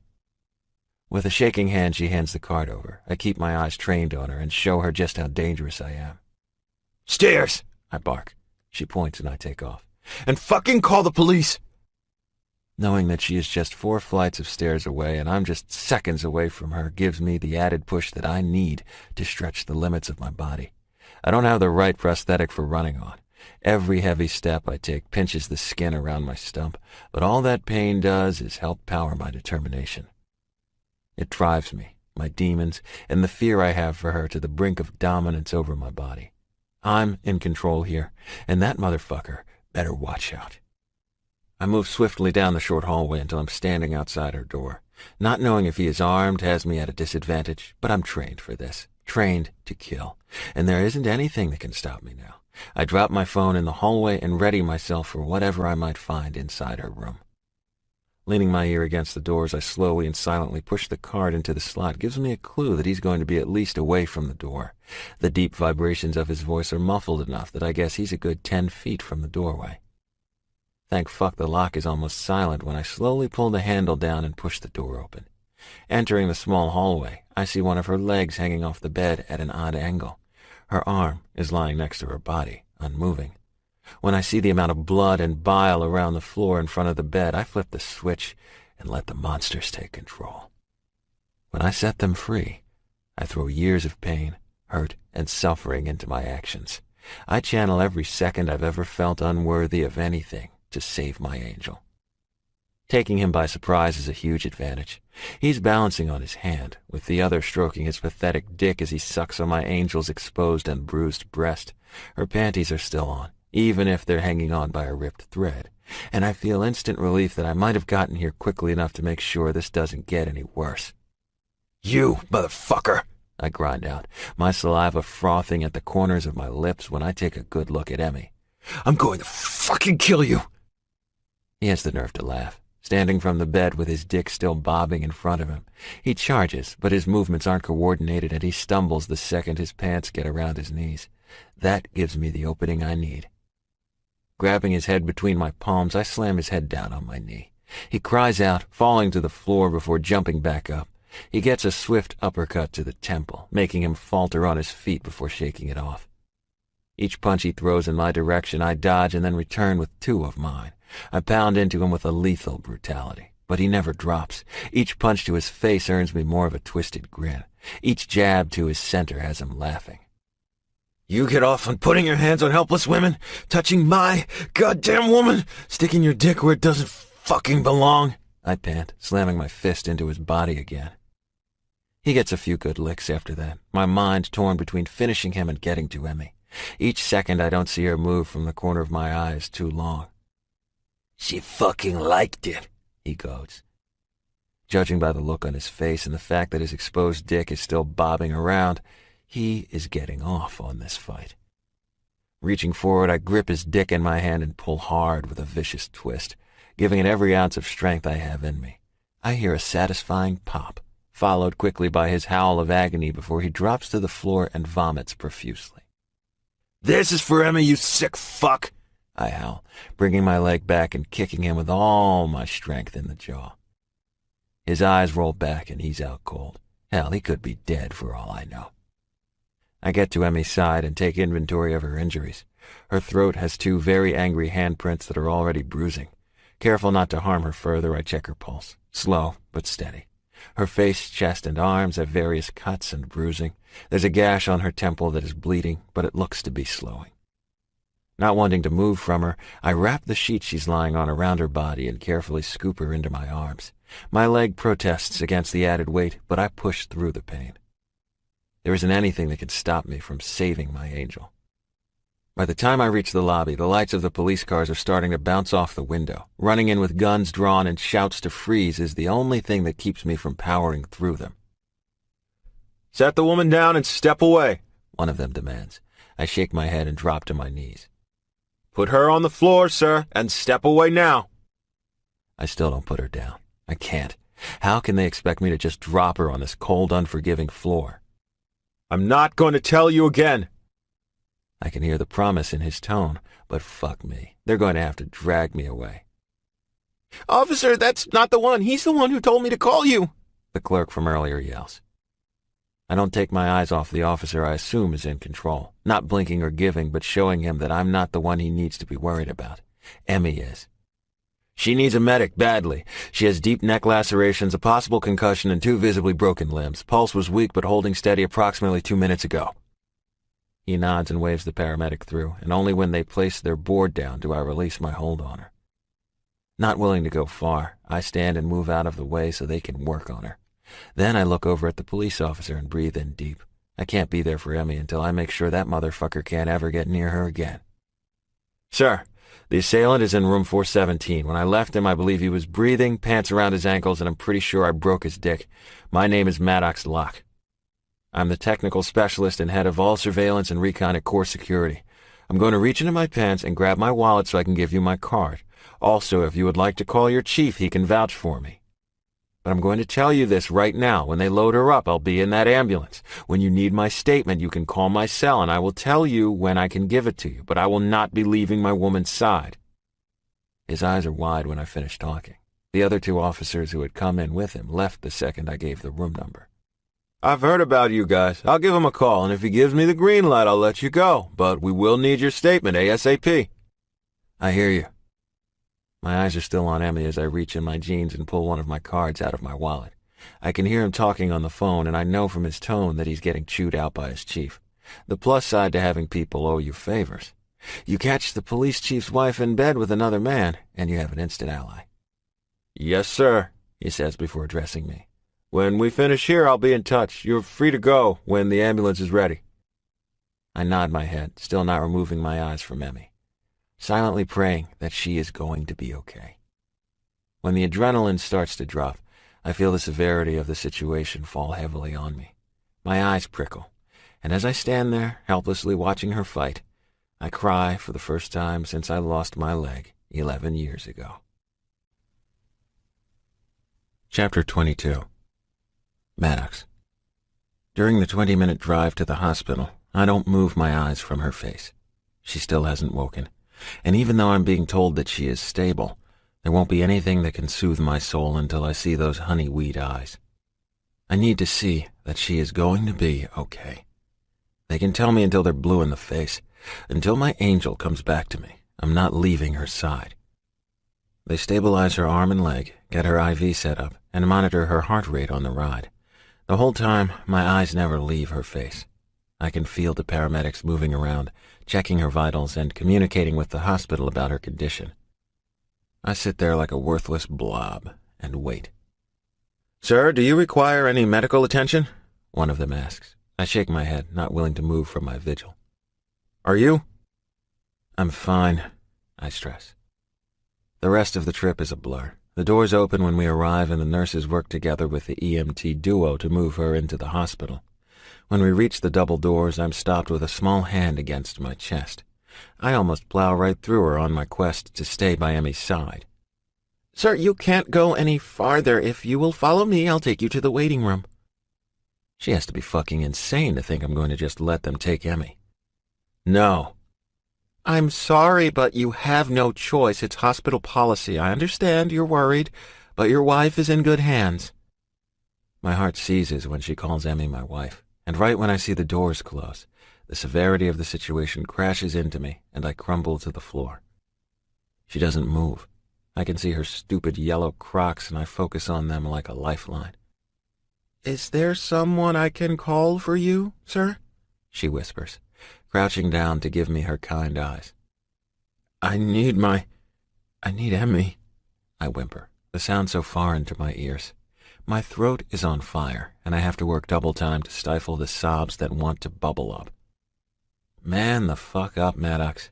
Emmy needs you to stay strong. She gives me the time I need to get my shit together and then offers her hand to help me stand. I wave her off and stand, or attempt to, before my leg protests my weight and I fall to my knees. "Fuck!" I exclaim, my outburst echoing through the halls. A few other staff members look over at me with concern. One steps forward to offer Little Miss Yellow Crocs some help, but she waves him off. "Are you injured?" Her voice is low, controlled and clinical. Her worry for my mental stability is clearly being trumped now that physically I'm falling to fucking pieces. Old injury that I aggravated. I hedge and go to stand again. I cringe when I try to give my leg some weight. I need to get off of it, get the prosthetic off so whatever damage I did tonight doesn't get worse. "May I check?" I shake my head and pull my pant leg up, showing her without words what she needs to know. She gives me a small smile and a nod. "Come with me. Let's get you off your feet somewhere comfortable until the doctor finishes up with your wife and comes to find you, okay?" She leads me to a small break room of sorts with a couch in the center of the room, some tables and vending machines off to the far corner, and a scattering of lockers on the other. "I'll let the doctors know where you are so that they can come and fill you in. No one will bother you here, and if you need to make some calls to family, just use the phone on the end table next to the couch. I'll go get some ice and lotion for your stump. No sense in having some macho man issues when you need to make sure to avoid exasperating your skin further. Do you feel like you need anything else?" I shake my head, waiting to hear some sort of disgust about my disability, but it never comes. "Be right back." I move towards the couch, drop down, and lean my head back. I should be calling everyone, getting them here, but I feel so hopelessly lost that I don't even know which way is up. I roll up my pants and go through the movements to get the pressure off my stump. When I get my leg off, the skin is slightly irritated and red, but luckily there aren't any sores. A little ice and I should be good to go by the time Emmy needs me. The nurse comes back, gives me a cool gel pack, and hands me some lotion. I rub it liberally on my skin before throwing the cool pack down. "You seem to have it covered without my help," she laughs. "Been doing it long enough," I say in a monotone. "Right. I know you aren't going to listen to me, but you really should keep your weight off it, even if it's just for the night." "With all due respect—" "Tracy," she supplies. "Well, with all due respect, Tracy, I don't really give a flying fuck about my damn stump right now. As soon as I can get to Emmy, the better. She doesn't need to be alone." She gives me a soft smile, her blue eyes shining with compassion. "I understand. My husband lost his leg in Afghanistan, so I can respect your pride when it comes to your body, sir, but you can check it at the door." "You military men are all the same," she laughs, and I narrow my eyes. "It's written all over you, so it wasn't too hard to guess. You know your body better than I do, but I can promise you this. I'm not judging you, and no one else will. You should be proud of everything you've overcome and not look at it as such a burden. And before you ask, that's written all over you, too." I don't speak. No need to. I let her words sink in, and for the first time, think of my injury as a badge of what I've overcome. Could she be right? "I'll let that simmer while I go check on your wife." She pats my thigh and leaves the room. Some of the ice-cold fear holding me down weakens from just thinking about Emmy as my wife. When they said it earlier, I didn't do shit to correct them. The thought of her walking down the aisle towards me, her body covered in white lace, her eyes full of love, and that heart-stopping smile, all for me, does something to me. It takes that flame of hope, the one I've been feeling for months, afraid I would somehow extinguish the fire if I just allowed myself a second to believe, to flicker a few times before it starts to warm my body with its warm glow. We're going to get past this. She is going to get past this, and I vow to never let a day go by without joining the fight she's been warring on her own for us. I'll stand by her side until I'm no longer wanted, and then, if that day ever comes, I'll throw her over my shoulder and carry her the rest of the way. This is my second chance. The time that I man up and take a chance at everything being blessed with her love could bring me. Chapter 23. Maddox. I make the only phone call I need to make to ensure that everyone else is notified. By the time I get my shit together long enough to make the call, the sun is starting to climb, and I know it won't be long before the officers from last night start trying to find me. Axel promises to handle getting my cell number switched and a replacement phone to me as soon as possible, knowing that they'll need to get a hold of me and mine is still somewhere in that hotel's halls. I give him the only information I have, that she was stable when we arrived. I've just dropped the phone down onto the base when the door opens and Tracy walks back in. She gives me a smile, shutting the door softly. "Can I get some information on your wife? We can wait for the insurance stuff if you don't have it on you, but they need to know some general information." I nod but don't move my eyes up from their fixed position on the door, willing someone to come and tell me how she is. I go over the basic information on Emmy. Just talking about her so clinically is making my skin itch. I need to see her. I have to see her. "Do you know anything?" I question hopefully. She looks over her shoulder at the door, I assume trying to decide if she should tell me what she knows. "When Dr. Moss comes in, let's pretend we didn't have this conversation. I snuck into the exam room with the ruse of needing some paperwork signed. She had x-rays on her arm and leg. Last I heard, they had set and stabilized both, and will cast them when the swelling subsides. She's going to be okay." Jesus, I pray. Anything else? Extent of her other injuries? My eyes wildly scan her face, and my heart pounds rapidly. God damn it, I need to get to her. I'm sorry, she says and stands. It shouldn't be much longer. Her family is coming. Should I be somewhere else so that they can get to me? She nods.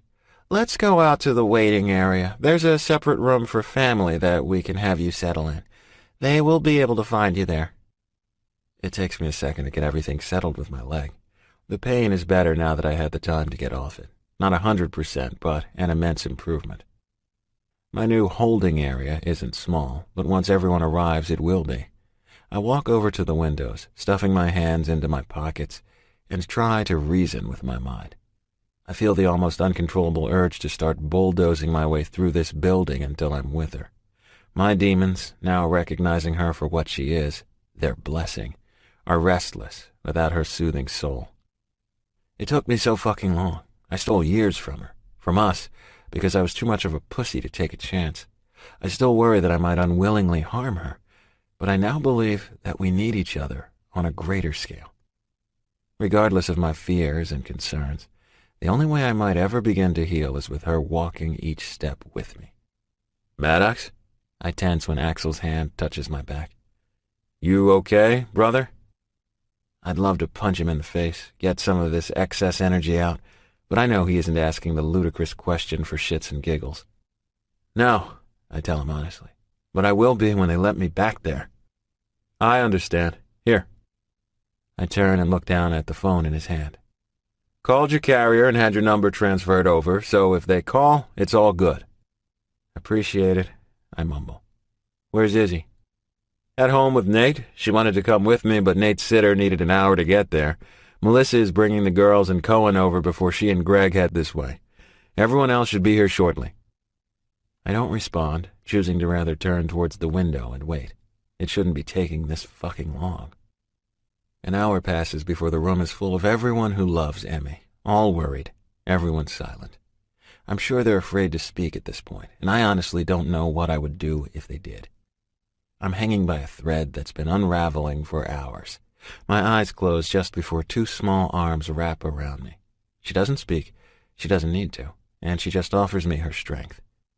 I'm fine until she starts to hum, and I remember when our positions were switched, and Izzy needed me to be her strength. Her lifeline when her world was crumbling around her, before she and Axel finally got past their issues and came together again. Fought their demons and won. Her heavy belly brushes against me when I shift and open my arms. She gives me a soft smile and moves her body closer. I take everything she's giving and look across the room where her husband is frowning.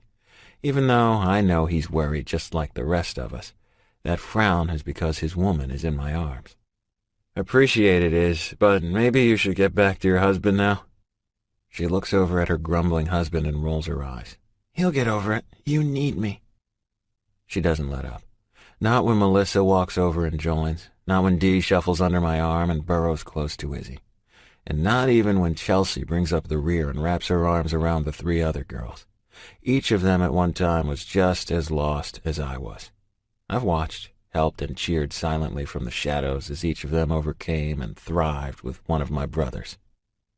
Hope, trust in the unknown, and love. It's been right in front of me for so long, but I've been too blind to see it. I close my eyes and let my guard down. Then I take the masks and shields I've used as tools to keep others out and throw them away. With a deep shudder, my breath catching and my arms tightening around each of the women in my life who have loved every dark piece of me, I allow myself to break. Their arms get tighter, and together they help me hold myself up, help me let it out without judgment, and give me the time I need to express my pain. I open my eyes, the wetness falling from my lids and rolling down my cheeks. When I meet each of my brother's eyes, I see their understanding and support trained my way. All four of them give me a tip of their chins and turn their attention back to each other, allowing me this moment. 30 minutes later, the women back next to their husbands, and since Sway walked in during the tail end of their hugs, I just detached him from my body seconds before, the doctor comes into the room. The family of Ms. Keyes? he asks the room. I move quickly and stand before him. "Maddox, husband," I say in way of greeting. He scans the room before addressing me again. "Is there somewhere we can speak privately?" "This is her family, Doctor, so anything you need to tell me can be said right here." "Very well. Your wife is resting as comfortably as possible at the moment. X-rays show that she has a fracture to her ulna, and although it's stabilized, the swelling is too great for her to be placed in a cast at the moment. She also has a transverse tibia fracture. The swelling issue is also present. Both will be placed in a cast as soon as possible. Her throat will be sore for a few days. There isn't any internal damage. However, she was complaining about the pain. I placed 2 stitches to the laceration on her temple. All things considered, your wife is a very lucky woman." My mind is racing to make sense of her injuries. I understand, at some level, what he is trying to say to me, but I can't compute it until I see her. "Do you have any questions for me?" "I need to see her." "She's just being moved to her room now. How about we take a walk, and we can go over those questions?" I nod and mutely follow behind.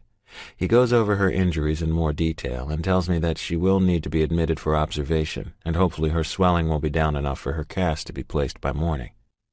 "I understand that you rode in with her, but it's been a few hours, and her bruising had gotten a little worse. Be prepared, Mr. Keyes. She isn't going to look like the woman you brought in here. The bruising will fade, the bones will heal. She's alive." He gives me a moment. I slow my breathing and will my heart to calm before it beats out of my chest. With a shaking hand, I push open her door and step into the room. When I see her battered face for the first time, a deep rumble bursts through my chest. I push it down and focus on being there for her. Hesitantly, I walk forward. Then I take the chair placed on her right side and reach out for her slim hand. Feeling the warmth against my skin is the green light my soul has been waiting for. I drop my head to the bed, next to her hip, and press my lips to her fingers. The bed shakes with my heaving breath. I let it all out, prepared to stuff my pain back inside when she wakes and be the strength she now needs. "I love you," I whisper hoarsely against her skin, closing my eyes tight and vowing to God for the first time in too many years to be the man she deserves. Chapter 24. Emmy. I don't want to move. I keep my eyes closed long after I heard him whisper those 3 words. Their meaning filling my body, effortlessly picking up the pieces of my heart which I thought would be broken forever. Turning my head and ignoring the soreness in my neck, I open my eyes. The lighting in the hospital room causes me to blink a few times, the tint on the windows keeping the sunlight from being too harsh, but my dry eyes take a few moments to adjust. My body hurts, but the majority of my pain is coming from my arm and my leg. I know from before the doctor brought me in here that I broke both my left arm and leg. Other than some other minor injuries, I'm fine, all things considered. Having Maddox here is just the medicine I need.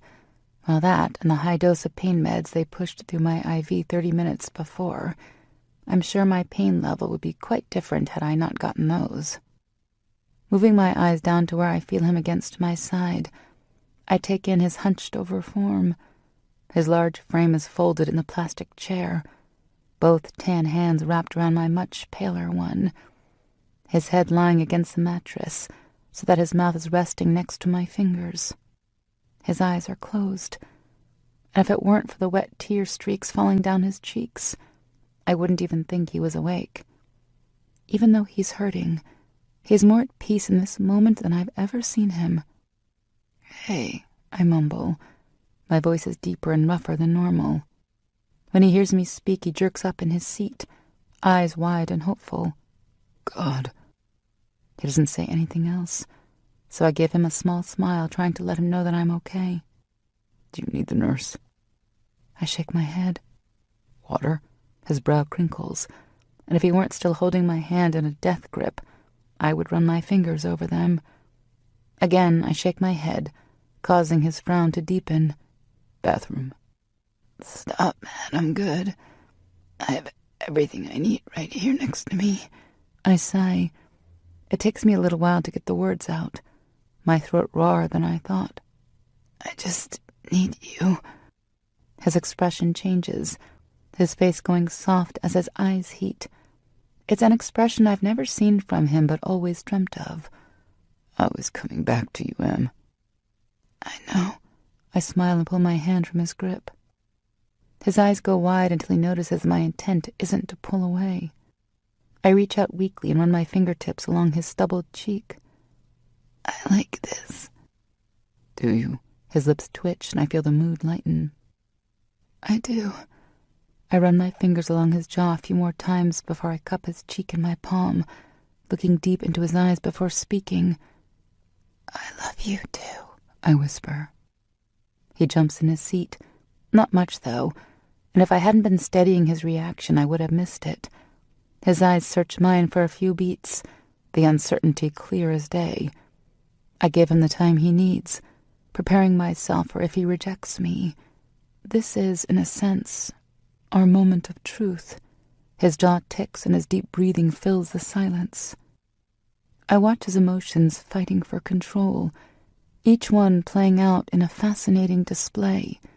The fear, struggle to believe, and the hope that he can. Then, finally, I see them all clear and the acceptance and love take over. My sweet angel, he finally says in a sob. I watch his face as he crumbles and the tears start to slowly fall. Come here, I beg. He looks at me, lying in a bed that is too narrow for him to join, and appears confused, those tears still falling. I silently signal for him to move forward, and he scoots a few inches towards me on his chair. I motion for him to lean over, and he does, his face hovering just over the bed. I run my hand from his arm, up his shoulder, then around his neck. His eyes close and my skin makes contact with his, and I pull him towards me until his face is just inches from my own. 2 of his hot tears fall and land on my cheeks. His eyes instantly drop to them and watch them fall to the bed. Kiss me. My request brings his eyes, and their heat, back to mine. When his lips touch mine, I sigh, and he takes that in. There isn't anything sexual about this kiss. This is us becoming one, and it's every bit as beautiful as I knew it would be. 2 officers come by and take my statement. The whole time Maddox fumes and growls, and by the time they leave, I'm exhausted. I sleep through our friends checking on me. Then I sleep through lunch and dinner. The doctor comes back early in the evening and takes me to have my casts put on. At this point, I've had enough pain meds flowing through my system that even though it hurts like a bitch to just move from room to room, I am able to take it. When we make it back to my room, Maddox is pacing in tight rotations. His hands are clasped behind his neck as his worry fills the room. I know he's having a hard time processing everything that happened, but I don't want him to feel this way. He isn't responsible for what happened, even if a part of me is concerned that he will feel just that. His eyes snap to the doorway when he hears me, and he stands there, giving them space before he's back at my side again. You need to get some sleep, I remind him, something I've been saying for the last few hours. I'm good. And I'm not going anywhere. Since I'm unwilling to back down and sure that it's written all over my face, he gives me a tight nod. The nurse comes in a moment later and checks my vitals before going over my pain and thankfully giving me another dose. My eyes start to get heavy shortly after she leaves the room. The dim lighting, now that the sun has gone down, does nothing to help me stay awake. Promise me you'll sleep, I slur. Sure, Angel. I try to say something else, maybe beg him, but my eyes win and I'm fast asleep seconds later. The next morning, I'm in a foul mood. Maddox is pushing himself on empty. He won't sleep. His eyes never leave wherever I am. I forced him to eat breakfast this morning, all but shoving it in his mouth myself. His scowl is scaring the staff, and I'm about to snap. Did the officers tell you what happened with him? I ask after the doctor leaves the room with the promise that discharge paperwork should be done within the hour. Yeah, he's locked the fuck up, he snaps. Chill your attitude, Maddox Locke. Don't make me spank the sass right out of you. His eyes widen slightly just a brief second before he throws his head back and his laughter bellows through the room. I smile at the sound and enjoy this carefree version of him, until he stops and hits me with his narrowed eyes, hard and serious. He moves closer, careful not to jar the bed, but places both hands on either side of my body and leans in. Make no mistake, Emmy.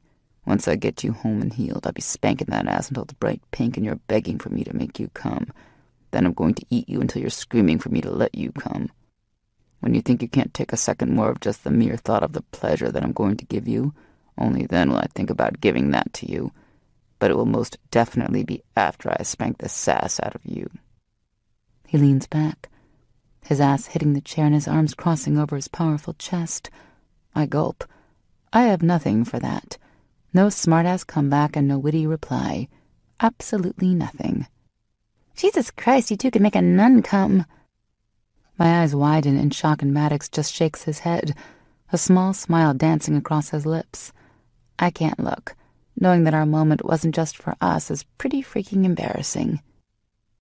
Got your tongue, Em? Dee laughs. I turn and watch her push her way past Axel with a shove, followed by a laughing Izzy. It was pretty damn hot, girlfriend, Izzy laughs, looking over at Maddox with a wink before throwing her hand up. He acts like he's annoyed, but I can see the happiness in his eyes. He shuffles to his feet and slaps his hand against hers. How are you feeling? Beck asks, walking into the room pulling Dee into his chest. Pretty good. Sore, but the pain meds are way too good for me to complain. My joke falls short and they all look at me. What? Do you want me to break in half and cry? I fought because I had a reason to, I snap, looking over at Maddox. I'm not going to let those jerks have 1 second of my thoughts. I'm a fighter, a survivor, and you will all do damn well to remember it. Well, hell yeah, chick, Dee yells, earning her a stern look from Beck. What? You all should know better than to think that our little Emmy wouldn't bounce back. There's bouncing back, and there is denial, Melissa says sharply from the door. I can see Greg standing right behind her, his eyes scanning my body from head to toe, his frown matching the ones the others are wearing. Would you guys stop? I made a promise to myself a while ago that I wouldn't live in the past. The past I can't control, but the future is all mine. I am choosing to let this make me a stronger person, to not let it win in any way. 1 step forward. Right, Axel? The meaning of my words sinks in and his handsome face breaks out in a huge grin. Yeah, 1 step forward and never back. I get you. Well, I don't get her. What the hell are you two talking about? Dee snaps. Clearly someone didn't get their coffee this morning, Izzy mutters under her breath. Or maybe someone is hormonal and doesn't understand when her friends speak in some code. Her eyes go wide and she slaps her hand over her mouth. All of our eyes go from her to Beck, who was just standing there with one proud-ass grin on his face. Well, okay then, Izzy says, hiding her shock. When did you find out? A few weeks ago. We just haven't had a chance to say anything. Clearly my big mouth doesn't understand that this isn't a good time. Oh, shut up. This is a great time. Did I really just say that? Really? You laid up in the hospital is a great time? She snaps, folding her arms over her chest. You want to pick a fight with me over this? I'm the one in the bed, which means everything I say goes. That makes no sense, Em. How much of those drugs do they have you on? She moves forward and pokes my IV bag. That's not the pain meds, you window licker, Melissa huffs. She walks farther into the room and moves to my right side, the side that Maddox hasn't left since last night. Then she stands next to him and waits. When it becomes clear that he isn't moving, she actually shoos him, reaches her hand up and waves him off. Seriously, you overgrown ape, move so I can see to my girl. Not your girl, Melissa. Remember that. I'll give you a second with my girl, but only a second. He backs up slightly, giving her just enough room to move in and give me a hug. Well, kind of a hug. More like a pat on my shoulder and a pressing of her cheek against mine. You really want to go home with that caveman? She asks with a huge smile on her stunning face. He's nothing but a big teddy bear, I joke. Sass Emerson, he scolds. Over the top, Maddox, I counter. He grumbles under his breath but steps back and allows the girls to move closer. As he steps in the corner, the guys walk over to speak with him. I remind myself later to ask him what they're talking about. The conversation flows around the room. My girls, my family, sitting around me on the sides of the bed, all except for Izzy, a very pregnant Izzy, who's sitting in the chair next to us. They leave an hour later, exhausted from all the activity, plus having my last dose of pain medication before they release me. I crash hard. I get a good nap in before Maddox wakes me up asking if I'm ready to get out of here. When we finally make it down to the front of the hospital, where Maddox's black Charger is waiting for us, my eyes widen when I see the crunched-up front end. Noticing the question before it's even out, he snaps, "Don't ask," before lifting me out of the wheelchair and carefully placing me in the passenger's seat. "You ready to go home?" he asks after starting the car. "I am home," I reply with a smile, and then I lay my head back and close my eyes with a smile on my face. Chapter 25. Maddox. I'm going to take a shower. You good? Emmy looks up at me from where she's resting in the middle of my bed. The bed I carried her to after I refused to bring her to the guest room when she pitched a mammoth fit. Her argument is that we shouldn't rush things. Mine is that we've wasted enough time. She's also lost her fucking mind if she thinks I'm letting her out of my sight for a good long while. I'm freaking fine, she huffs. My lips twitch when she tries to throw her attitude around by crossing her chest with her good arm. It loses a little of its intimidation factor that way. Her jaw drops and she throws her book at me. I watch it sail across the room and slap me in the chest before tumbling carelessly to the ground. I keep my feet planted and let my arms hang relaxed at my sides, but there is no mistaking that she sees my impatience written all over my face. It shouldn't be like this, us arguing. She's frustrated with her inability to care for herself, and I'm unwilling to bend on anything. Fuck moving too fast. If I hadn't had my head so far up my ass that I could taste the bullshit I was spewing everywhere, then this whole moving too fast bullshit wouldn't be happening. Last night, while she slept, I let my mind wander to where we would be had I given in to the drug that is Emmy's love. I let myself picture a future I never thought I would see. Blessings. That's all I saw. A wife, maybe some kids, and more happiness than I imagined possible. Those are the things I'm fighting for now. And Jesus, I'm not exactly the one to beat around the bush when there is something I want. No, something I need. You really want to toss that sass around? It's adding up, baby, and I can't fucking wait. Her eyes widen and her mouth moves silently. Nothing to say? I ask as I step toward the bed. I get it, Em. I've given you every single reason to doubt me. I've driven that into you, and I'm sorry. I sit on the bed, shift so that I have one hand planted next to her hip, and bring the other up to cup her face, leaning in close enough that our noses touch and our breath mixes together. I'm here. I'm not going anywhere, and I'm fighting. For you, for me, for us. Don't give up on me because I took too long. Her breathing accelerates. I study her face, noticing with great satisfaction that her pulse is going insane. The vein in her neck is pulsing faster with each passing second. It's not that I'm giving up on you, or us, Maddox. I just think that we need to talk about things before we jump into bed with each other. I'm not going to fuck you, I say. Her eyes narrow at that, and I could kick my own ass for blurting that out. Yeah, clearly I'm not good at this shit, Em. Cut me some slack.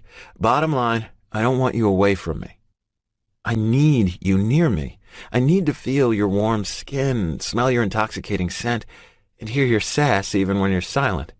I get that we need to hash shit out, but right now, I need to feel that you're still here more than I need to waste time with some pleasantries of separate bedrooms. I need you, Em. Maybe even more than you need me at the moment, and that's a whole fucking lot. I kiss her lightly, breathing her scent in deeply before taking off to the bathroom to shower. Emmy. Okay, get your wits about you, girlfriend, I mumbled to myself. I can hear him moving around in the bathroom. The door cracked, I'm sure, so he can hear me if I need him. He's humming to himself, the almost upbeat tune so unlike him. I've witnessed the closed-off, hard-around-the-edges, vibrating-with-anger Maddox slowly start to fade away since our time at the cabin. It's hard to pinpoint when I noticed it happen first. But I do remember the exact moment he flipped a switch and the old Maddox came back. So yeah, I'm a little hesitant to believe that this is real. I would be stupid not to have my doubts. I also want nothing more than to knock all this stress off my shoulders and believe. I was so ready to just give it all up, to give him up. If you don't take this opportunity, this second chance, you'll regret it forever. Just put one foot in front of the other. Baby steps. We all have to learn to walk somewhere, right? And then when you get steady on your feet, that's when you gallop with everything you have. The beauty of it all will be that the man by your side has already learned how to walk again once, so he'll be there, ready, to hold your hand the whole way. I repeat that over and over, clearly lost in my head. I missed Maddox walking back into the room. He's standing next to his ridiculously huge bed, a towel hanging low on his hips and water drops still rolling down his chest. I watch as one drops from his chin and lands between his pecs. My hand twitches in my lap as I watch it slowly, so erotically slowly, travel through the dusting of black hair, between the two perfectly sculpted rows of his abs, and then continue its path right between the deep V disappearing between his white towel. I gulp, the sound so loud that it's like a gunshot blast. At the risk of making myself look like some lecher, I move my eyes back up his torso, shifting the best I can to relieve some of the uncomfortable pressure building between my legs. His tattoos are so vibrant, the red dancing with the black from his wrist to the base of his neck. His chest is bare of ink, but I can see some more red shading on his left side.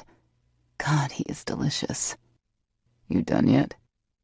My head snaps up, meeting his laughing eyes, his face completely relaxed, and I gasp at his beauty. Then I stupidly tell him, "You're so beautiful." My cheeks heat instantly. His lips move, a small twitch, but he doesn't smile. His eyes, however, are bright. The normal hardness has been replaced with contentment. He's happy. "I'm not sure that's going to do much for my ego," he laughs. "You're happy?" Cue the verbal vomit. It has to be my medication. "I'm getting there, Angel."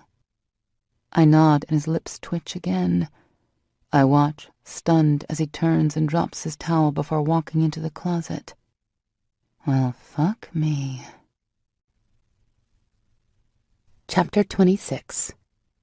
Emmy. Maddox continued to stick close to me as the day faded into night. I slept off and on, the pain and general uncomfortableness of my two broken limbs making it challenging to fall asleep completely.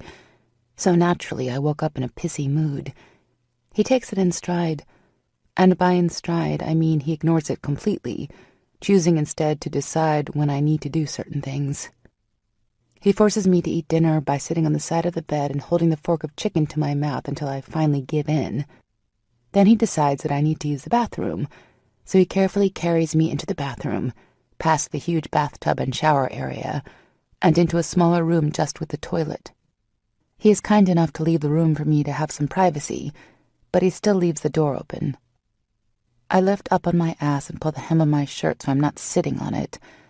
The embarrassment of my situation makes me cringe. I know he can hear me relieving myself, and I hate being this weak and out of control. After wiping, I use the wall to stand, then weakly call out, "I'm done." He comes in scowling because I'm standing. Then he bends to lift me in his arms. "Is my weight too much?" I ask, worried about his leg. I admit that I've known about his amputation for years. Known it happened long before I came into the picture, but I know nothing else. The outsider would never know. He doesn't limp. He stands tall and proud. He is always wearing pants. I've never seen him with anything other than pants. Even when he goes to the gym, I know that he wears long sweats then, too. "You weigh next to nothing, Em. But even if you didn't, I'm good. I've had a long time to get my body to where it is now. Most days I don't even notice it." "Really?" I ask when he gently places me down on the mattress. I use my good arm and my hips to shift my body until I get comfortable. He doesn't say anything, he just stands there and helps me when I need it, placing a pillow back under my leg, rolling the covers back up to my waist, and setting my book back at my side. I let him fuss. It seems to be helping whatever residual issues he's dealing with from yesterday. The attack. Thinking that once he gets me settled he will answer me, I'm shocked stupid when he walks out of the room. God damn it. Just when I felt like he was letting me in. I silently stew in my snit and wait for him to come back so I can throw my sass in his face. I hear him moving around farther in the apartment, assuming since it's going on 10 at night that he's locking up and shutting everything off. I hear the alarm beep and watch as the keypad next to his bedroom door lights up a few times. I know he has some top-dollar program wired into his place. The touch screen alone makes my head hurt. My frustration builds when he still doesn't come back. I wait, listening to him thump around in another room. I can hear things being moved around, but as much as I try, I still can't place the sound. When I see him walk through the doorway, I'm ready to go all hurt, pissed off, and sexually frustrated crazy chick in his ass. But when I see him carrying a medium-sized shoebox, I snap my mouth shut and try to calm myself down. I imagine had I walked back in here empty-handed, that you would have been breathing fire in my direction. Obviously not a question, since he doesn't let me respond before continuing. I meant what I said the other day, Em. I'm ready to let you in, and I'm ready to fight to be worthy of you. In order for me to do that, I need to accept that you want me to let you in, regardless of how much it kills me to show you all the monsters that live inside me. Each and every one of them can be found in this godforsaken box, and I think at this point that it will help more than hurt for you to see where I've been coming from. This is that baggage you wanted to help me carry, him. When he places the box on my lap, I'm almost afraid to open the top. But afraid or not, this is the moment I've been praying for. The moment when we take another one of our baby steps, together. His face is soft but slightly worried. My apprehension grows, but I know that if I don't take this step, we will never move forward. I also know how hard this is for him, and if I reject this simple act, then he might never open up again. Okay, baby, I whisper and watch as his body visibly feels the impact of those hushed words. He sits in the corner of the bed, next to my hip, and faces me. The box light is against my lap. I search his eyes a few more beats before I lift the lid. I'm not sure what I anticipated, but a box with random papers and trinkets definitely wasn't it. What? Right. Besides the fact that all this is worthless junk to me, it's a reminder of everything I failed, harmed, or basically touched and fucked up. A physical reminder. Something tangible. To remind me what happens when I believe that monsters aren't real. I can't tell you how many times I would come home from denying us this and dug this box out. This pile of shit is my pain. The baggage of burdens and ruined pasts that I carry deep within me. I could throw it out tomorrow, but Emmy, this stuff will always be a part of me. My heart breaks for him. His pain has always been so obvious. The fact that he holds it even deeper than I ever imagined scares me to death. Is this... I start, picking up the metal thrown carelessly in this mess of junk. If this is what I think it is, there is no way it belongs in here. He reaches out and gently takes it from my grasp. Medal of Honor. I never felt like I deserved this. Part of the reason that it's in here, but it also didn't seem fair that I came home with this token of valor when it's my fault that 2 men didn't make it home alive. Can I ask how you came to receive this when you claim you aren't worthy of it? His eyes never leave the bronze medal resting between his fingertips. He strokes it almost reverently before speaking. After the explosion, I was the only one of the 3 of us still conscious. Badly injured, but I was the only chance we had. I'm not going to go into the details. It really isn't something I want to go over, but it was bad. Real bad. I don't remember much of it, but when the nightmares come, I'm right back there, dragging my brothers under our enemy's fire while my body slowly gives up, until we're finally picked up. I lost my leg that day, and 2 families lost damn good men. I can't even fathom how that equals unworthiness in your eyes, baby, I whisper, and reach out with my good hand to clasp his arm. "Look at me," I demand. He turns his head. His eyes are troubled, but he looks right at me. "You're a hero, Maddox. You were then, and you continue to be even when you didn't believe it yourself. You made sure that their families had their loved ones home, and you did that by putting aside your own personal welfare. You could have left them there and gotten out safely, but you didn't. You went above and beyond." "I'm not worthy, Em, because it never would have happened if my head hadn't been swimming under the shitstorm I left brewing at home." I take a deep breath before speaking, trying to figure out how to express what I feel in a way that he'll believe me. "Do you honestly believe that?" He nods. "I believe that you do, and I hate that. I have no doubt in my mind that if you looked back now with a clear mind, you would see that, even if you'd been your best that day, you still could have missed something. Baby, you don't deserve this burden. I understand that you need someone to blame, but place that on the people who placed the bomb that triggered this all. Do you think every soldier who goes into the battle zone has no stress, no worry, and no distractions? I highly doubt that. You were the sole survivor of a terrible, tragic accident, but you survived. Be proud that you were able to overcome and get your men home." I don't know if I can do that." "Well then, I just have to help you." I give him a small smile and squeeze his arm. "Do you want to keep going?" When he nods, I return it with my own before bringing my attention back to the box. The next item I pick up is a letter, and after reading it, my blood is boiling. I understand grief. I've watched it up close and personal within our group, but what I don't understand is using that grief to lash out at those who do not deserve it. Good God, Maddox, I'm not going to argue with you. You believed this for so long, but let me tell you this much. She was hurting, baby. She needed someone to blame, and just like you blame yourself for something that is unjust, so does she. She took the blame out on the only person who made sense to her. I honestly believe that she regrets each of these words now." He doesn't try to argue with me.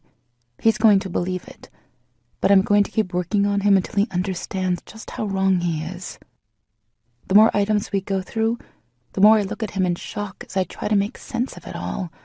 From the outside, it's so easy for me to see how wrong he is, but I can't wrap my head around it, not until we get to the bottom.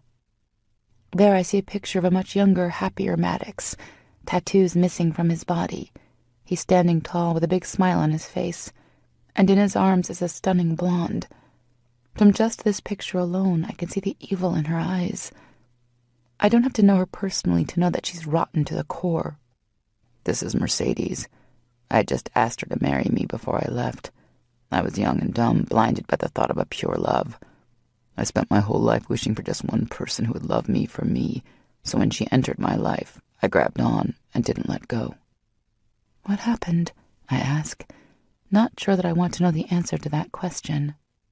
"My mother happened. Well, to be honest, I think it was a fair mix of my mother, brother, and the power that came behind the Locke name. Something I wasn't interested in then, and I still have no interest in now. I wanted a life away from them, and even though I couldn't give everything, I foolishly thought that she'd be happy with just me." He goes on to tell me a tale so twisted that it sounds like he pulled it right off the Lifetime movie network. He touched on this back when we were at the cabin, but to hear his life up until he became the version of himself I see in front of me now in so much detail is almost too much. I want to cry for him, hold him, fix him, but standing in the front line of all those feelings is the rage I feel for 3 sorry sons of bitches somewhere in the middle of Texas. Chapter 27. Maddox. What I wouldn't give to be inside her head right now. I expected her disgust when I laid all of my pain on her lap, literally, but I never anticipated her anger for me to become a force to be reckoned with. "I hate them," she forces through her clenched jaw. "God!" She shakes her head but doesn't finish. Hating them doesn't do anything, Em. Trust me. I've been doing it for so long that I should know. Her gaze burns into my skin as I pack up the box and close the lid. When I go to remove it from her lap, she stops me by slamming her palm down on the top. "Don't you dare. We're going to keep this out, and each day we will come back to it. We can pull them out one at a time, all at once, or just look at the fucking thing for all I care. But one thing we will be doing is talking about this. I'll talk until I'm blue in the face, and you're going to sit there and listen to me. And Maddox? Yes, Emerson, I respond, waiting to see where she's going with this. I don't care if it takes every day I have left on this earth, but by the time we finish, you're going to be able to let go of everything that's physically in this box and every piece of garbage you've let it collect within you.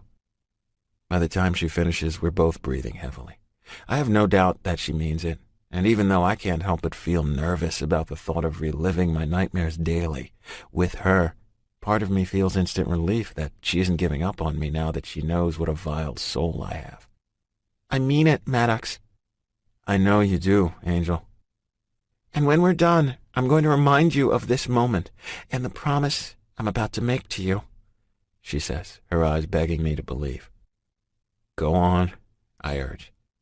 One day soon, when we're able to take the majority of this and throw it away, the day that you believe every word that I'm telling you as the truth that it is, that day you're going to feel the beauty of life, and the peace that you feel won't even hold a candle to the love I'm going to drown you in.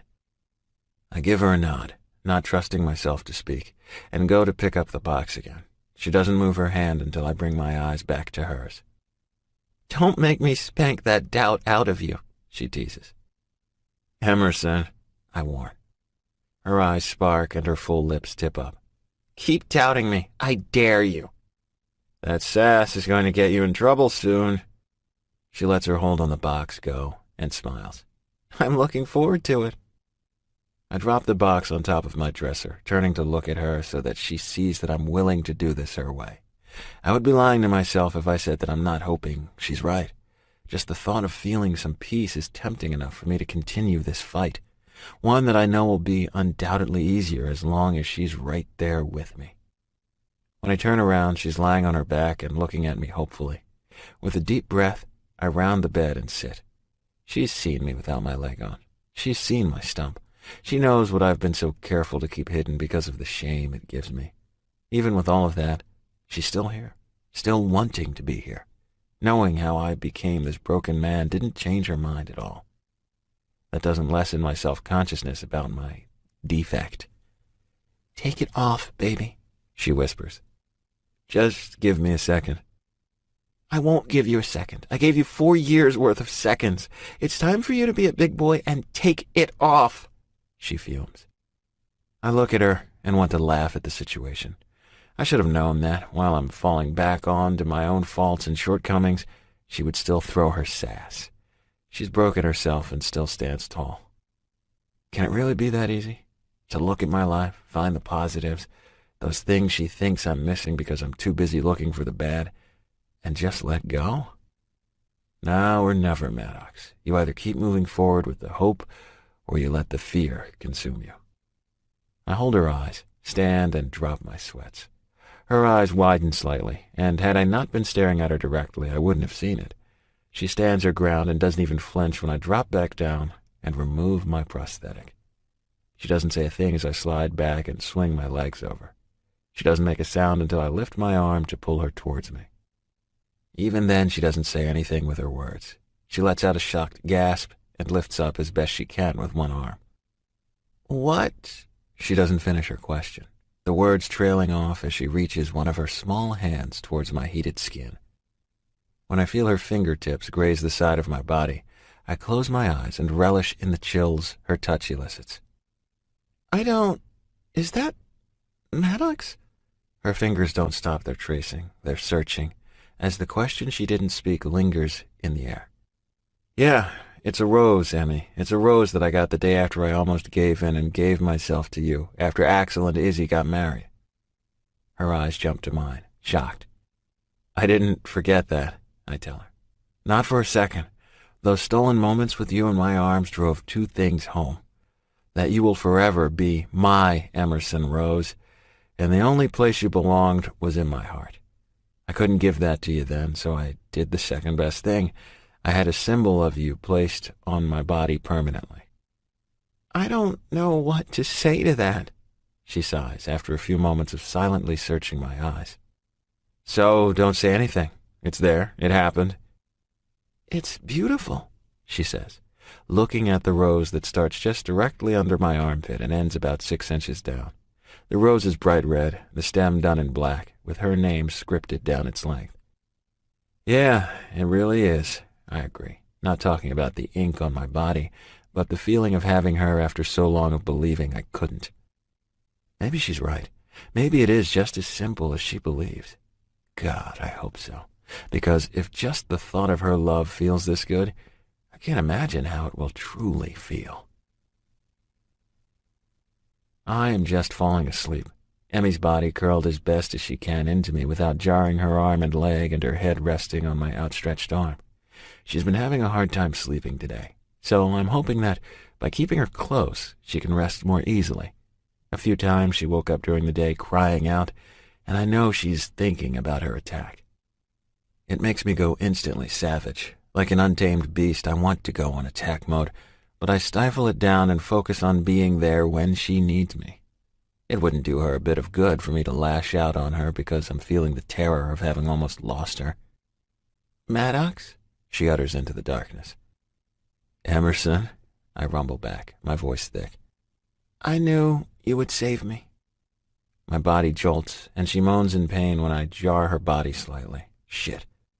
I fought him because I knew you would come. I fought him because I had a reason not to give up. I'm shocked stupid, unable to even form a grunt in response because of the feeling of my heart beating wildly as it grows to improbable levels. I used everything I had to make sure we would have our chance. I told you I would never stop fighting for you. And even though I was physically fighting for myself, I was in that battle to win not just my life, but yours too. Jesus. I gasp past the lump in my throat. I would do it all over again.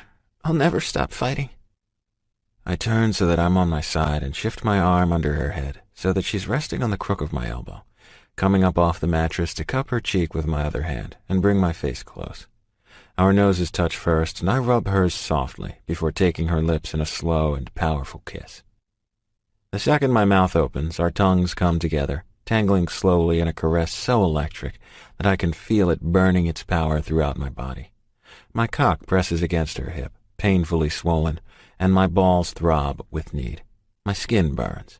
I give her everything I have with just our mouths fused together. I pull back with a gasp when I feel the coiling in the base of my spine warning me that, if I continue, I'm going to embarrass myself. Holy crap, she whispers in awe. I'm going to be worthy of you, Emmy, I vow softly, my cheek pressed against hers and my lips whispering my promise in her ear. I promise you, Angel, I'm going to be the man you deserve. God, I fucking love you. She lets out a soft puff of air that lightly strokes against my cheek. I feel her chest shaking, and I bet she will be seconds from crying if I lean back. Such a poet, she sighs with a slight wobble in her voice. I've dreamt of hearing you say that, and I should have known that I would get a Maddox Locke version. Well, I fucking love you back. I laugh, kiss her cheek, and move to lie back down. Are you doing okay with everything that happened, Em?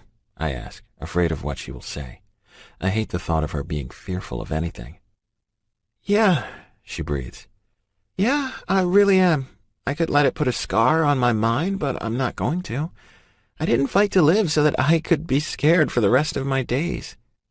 Of course, I'm hurt, and I would be lying if I didn't admit that the majority of that hurt isn't the physical reminders. Those will heal. It's the thought that my own father sent that monster after me. I guess, like a silly little girl, I had believed that one day he would love me like a parent should love their child. She laughs without humor. I don't want to give them the power over my future, Maddox, so I'm choosing to live for the blessings I have and heal from this. We don't say anything else, both of us lost in our own thoughts. I replay her words over and over again. Everything she said could be used in my situation. I can continue as I always have, or I can choose to live for the blessings I have resting in my arms. I want those blessings. I want that blessed life. I want to live. Chapter 28. Emmy. 2 months later. Today is the day. I get my arm cast removed and the cast on my leg switched from the long leg one to one that stops below the knee. I don't think I could be more excited about this if I were getting $1 million bonus and a happy ending. Although I'm guessing I'll get that happy ending when we get home from the doctor's office. Dr. Moss told us that, depending on his examination, I would most likely be given permission to start weight-bearing activities. Just the thought of being able to get around just a fraction has my spirits soaring. I've hated that Maddox has basically had to put his life on hold. There hasn't been anything I can do on my own. The only plus is that the sponge baths have become really creative. Things have changed drastically since that night we whispered our love in the dark. He tells me, even if it isn't daily, that he loves me. He's more open with his thoughts and feelings, but his smiles still come few and far between. We've also been able to throw away almost all the contents of his box. There are 3 things still in there: the letter from his fallen soldier's widow, the picture of that vile bitch Mercedes, and his Medal of Honor.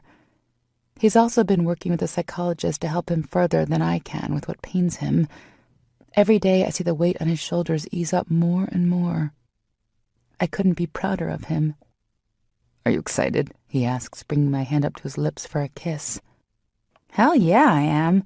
I'm going to have both my hands now. More for me to rub all over your hard body," I laugh. When his groan echoes through the exam room, my laughter becomes all-consuming. I'm pretty sure I snort, too. Well, and I'll be able to walk to the bathroom on my own. I'm going to miss my sponge baths, though. "You're going to miss your sponge baths? Just last night you were telling me that you hated them and couldn't wait until you had a real bath." His brow cocks, reminding me of the fit I threw last night. Yeah, that was before you made me come on your tongue. Hey, I rhymed." I start to laugh again, leaning back on the elevated exam table and resting my head against the soft padding. "Jesus, did you spike my breakfast with something?" I joke, wiping the tears from my eyes and looking over at him. I sober instantly when I see his face. "Holy shit!" I gasp. He doesn't flinch. If anything, his smile gets even bigger. I've seen him smile before, but it's never been this big, this beautiful, it's everything I've imagined. His whole face changes. His eyes crinkle in the corners, his white teeth in contrast to the golden bronze of his skin, his dark eyes full of pure fucking happiness. He laughs when I continue to stare at him. I'm afraid to move or speak for fear that it will vanish and I'll never see it again. "You're beautiful." The whisper slips past my lips without permission, and I slap my hand over my mouth with eyes wide. "Still not sure that's a description I want to own," he grumbles, still smiling. "Tough shit, big guy. You're stunning." "Sass em." "Sass my ass," I tease. "It's going to be your ass. I have 8 weeks of your sass throwing to pink your ass with." He leans in, his arms braced against the table, his face inches from mine, and whispers, "You're going to beg for it. I'm going to enjoy every damn second of it, too." Before I can respond to his delicious threat, the door opens and Dr. Moss walks in. I shift in my seat and give Maddox a narrow-eyed glare. He laughs and kisses me softly before moving out of the way. "Are you ready to get started, Emerson?" the doctor asks. Without moving my eyes from Maddox, I reply, "You bet your ass I am." Maddox's deep laughter booms through the small room, and I smile shyly in return.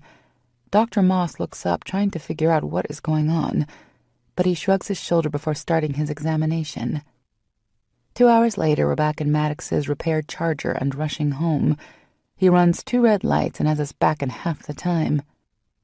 Tonight is going to be magnificent. When we park in the garage of the apartment complex, I look over to see Maddox deep in thought, staring out the windshield. He doesn't look troubled, just contemplative. "You okay over there?" I probe, reaching out and rubbing his thigh with my newly freed arm. It hurts to move my wrist too much. The doctor warned that I would be feeling that way for a while, but I'm confident that with the therapy plan he's worked out, I'll be back to normal in no time. You have no idea the strength it's taking me not to take you now. Roughly. I'm worried that I won't be able to hold back and your body isn't ready to be fucked the way I want. No need to fuck you. I'm fighting with myself now because right now, if I get out of this car without curbing some of this shit, I'm going to take you harder than you can take. Jesus Jones, Maddox. Is that supposed to be a deterrent? You bet your ass it is. You have no idea the things I want to do to you. Well then, I'll tell you what. How about you sit here and think about all those dirty things you want to do to me since you apparently have no plans on actually doing them anytime soon. Don't mind me. I'll just sit here and take care of myself. I'm frustrated, so freaking frustrated.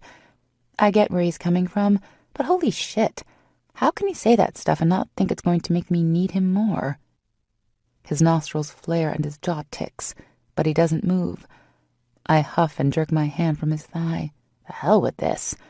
I shove my strong hand down my sweatpants, moaning when my fingertips brush over my swollen nub. My panties are soaked, like completely saturated with my desire, and it won't take me but a second to bring myself to completion. Emerson, he warns. I roll my eyes, flip my fingers under the band of my panties and push them deep, without ceremony, into my hot core. I can smell my arousal taking over the interior of his car. There's no damn way he can miss it. When I curl my fingers slightly and brush over my sweet spot, I cry out hoarsely, ending it in a long moan. My wetness coats my fingers as my walls start to tremble. Just a few more thrusts and I'll break into a million pieces. I can feel it building, and even at my own hands, I know it will be powerful. Fuck. His deep voice vibrates through the confined space and my core clenches. God damn it. Lost in myself, literally. I don't even see him move before my hand is snatched out of my pants and my fingers are being shoved into his mouth. His tongue swirls around my digits and he closes his eyes on a moan. He doesn't open them until I feel like my 2 fingers have been sucked clean. Releasing them with a pop, he gives me his eyes, his black eyes full of fire, and rumbles out a feral growl. The next time you try to make yourself come, I'm going to fucking tie you to the bed and tease you until you pass out. But I won't let you come for goddamn hours. I'll bring your body to the edge, primed and ready to fall over the ledge, but never let you fall. Over and fucking over. Your screams of pleasure never hitting the peak that you pray I'll give. I'm in charge of your pussy, Emerson. Don't fucking forget that your sweetness will only be given by me, my fucking fingers, my mouth, and my cock. Holy shit, I pant. He climbs out of the car, slamming the door behind him, and walks powerfully to my door. My eyes don't once move from the seat he just vacated. I'm in his arms a second later, and wordlessly, he's charging to the elevators. For a brief second, I wonder if I pressed him too far before I push him aside and let the thrilling sensation his promise gives me take over. Chapter 29. Emmy. You need help stripping, Em? He asks me when he sets me down on the edge of his bed. I shake my head, not really sure if I'm answering him or telling myself. I honestly have no idea if I'll be able to get my clothes off. That's what I thought. His hands go to the hem of my tee and swiftly pull it over. My bra comes off even faster. Placing his hands under my armpits, he lifts my ass off the mattress. You good? He asks, making sure I have my balance before continuing. With my nod, his hands go to the elastic band at the top of my baggy sweats. He's more careful with my pants, moving down as he pulls them and my panties to the ground. I feel his lips press against my knee and travel up my leg. And just like that, he's gone. I sway, but his strong arms grab my shoulders to help steady me. After making sure I'm good on my feet, he takes a step back before lifting his shirt over his head. Inch by delectable inch, his stomach comes into view first. His wide chest is next. Then I bring my eyes to his and lick my lips. His focus follows the path of my tongue, and I have to squeeze my thighs tight when his groan rumbles through the room. I bring my hands to my breasts and caress the swollen skin. My weaker arm gives me some pain when I tweak my nipples, but the look on his face makes it 100% worth it.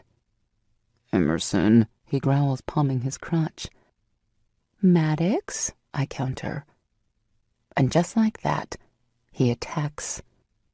My body's hauled off the floor when his hands return under my arms and lift. Then his mouth takes mine in a hungry kiss full of possession. I bring my legs up and wrap them around his waist, moaning deeply into his mouth. His hands flex against my ass, his hard cock rubbing against my seeping core. I toss my head back when he pulls one large hand off my ass before bringing it back, hard, in a biting slap. More, I beg. With fucking pleasure, Emmy. He sets me back on the mattress and steps back. I watch as his hands go back to his pants, pulling his belt off slowly, calculating, and dropping his pants. He doesn't even move to take them off all the way. I know it will take longer with his prosthetics still on than he's willing to take. His rock-hard cock springs out, the head purple and angry, the loop through the tip wet with his cum. I reach out and brush my hand against his thigh, cup his balls, then tease his length with my touch. The feeling of his ladder against my skin makes me shiver in anticipation. Hands off and roll onto your stomach, Emerson. I immediately remove my hand, craving the promise his words provoke. It takes me a second, my arm still too weak to help my movements, my leg still in the cast, a big annoyance. He gives me the time I need, and when I'm situated and look back at him, he's stroking his cock behind me. His eyes are heavy, his face flushed. I did this to him. You still want it hard? Want me to take your body as roughly as I can without hurting you? God, yes. His hand slaps down on my ass with a loud crack. Fucking beg me, Emerson. With pleasure. Please, Maddox. Please take my pussy hard. Give me your cock and take my body with everything you have. His hand comes down on the other cheek, the sting making me cry out in pleasure. Again, he demands. Please, Maddox, baby. Take me. Make me come in your cock until my cum is dripping from my body. His palm comes down on a different spot, smoothing the burn with his palm before challenging. Again. Goddamn fuck me, I scream. That's my girl, he growls. His hand comes down 7 more times, each a new location, and his palm rubs the sting out after each one. My breath is coming so rapidly that I'm starting to think I really might pass out like he threatened earlier. Right when I think I can't take a second more, he flips me over and grabs my hips, pulling me until my ass is all but hanging off the bed. I look down and notice that the height of his bed puts my pussy level with his hips. His cock aligns perfectly with my waiting body. Not fucking you with a condom, baby. I know you're clean. You know I'm clean. And I'll be damned if there's anything between us. No condom, just fuck me! I scream when he starts rubbing his cock's head against my center. Each time the metal of his piercing hits my throbbing clit, I scream again. By the time he finally pushes in, I'm crying. His balls slap against my ass with the force of his thrust. I bring one hand up and grab his forearm where he's holding my hips, my nails digging in.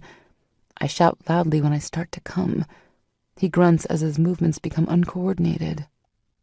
He pushes in deep and doesn't move, his chest heaving and his eyes closed tight.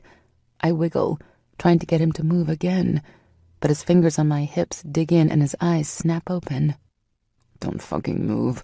I'm not going to come in 30 seconds like some teenage shit. You have to move. God, baby, I can feel every inch of you stretching me wide. With a grumble, he pulls out a few inches, enough for me to feel his piercings rubbing against my inner walls. When he pushes forward, I feel him hitting even deeper than before. I pant, beg, and scream for him to move, but he just stands there, breathing roughly and flexing his hips. When I can't take it any longer, I rock against him. If he won't give me what I need, then I'll just fucking take it. You think you can make yourself come on my dick? Baby, that's the same thing as using your hands. I make you come. Don't fucking forget it. He pulls almost all the way out before slamming home. Over and over again, he slams roughly into my body. One hand comes off my hips and his thick fingers rub over my clit, teasing me, before he pinches it between his fingers. On a hiss, I come again, my juices rushing against his rigid flesh. He gives me one hard plunge into my body before throwing his head back and roaring. fucking roaring. The sound of his release making my orgasm roll on and on to the point where I do, in fact, pass out. Chapter 30. Maddox. Jesus fucking Christ. I don't think I've come that hard in my life. The feeling of her pussy milking my orgasm from my body was like nothing I've ever felt before. I look down my body to where I'm still planted deep within her warm heat. I can feel our combined releases running down my balls, and my spent cock twitches to life inside her. It takes everything in me to pry my hands from her hips and pull free of her body. My cock is already starting to beg for more of her sweet cunt. She doesn't flinch, not when I release my hold on her hips, not when I step away from her body, my eyes zeroed in on my cock pulling free.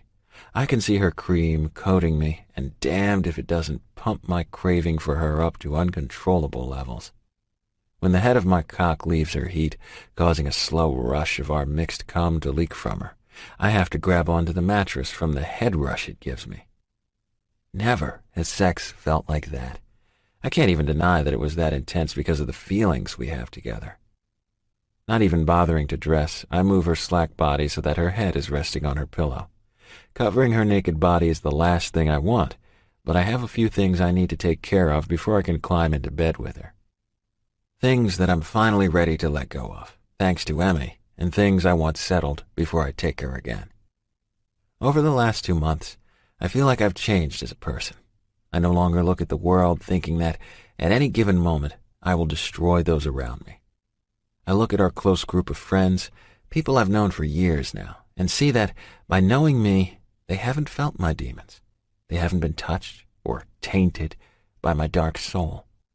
If anything, I can now see the role I've played in helping each one of them come together. That one took a little longer for me to wrap my mind around. Years of thinking one way was warring against the very real truth that I was wrong. Or, more importantly, that every fucked up thing my mother had drilled into my head, making me believe without a doubt, was in fact the catalyst in it all. Her hate for me fueled my own self-hate. I carried it around. I owned it. I let her do that to me. I refuse to let her have that power over me now. I'm worth more than a lifetime of being alone and afraid of myself. I'm worth Emmy. It hasn't been easy these last 2 months, but it has been rewarding. With the help of both Emmy and the doctor I've been seeing a few times a week, I'm ready to move on and forward. All those baby steps I've taken with her at my side have paid off, and I feel like we can now run a marathon together. It's one fucking amazing high to feel the love of another, to have her wrap that love around me, refusing to let go, and never waver. Indescribable. Now it's time to take the rest of my so-called monsters and toss them where they belong, in the darkest pits of fucking hell. After making sure Emmy is situated, I laugh when she still doesn't flinch.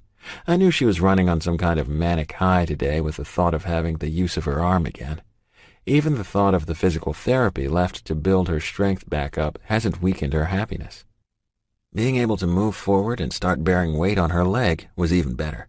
It's going to be harder since her wrist is too weak to support crutches for now, but she can move around now, and that is the important thing to her.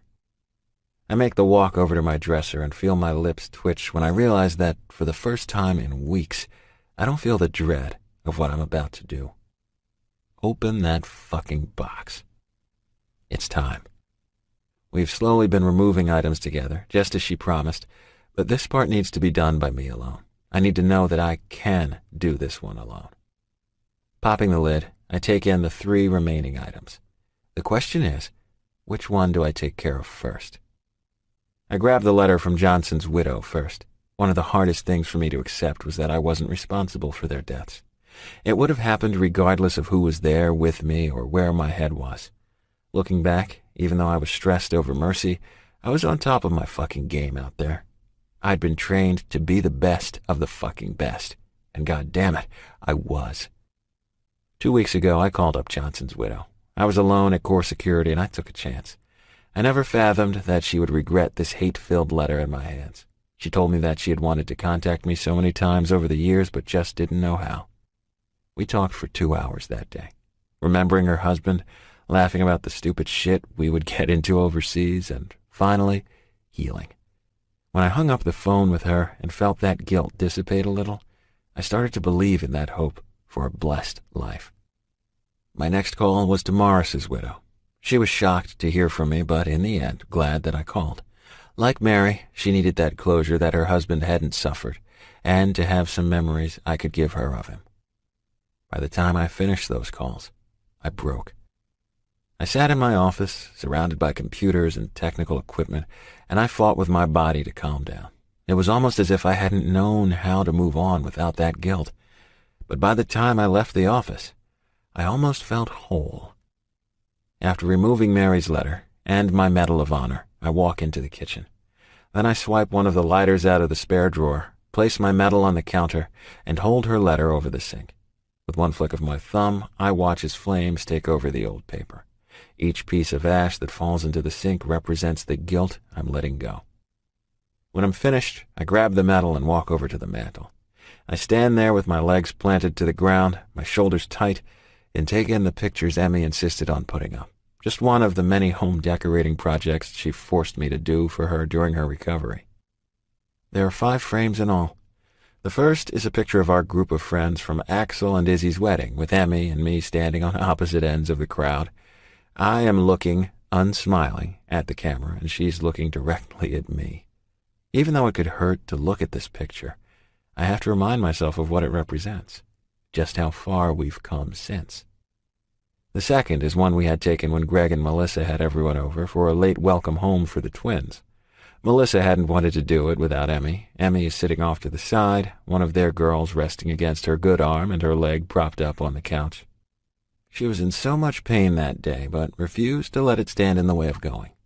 You would never be able to tell by the look on her face. She's smiling down at Lillian, or Lila, as we've been instructed by her big brother, Cohen, to call her, with a look of pure wonderment. I made a mental promise to myself that day that I would put that look back in her eyes, only this time with our own children. I run my finger over her profile in that picture and move on to the next. It's one of all the guys. Axel has his arm wrapped around Greg's neck, laughing.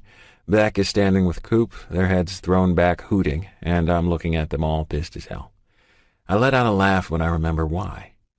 Izzy can be seen in the background with Sway, both of them bent at their waists to hold their laughing bodies up. It took me 3 days until I stopped finding gold flecks of glitter on my skin, another week until my head stopped shining in places. Damn Sway and his fucking glitter, I mumble with a smile. The next is one we had taken when Chelsea came home from the hospital with Zach. All of us met down at Coop's grave and had Davy take a picture. Everyone was there. Emmy, still unable to walk, was in my arms, even though this picture breaks my heart because of the reminder that we no longer have Coop with us. To look from the first one, when Emmy and I were so far from this moment, and then to see us together, yeah, it is hands down one of my favorite pictures. It's our whole family. All 4 of the men I consider brothers with the women they love. My girl is in my arms, her smile taking over her face, and my small grin stealing the hardness from my face. Izzy is holding Nate while Axel is holding her very pregnant stomach. Greg and Melissa each hold one of their beautiful daughters. Beck has his arms wrapped around Dee. Asher and Chelsea are sitting on the ground next to Coop's headstone with sad smiles on their faces. In their arms is Coop's son, Zach. And then there are Sway and Cohen, both with red capes flowing in the wind, hands on their hips and smiles on their lips. Sway said that we needed to make this a place where we could smile at and not always cry. So that's what he did. The last picture I take in, the one that sits in the largest frame front and center, is the one of just Emmy and me. I didn't even know it had been taken, but I could kiss whoever did. We're both asleep in my bed, something we did a lot over her recovery. So often that the women in our circle took it upon themselves to come by, often, and make sure there wasn't anything needed. They would let themselves in and out, sometimes not even telling us they were here. I knew they were coming. My security system would trip them up every time. In the picture, I have my back propped up against the headboard, and Emmy is lying between my legs with her head on my thigh. She had fallen asleep rubbing the skin above my stump in a soft caress. I remember feeling her lips press against my knee right before her body went slack and her hand fell to rest where my leg stopped. That was the first and only time I ever let anyone freely touch my leg like that. She didn't judge or flinch. She accepted it and loved me even more because of my scars. Then I fell asleep with my head tipped back and a smile on my face that didn't even leave in my slumber. I straightened out each frame before taking my Medal of Honor, one I never felt worthy of, and placing it right next to that picture of Emmy and me, right next to the woman who made me believe that I was worthy of everything blessed in my life. With a nod, I walked back to the bedroom and climbed into the bed to pull Emmy into my arms. Right where she belongs. Chapter 31. Emmy. I immediately noticed his medal on the mantel the next morning. Maddox was fast asleep when I woke up. It took me a while to get into the living room, but when I did, it was the first thing I saw. I don't make a big production over it. I smile and continue my slow hobble into the kitchen to get some water. It is when I stand over the sink, empty glass ready and hand hovering over the cold water knob, that I see the ashes. The meaning of such a monumental move on his end hits me like a train, straight through my chest and slamming into my heart. He finds me on the floor in the kitchen. I'm naked as the day I was born, with silent tears streaming down my face. Jesus Christ, are you okay? His hands roam over my body. Then he checks my newly freed arm and looks down to my leg to make sure there isn't an obvious source to my pain. I just sit there and look into his handsome face, my breathing coming in fast pants. These damn tears won't stop. His thumbs work overtime trying to stop their falling while he cups my face between his palms. "You did it," I sob. He looks at me in question. His head tilts slightly to the side, his strong brows pulled tight. "I'm not following, Angel. Are you hurt?" "You let them go and you didn't need me," I gasp. Emerson, fucking hell, what is wrong? His voice booms through the room and I smile. The tears don't stop, but I smile huge and look into his eyes. Have you lost your mind? Do you need me to find some happy pills? For the love of Christ, Em, what is wrong? He's losing his patience and I'm losing my damn mind. I reach up, lightly rub my palm against his chest, right above his heart, and look at him with what I hope is the face of a crazy woman who loves him. The tears aren't going to stop.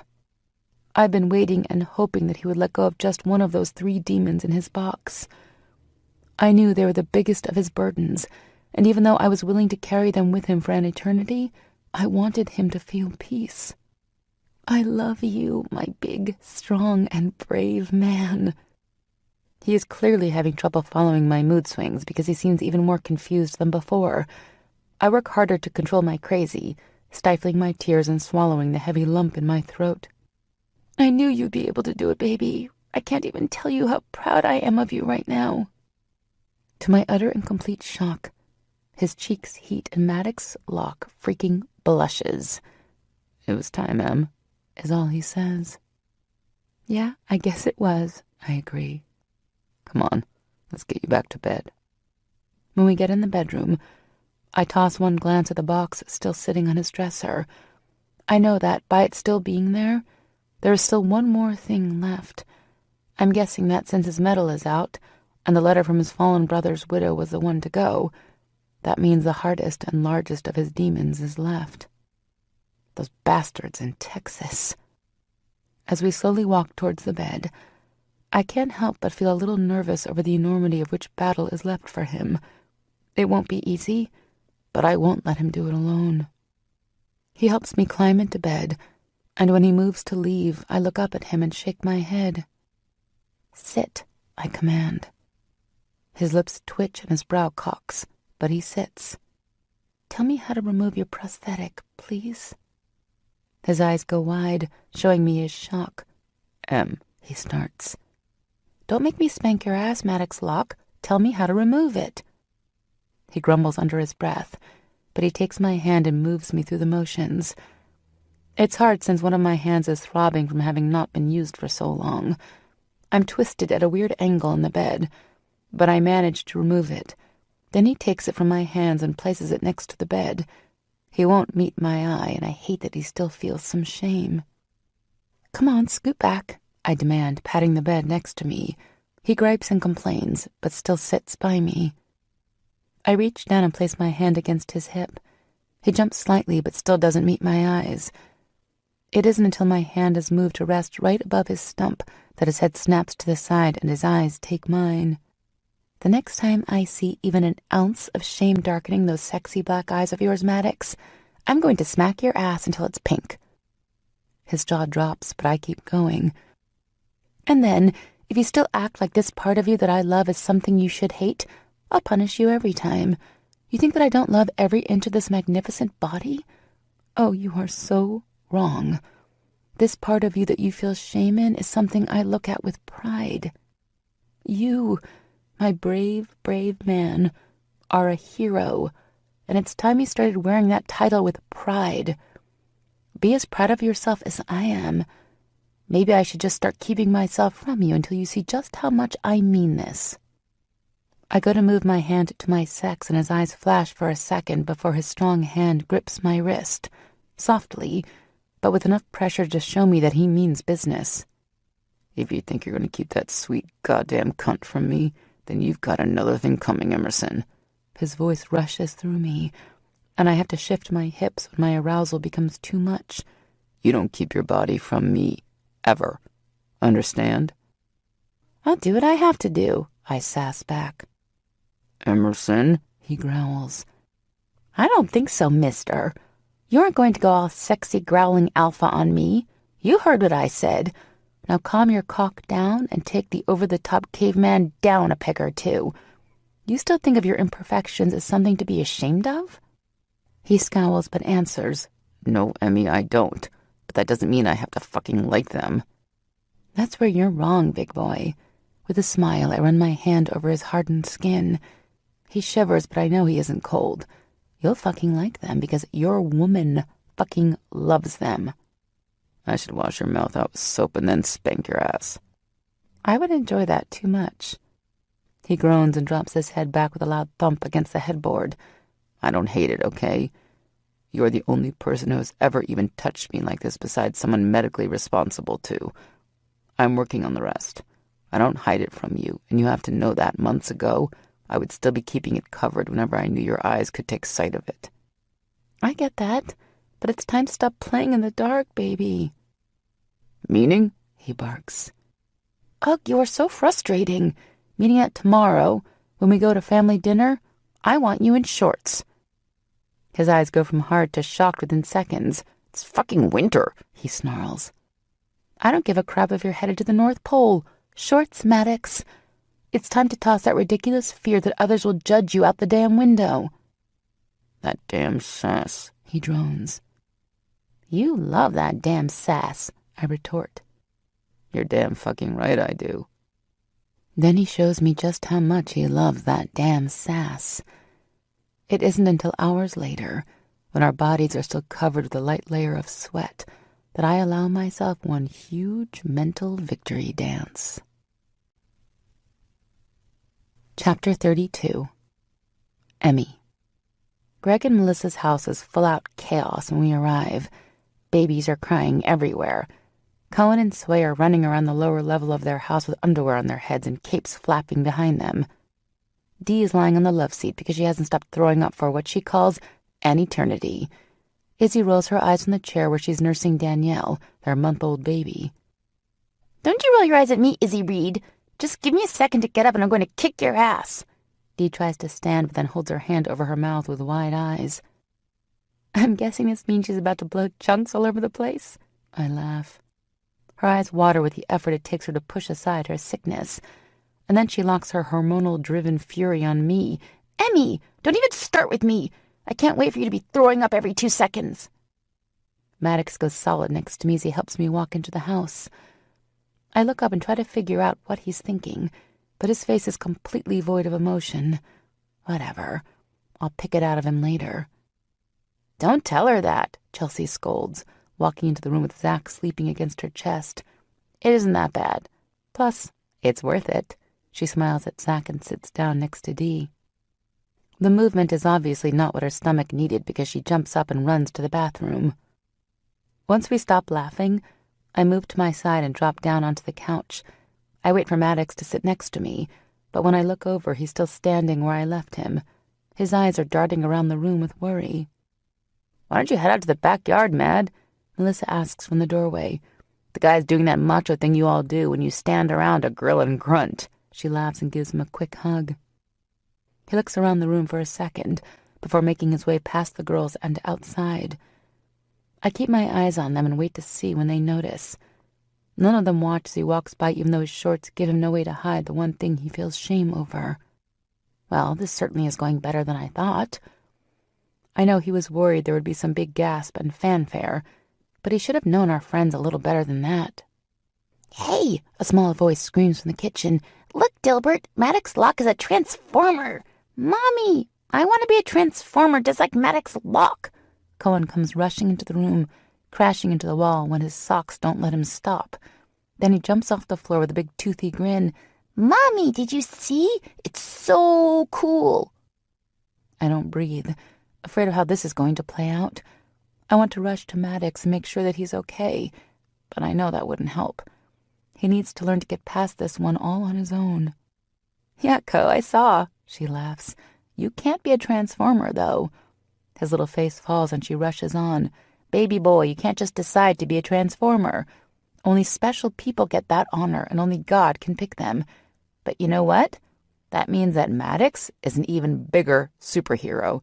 He is a transformer because he saved people." My eyes prickle and I listen as Melissa gives a child version of why my big, strong man is a hero. As they continue to talk about how cool Maddox is, I use that time to look at the faces of the others in the room. Dee still looks a little green, but like the others, she has a small smile on her face. One thing lacking on all of their faces, though, is shock. When Cohen leaves the room, I direct my question to the room at large. "How long have you guys known?" Maybe about a month after I met him," Izzy starts. "His jeans had gotten stuck and were folded in the back." "Took about 6 months for me. He was sitting and had his leg crossed over. I guess it pushed the hem up. I don't know," Melissa states indifferently. "He fell. Well, to be honest, I knocked his ass over one day and saw it. He knows that I know," Dee states, trying to keep her sickness from taking over. I watch her suck in a few deep breaths before she looks back at me with a shrug. "I can't remember when I found out. I figured he didn't want to talk about it since it wasn't common knowledge," Chelsea says with a smile. "I can't believe you guys never told me," I fuss. "Seriously, I think we all just figured when he was ready, we would know, or whatever," Dee says. "Well, you could have made my job a little easier," I snap. "What changed his mind?" Izzy asks with a frown. "He was ready. He just needed a little push." I cross my arms and smile brightly at my closest friends. "Now bring me a baby," I demand. 2 seconds later, little Lindsay is in my arms and I sigh with contentment. Dinner went off without a hitch. I knew it would, even if I was a little worried about what would happen if we had some sort of weird reaction. Cohen was the icebreaker we needed, and by the time we get home, Maddox's mood is even lighter. He's just one more baby step closer to being free of the things that haunt him. I know he might not like the talk I have planned for tonight, but it's time. And after seeing him take this last step tonight, I know he's ready. "Hey." He looks over at me from the other side of the couch with a grin. "Can we talk about something?" He mutes the television and turns his attention back to me. "What's up, Em?" He takes a deep breath, and I know he's thinking the worst. "Come here first," I request, patting the cushion next to me. He places his iPad down on the coffee table and moves over. Then, much to my surprise, he lifts me off the couch and places my ass in his lap. I loop my arms around his neck and give him a soft kiss. His body visibly relaxes some at that. "Calm down, baby," I whisper against his cheek before giving him another kiss. "I think it's safe to say that I'm not going to like whatever we're going to talk about. So forgive me if I can't just calm down, Em." "Right. Well, maybe I'll surprise you." He just chuckles and pulls me closer. "I want to go to Texas." There, I said it. It's out there. Now he can just accept it. Yeah, right. Ugh. I shouldn't have blurted that out. "You what?" he thunders. Okay, I'll admit that I should have led up to that. You fucking think? Hey, I don't know what you're getting pissed about, Maddox. I haven't even explained myself. I go to bring my arms down from around his neck, but he quickly moves to hold them in place. His face moves close and his nose touches mine. Why in the hell do you want to go to Texas, Em? Because it's time, I state calmly. I hold his gaze, and after what feels like the longest time, he drops his forehead to mine. I don't want you near them, Em. I don't want you close enough for them to get their claws into you. There, now he said it. The one thing I know is still holding him back. He's afraid that if I get near his family, that temptation of power, he calls it, and their evil, it might suck me in. My heart breaks for him. Talk to me, please. Tell me what's going through your head. He doesn't speak, his forehead still against mine. Maddox, baby, I press. I'm terrified, Emmy. I am downright terrified that they could hurt you. I'm a lot tougher than you're giving me credit for here, Maddox. I know you are, but Jesus, I don't even know how to explain it. He pulls back and looks into my eyes. This is important to you? Very. I don't say anything else. I let his eyes study my own and wait. You want that box in hell, yeah? I nod my head. All right, let's get you fixed up and then we'll head to Texas. I don't think I need to go this far to let that go, but I'm willing to give it a try. But Em, the second, and I mean the very second, that I think that you're in danger, we are fucking gone. I smile huge. My face hurts huge. He just shakes his head and gives me a deep kiss. Chapter 33. Maddox. 4 months later. I walk hand in hand with Emmy through the Dallas-Fort Worth International Airport. Her smile keeps me from falling apart. I'm a mix of dread, trepidation, and anger. Just being back in this state has my skin crawling. It's like every year that I've been gone, pushed myself to forget, it's just gone in a giant wash. I've come so far, and I think that deep down, I'm worried more that this trip will be one giant setback. Stop! I look down at her, my angel, and the reason I'm even able to be here right now, and scowl. Stop what, woman? Stop worrying. I got your back. She lifts one tiny fist up and waits for me to give her a bump. I roll my eyes, but give her what she wants. Plus, if things get tough, you can always transform and go all Autobot on their asses. She lets out a loud laugh, and I just shake my head. Ever since the night she demanded I wear shorts, I haven't hidden myself from anyone. I expected to feel their pity, or maybe for them to stare, but no one acted any differently. I get questions from Cohen, but that's it. The guys don't bring it up, but they know how big that moment was. This is the last speed bump that stands in my way, in our way, of the future we deserve, especially now that her parents and that motherfucker Sean are taken care of. Sean, may he rot in fucking hell, didn't last a month in jail. He made enemies quickly, and one beautiful morning, his body was found in his cell. I took Emmy out to dinner that night to celebrate. Well, she didn't know that was why, but I did. It felt fucking good to know that while I was taking my girl to dinner, her laughter and smiles warming my heart, the bastard who'd tried to take her from me was rotting 6 feet deep. Her parents took a little more time. She doesn't talk about them, and I know it's all part of her one step forward without looking back approach, but not me. Hell fucking no. I wasn't going to sit back and let them continue to live some twisted life. They needed to pay for what they had done to her. So she might not have talked, but I did. It took 4 months after we left for all of my planning to come to fruition. That club had to go first. It really was a shame that a homeless man happened to throw a cigarette next to the building when a pile of gasoline-soaked rags had been carelessly thrown there.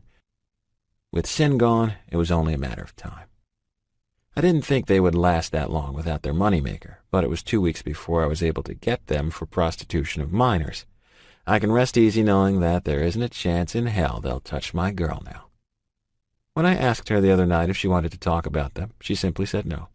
She only wanted to know one thing, if they could get to her again. I gave her one hell of a kiss and reassured her that they would never be able to touch any part of her life again. She doesn't want details, but I know she feels the relief of knowing that. With her family taken care of, all that's left is mine. I just hope that I can feel the same satisfaction as I do now when we fly out of here tomorrow night. The drive to the hotel doesn't take long. My family's estate is about 30 minutes away. I'm close enough that it won't take long to get there, but far enough away that I can't feel their vile vortex sucking me in. Fuck, my skin is still crawling. I drop our shared suitcase on the floor and turn to where she's putting her purse down and checking her phone. She's been texting Melissa since we landed to keep her updated. She asked me if she could tell her what wouldn't break my trust, but enough that she could have someone to be there to confide in. I don't want her to feel like she has to keep this all in and on herself. The guys all know, so even though I didn't want Melissa to know just how fucked up my life was, I agreed that she needed someone to talk to about it all, especially knowing that this weekend is most likely going to be one big fuck-up. I hear her toss her phone on the table and look up to see her full lips smirking at me. Her hands fisted at her hips and pure mischief is in her eyes. So, how about you stop standing there worrying like an old lady and come fuck your woman? God, I love this girl. You getting sassy with me, Emerson? I question while stalking over to where she's standing. She doesn't flinch. Instead, she stands up straighter and raises her eyebrows. Oh, I'm sassing you all right. Planning on doing something about it? Or maybe I need to just go take a nice long bath and take care of myself. Like fucking hell, I grumble. Then I bend, grasp her hips, and toss her onto the bed. She laughs before snapping her mouth shut when she sees my eyes. You want me to fuck you? She nods, licking her lips. You want me to pink your sweet ass? Her eyes go bright with lust, and she nods again. And what if I refuse? You wouldn't, she gasps, rolling and coming up on her knees. Well, then, I will go take a nice, long shower. Oh, I damn well would if you think you can still threaten to take your pussy from me. Oh, come on, Matt, I was just joking. I slowly pull my belt from my jeans. Her eyes shoot down and widen. My lips turn up when I see the desire, the craving taking hold of her. Walking over to the edge of the bed, I bend the belt and slap it against my palm. She jumps at the sound and gulps. You need to stop threatening to take that sweet pussy from me, Em. I don't like thinking about not having your sweet juices coating my cock or running down my chin when I eat you. I don't like the thought of my fingers not fucking you hard while you beg for my cock. So let me ask you again. If I refuse? She whimpers. Emerson, if I refuse to fuck you? She gulps audibly again and lets out a shaky breath. Then I guess I'm going to have to wait until you're ready, master, to fuck me. Don't get snippy, Emerson. It doesn't suit you. And remember this. I'm not your fucking master. I don't want to control you. Everything I do to your body is so that you feel pleasure. I don't spank your ass for any other reason but to make your fucking body electric with want. When my hand comes down and your cunt weeps with your cream, all because what I'm doing to you turns you on that much, baby, you have no idea what that does to me. I want to share your pleasure, and the thought of you taking 1 second of that from me so that you can come at your own hand, well, that's just not fucking acceptable. Maddox, please shut up and either eat me or fuck me. I don't care, but please just take me. Her nipples are poking through her thin blouse. Her eyes are hooded and her chest is moving fast. Her full tits calling for my mouth. Get naked. She doesn't pause in my command. Her shirt and bra are all but ripped off before she scrambles to her feet and stands before me. She gives me a heated glance before shoving her jeans and panties down. Then she stands tall and waits. She waits for me to tell her what to do next, and damn if that isn't the hottest thing. I drop the belt and almost laugh when she sighs. My girl wanted to feel that leather against her skin. I'll give it to her, but it won't be in some hotel room. No, I'll give that to her when she can scream the walls down. My shirt comes off next before I watch her talk herself into reaching out. Then my hands fall to my jeans. A flip of my wrist, and they fall. She swallows thickly when my cock jumps me. Head already wet with pre-cum. You want my cock in your mouth first, or do you want me to eat you? Because, baby, right now, that's up to you. Can I have both? She asks devilishly. Fuck me, I laugh. Yeah, baby, you damn sure can. I sit and finish pulling my jeans off. She drops to her knees so quickly I can't stop her, giving me a long lick up my shaft before going about removing my leg. I don't speak. I just watch her. When she finishes, I lean back. "Get that pussy up here and let me feast, woman." She giggles as she climbs onto the bed. When she kneels just above my head, I look up at her wet pussy. Spreading her legs, she scoots forward slowly. Fuck this. I grab her hips and pull her roughly to my mouth. She falls towards the bed before catching herself. I feel her hot breaths dancing across my tight skin and groan against her core. She doesn't waste a second before wrapping one slim hand around my cock and pumping softly. When I feel her tongue come out and lick around my swollen head, I bite her clit. After that, she moans around my cock as we feast on each other. Her tongue is swirling around each one of the bars on my shaft and circling around my girth. When she pulls on the ring pierced through the head, I grunt. Then I bring my hand down hard on her ass. She pulls off my cock and screams. Yeah, that's right, Em. Fucking swallow that cock. I know she's getting close, and as much as I want to feel her wetness on my face, right now, I want her coming on my cock. She gets one long swipe of my tongue before I pull back and kiss her quivering thigh. I can feel my dick pressed against the back of her throat, and I wait for her to move her head up before I slap her ass again. "Get up here and ride my cock, Emerson." She fumbles and almost falls head first off the bed, but after she gets herself steady, she turns and climbs up my body. Her lips hit mine, and her tongue comes out to lick herself from my lips and tongue. Then she impales herself, causing us both to cry out. "Fucking hell, Em, best fucking pussy ever. That's right, Angel, ride that cock hard." I smack her ass twice. Her lips crash back to mine as she shakes my body just as hard as I knew she would. My hips thrust to meet hers, and my hands stay on her waist to help drive her down on my hard flesh. My balls, so painfully tight, slap against her with each slam. Her nails are pressed deep into the skin on my shoulders. The moans that are rolling off her tongue are like some sort of delicious song. A song that drugs my senses and has me yelling out my release just seconds after her walls clamp down and her juices, that delicious fucking honey, coats my balls. When she breaks the silence with, "I think we need to work on that roaring, you sexy man," a smile breaks out on my face, and I throw my head back and laugh.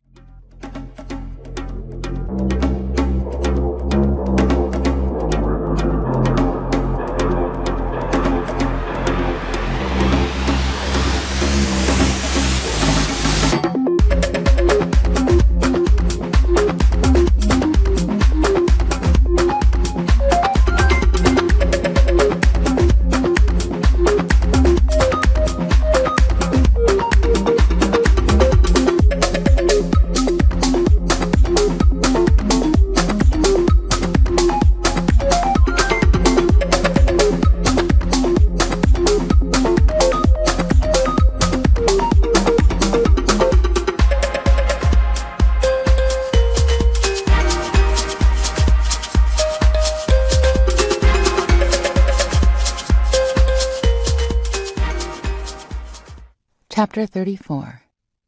Emmy. This is it. This is the moment I've been waiting for him to be ready for.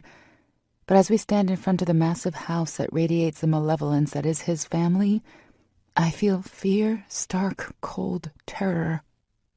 I have no doubt that he's ready to tackle this. My faith in him isn't in question. No, my terror is all my own. I have felt nothing but raw hate since he told me of his horrifying past. Each pain that these people inflicted on him fills me with the kind of anger I never thought I was capable of feeling.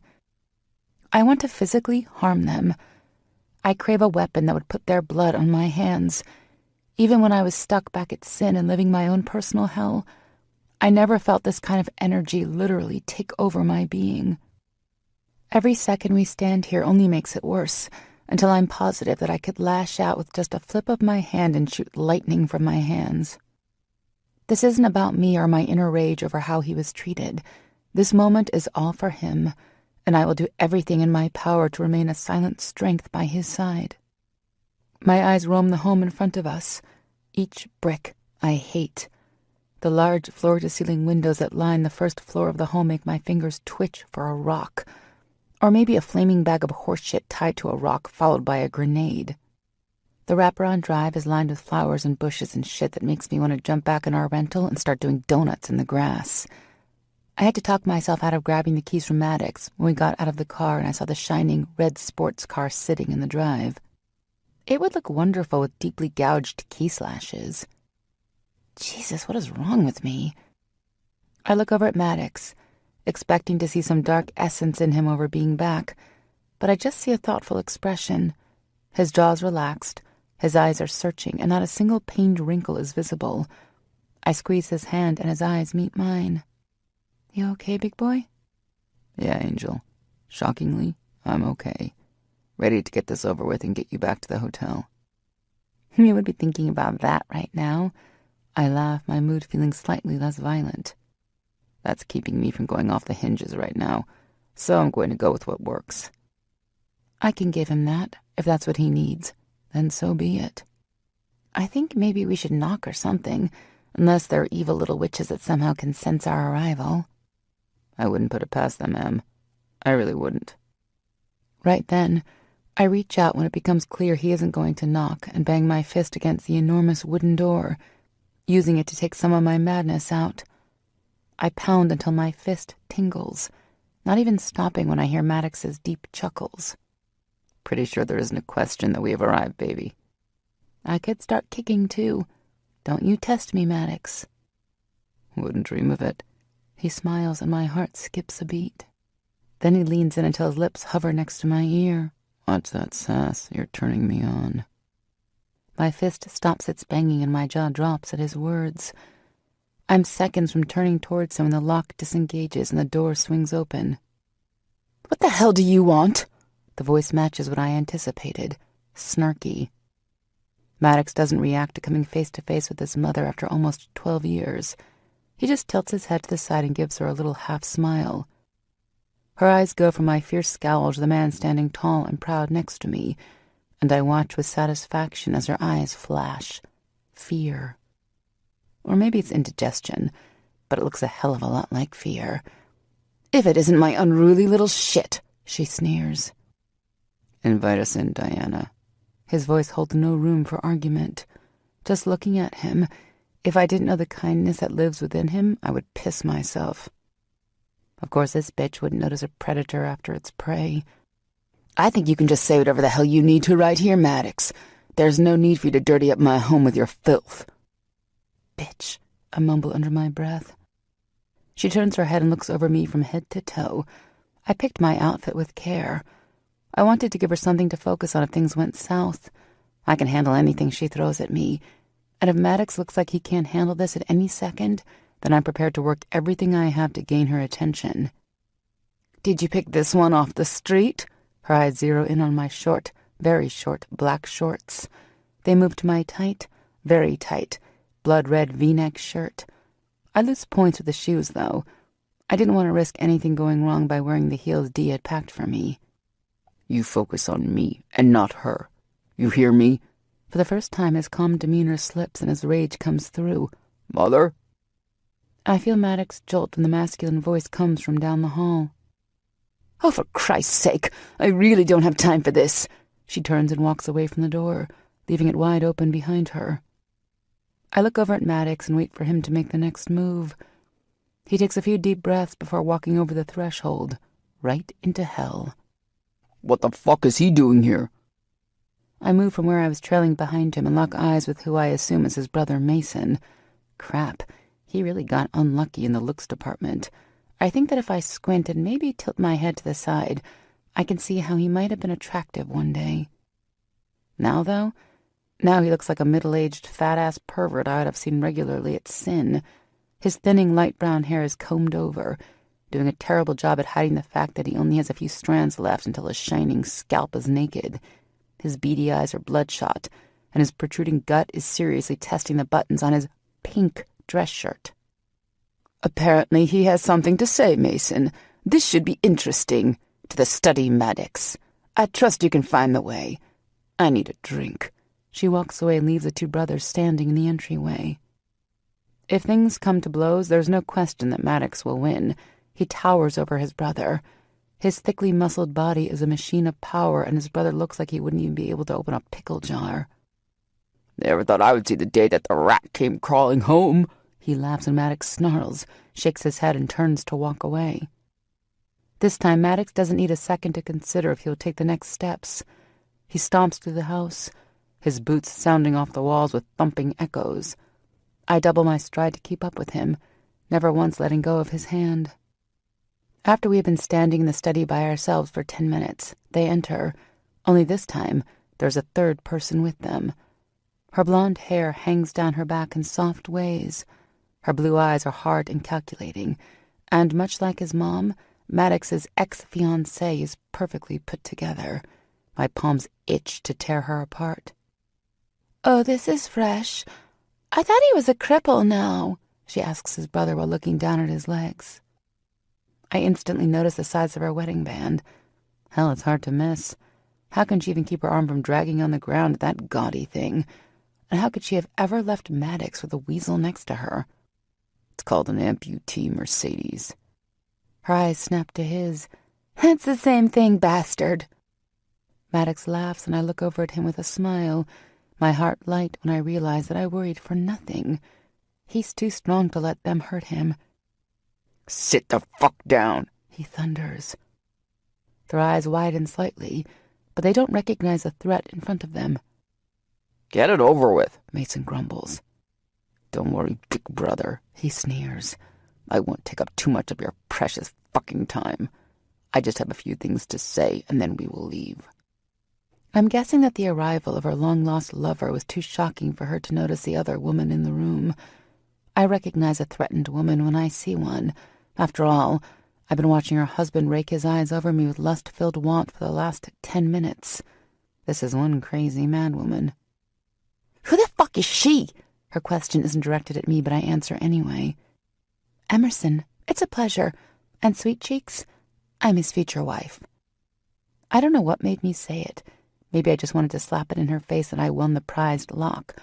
Or maybe it was just wishful yapping. Either way, the words taste delicious.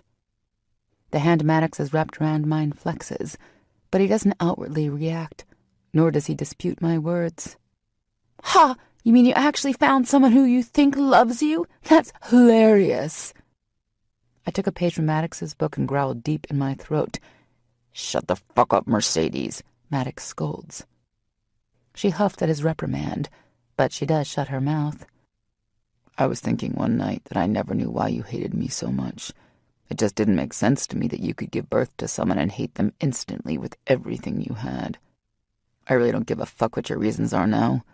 Let me tell you a little fucking bedtime story this time. There once was a man who thought he was broken and unworthy, a demon that walked the earth, causing nothing but pain to others with only a touch. Then he met an angel that was just as lost as he was, and he realized with her help that it was never him that was broken. It was never him that spread his villainous evil. You see, that evil that he was told he had been born with, it came from only one person, you. And once that man was free from the webs of her darkness, he realized he wasn't some giant fuck-up. He had just been born from evil, and it took a little longer to clean that bullshit from his skin. "Now you little—" "You don't fucking get to speak," he bellows. "Let me ask you, Diana, how many years have you been afraid that I would show back up, that I would question everything you told me when I was at my worst? I should have thought about it sooner, but I've been a little busy since. It didn't take long for me to sit at my computer and tap into your lives with just a few keystrokes. You made a mistake, though. When you went to sell the company, I'm assuming because you were either drunk or had spent all of your worth, you couldn't do anything without the one person who still holds 25% of Locke Oil. Could you?" I want to snap my eyes to his.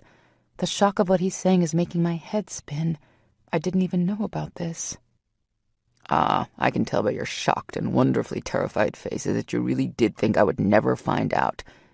Isn't it just fucking good fortune that I showed up when I did? I don't fucking want your company. I didn't when you assumed I did, and I didn't when I was fighting to rebuild my life 12 years ago. But you can be sure of one fucking thing. I don't care if it sinks you in the ground. You want my shares? Take them. I know you need my signature to sell. You need to sell just to keep afloat. I can see the wheels turning in their heads. They think they've won. Just like that? Mason asks. Just fucking like that. Oh, I forgot. I won't accept a check since I'm pretty sure it would bounce to the fucking moon. You want them? Then be prepared to bleed that money you don't fucking have.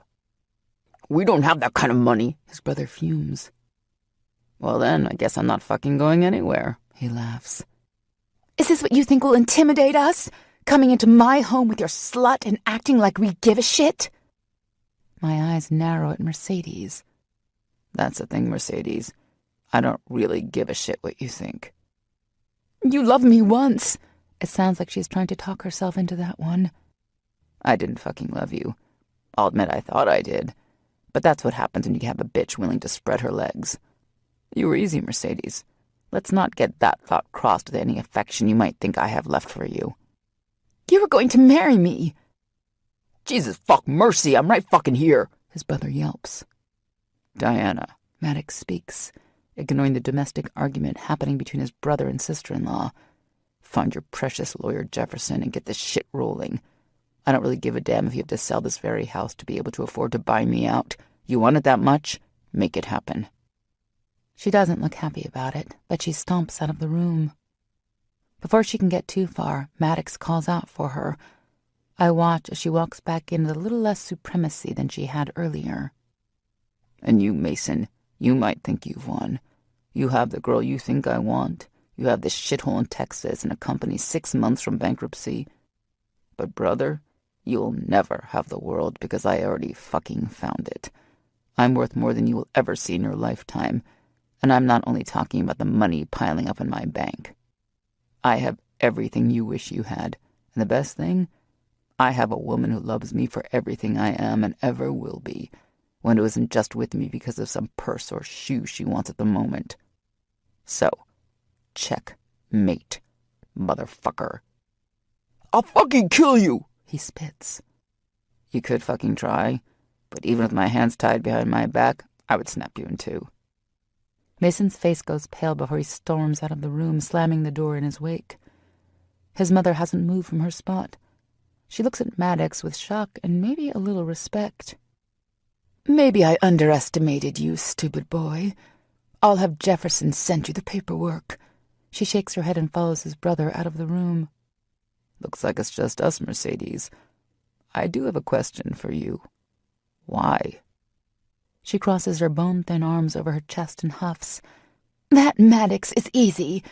Mason promised me the fucking world. Best clothes, houses, cars. Ultimate power right at my fingertips. All I had to do was get you out of the picture somehow.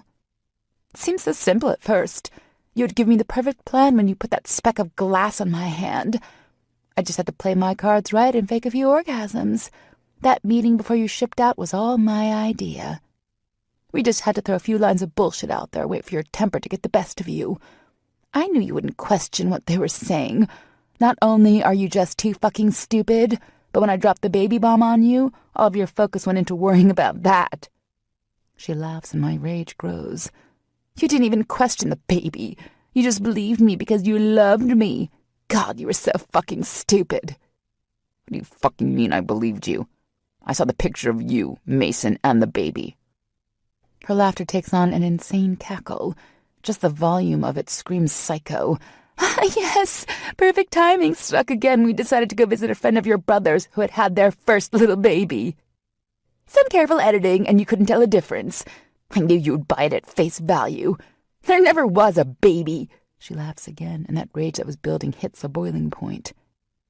You see, she says while stepping forward and dragging her fingertip down his chest.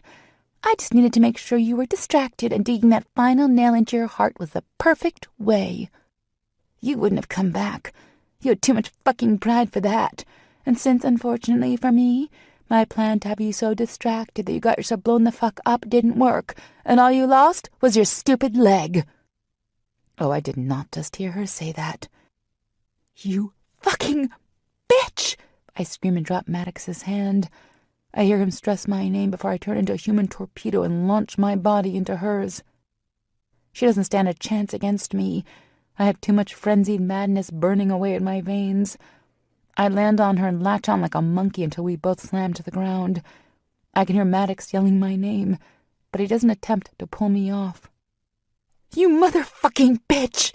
I yell before punching her in the face. My fist hits her jaw first. Then I shift my weight when she tries to throw me off her and give her another hard slam into her ribs.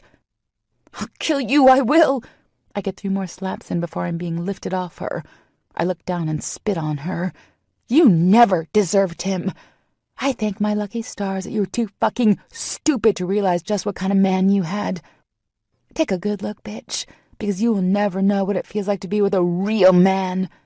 I spit again and smile when it lands right between her eyes. She moves to stand and Maddox isn't quick enough to get me away from her. I lift up my foot and kick her right in the ass, laughing when she falls forward and knocks into the bookshelf, sending a few dozen books from the shelves onto her prone form. "You feel better?" Maddox asks with a huge smile on his handsome face. "Yeah," I reply, smoothing out my hair and clothes. "I do. How about you, baby?" His eyes go soft and he gives me a kiss. "Yeah, Angel. I've never felt better in my life." Looking into his eyes, I believe it, until I feel a sharp pain in my side and wetness against my panties. What the hell? I reach down, and when I bring my hands up, there's blood on my fingertips. "Maddox?" "Yeah, he asks, moving his eyes from where Mercedes still hasn't moved. When he meets mine, he goes still. "I think it might be a good idea if we go to a hospital," I whisper. He looks from my eyes to my hand before his tan skin goes white and I'm in his arms. He doesn't respond when his mother snarls his name or when his brother starts stalking after him. He doesn't stop until he's slamming the car in park and carrying me into the local emergency room doors. Chapter 35. Maddox. She was right. Letting go of that last tie gave me a sense of peace I hadn't fathomed possible. I didn't feel pain from Mother's or Brother's words. I didn't even flinch when Mercedes told me just how deep her deceit had been. I even wanted to laugh when Emmy threw her body on top of her and fought her like a world-class boxer. I felt whole for the first time in my life. The weight of those monsters that had been eating away at me for so long, gone. I didn't think there was one thing I could feel wrong. That is, until I looked over at Emmy and saw fear in her eyes. At first, I didn't know what was happening. Then I saw the blood on her hands. My confusion turned into a fear as cold as ice filling my veins. We were taken right back, and she was immediately checked out. My world was rocked an hour later. Emmy. Pregnant. I look over at her as she rests peacefully in the hospital bed. They gave her intravenous fluids to help rehydrate her and an antibiotic. According to the doctor, she and the baby are fine for the moment. He couldn't see any sign of a miscarriage. After we briefly explained that she had been in a physical altercation, he said that it was most likely a threatened miscarriage and that she would need to stay off her feet, then follow up with her doctor when we get home. "Hey," she sighs, turning in the bed and curling on her side to look at me. "You okay?" I can't help it. I throw my head back and laugh. The tension that was rolling off my body and all the stress of the day evaporates with just the sound of her voice. "I should probably be concerned that you're losing it."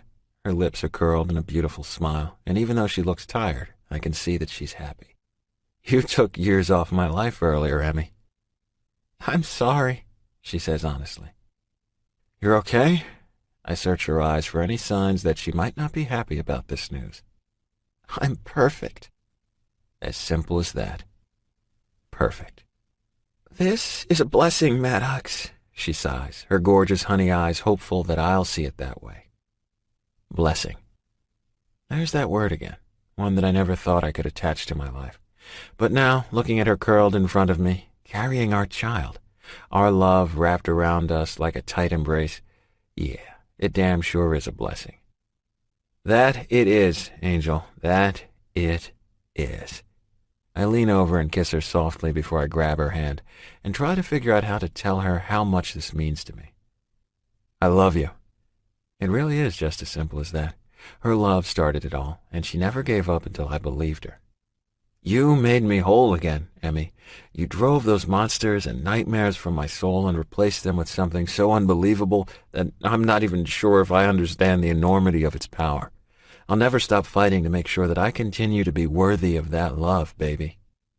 I love you back, my big, strong man. One thing, Em? I wait until her eyes come back to mine. Future wife, huh? I laugh lightly when she blushes one hell of a hot shade of pink. When she said that earlier, the only thing I could think of was how fast I could drag her ass to the courthouse. We hadn't even discussed it before, but now that she's said it out loud, I can't stop the visions of her with my rings around her finger and my name. Yeah, about that, it just kind of came out. I don't want you to freak out or anything about it. I understand that kind of step takes time. Says fucking who? I interrupt. I don't know. Everyone? Jesus, Em, I think it's safe to say we aren't just like everyone. Everything about the road we've had to travel to get to this point has been pretty off the tracks of normal. Who says we need to go in a certain order? I place my hand against her stomach before continuing. Pretty sure we proved that point over and over. Yeah, she laughs. I guess we did. Just you wait, Emerson Keyes. You're going to marry me as soon as we get home, and then I'm going to spend every day blessing you with everything I have. You're going to marry me? Don't you think you should actually ask? God, I love that sass. Keep it up, Em. I'm going to start adding up all that sass again. Her eyes widen at my low growl before she laughs in my face. I'm going to look forward to it, Matt. You do that, Angel. I take her lips in a slow, sweet, and intoxicating kiss. By the time I pull back, her eyes are glossy, her cheeks are red, and her lips are swollen. I lean forward, pull her plump bottom lip in my mouth, and nibble lightly, earning a moan from Emmy. Blessed, I whisper against her lips. We didn't spend long in the hospital. After she was monitored overnight and her bleeding stopped with fluids, we were released with the referral to follow up with her home obstetrics physician. We got a prescription for the urinary tract infection she had, another factor that the doctor said had caused her bleeding. She needs to keep herself hydrated, and as long as everything looks good at her doctor appointment, he doesn't see us having any lasting issues. We took our time getting home. Instead of flying, we kept our rental car and decided to make a 2-week road trip out of our drive home, stopping in a different hotel each night and spending time together. Axel called 3 days into our trip and said that there was some man named Jefferson calling the office nonstop. Judging by the fact that he yelled it over the line before hanging up, I'm guessing that Jefferson has been quite persistent. I figured it would happen, but I didn't think she would rally that quickly. Do you want me to sit with you when you call him back? Emmy asks later that night when we check into our hotel somewhere in the middle of Mississippi.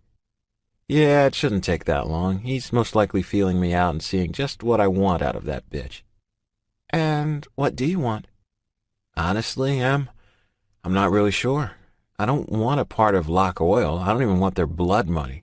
I just want to be done with them. But then I think about everything they played a part in and all of the years of pain before more years of fear. When I think about all of that, I want to be done with it, but I also want to take their hurt and turn it into something good.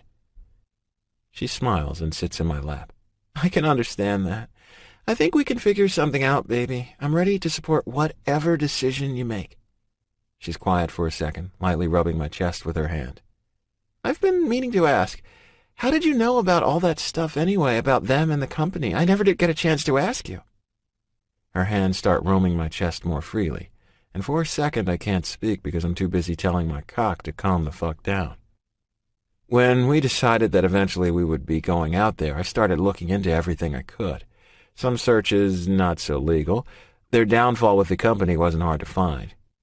She spends more than she makes, according to her financial history. The fact that I still had my shares in the company was more shocking than anything. I guess, after everything that happened, I just wanted a clean break. I didn't want to touch anything that they could possibly hurt me more with. So when the random letter here or there came from Jefferson, their lawyer, or anything attached to them would hit my desk, I buried it. She nods her head and then lays it on my shoulder, wrapping one of her arms behind my back. She continues to run her fingers against my chest while she thinks, and the whole time I fight my body. So now that you know, do you want to go through with your threat to take her for everything she has? Or do you want to talk about other options? I think I have an idea you might be open to. I think about her question for a moment. I've been asking myself the same thing since we left the hospital.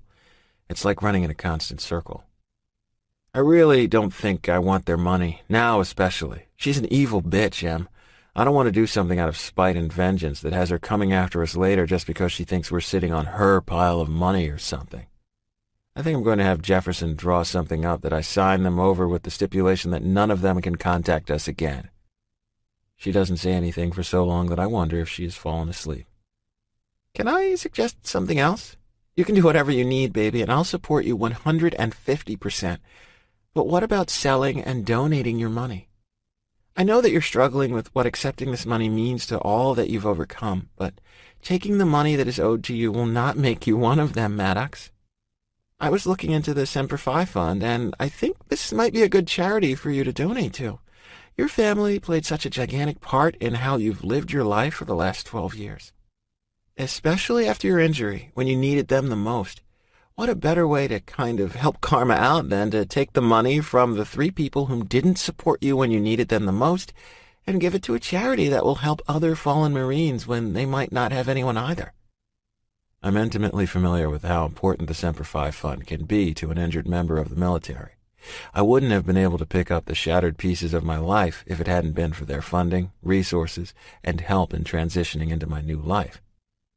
God, I love you, Em. I didn't even think about that, but I think it's a great idea. I'll make sure that it's in the paperwork from Jefferson. Complete sale of my shares in Locke Oil and all money be donated to the Semper Fi Fund. But I'm making sure he also includes that they can't contact us or any of our children. I just want it done. I'm sick of the baby steps, Em. You told me once that we had to learn to walk again before we could run. Well, Angel, it's time for us to run. I feel her cheek move when she smiles. You're right, baby. I'm ready to run, she whispers. Epilogue. Maddox. 5 years later. Stop squirming, Emerson, I rasp in her ear. Don't you give me that tone, Maddox Locke. Watch that sass, Emerson Locke. She narrows her eyes and then closes them tight. She's been making that same face for the last 30 minutes, and every time I tell her to stop wiggling that sexy ass around, she throws her sass back in my face. I can't wait to spank her ass for it later. Almost done, Rex says. I look over her body and give him a nod. You said that 10 minutes ago, she reminds him. Yeah, then you started acting like a baby. He laughs at her, returning to his task. Watch it, Em.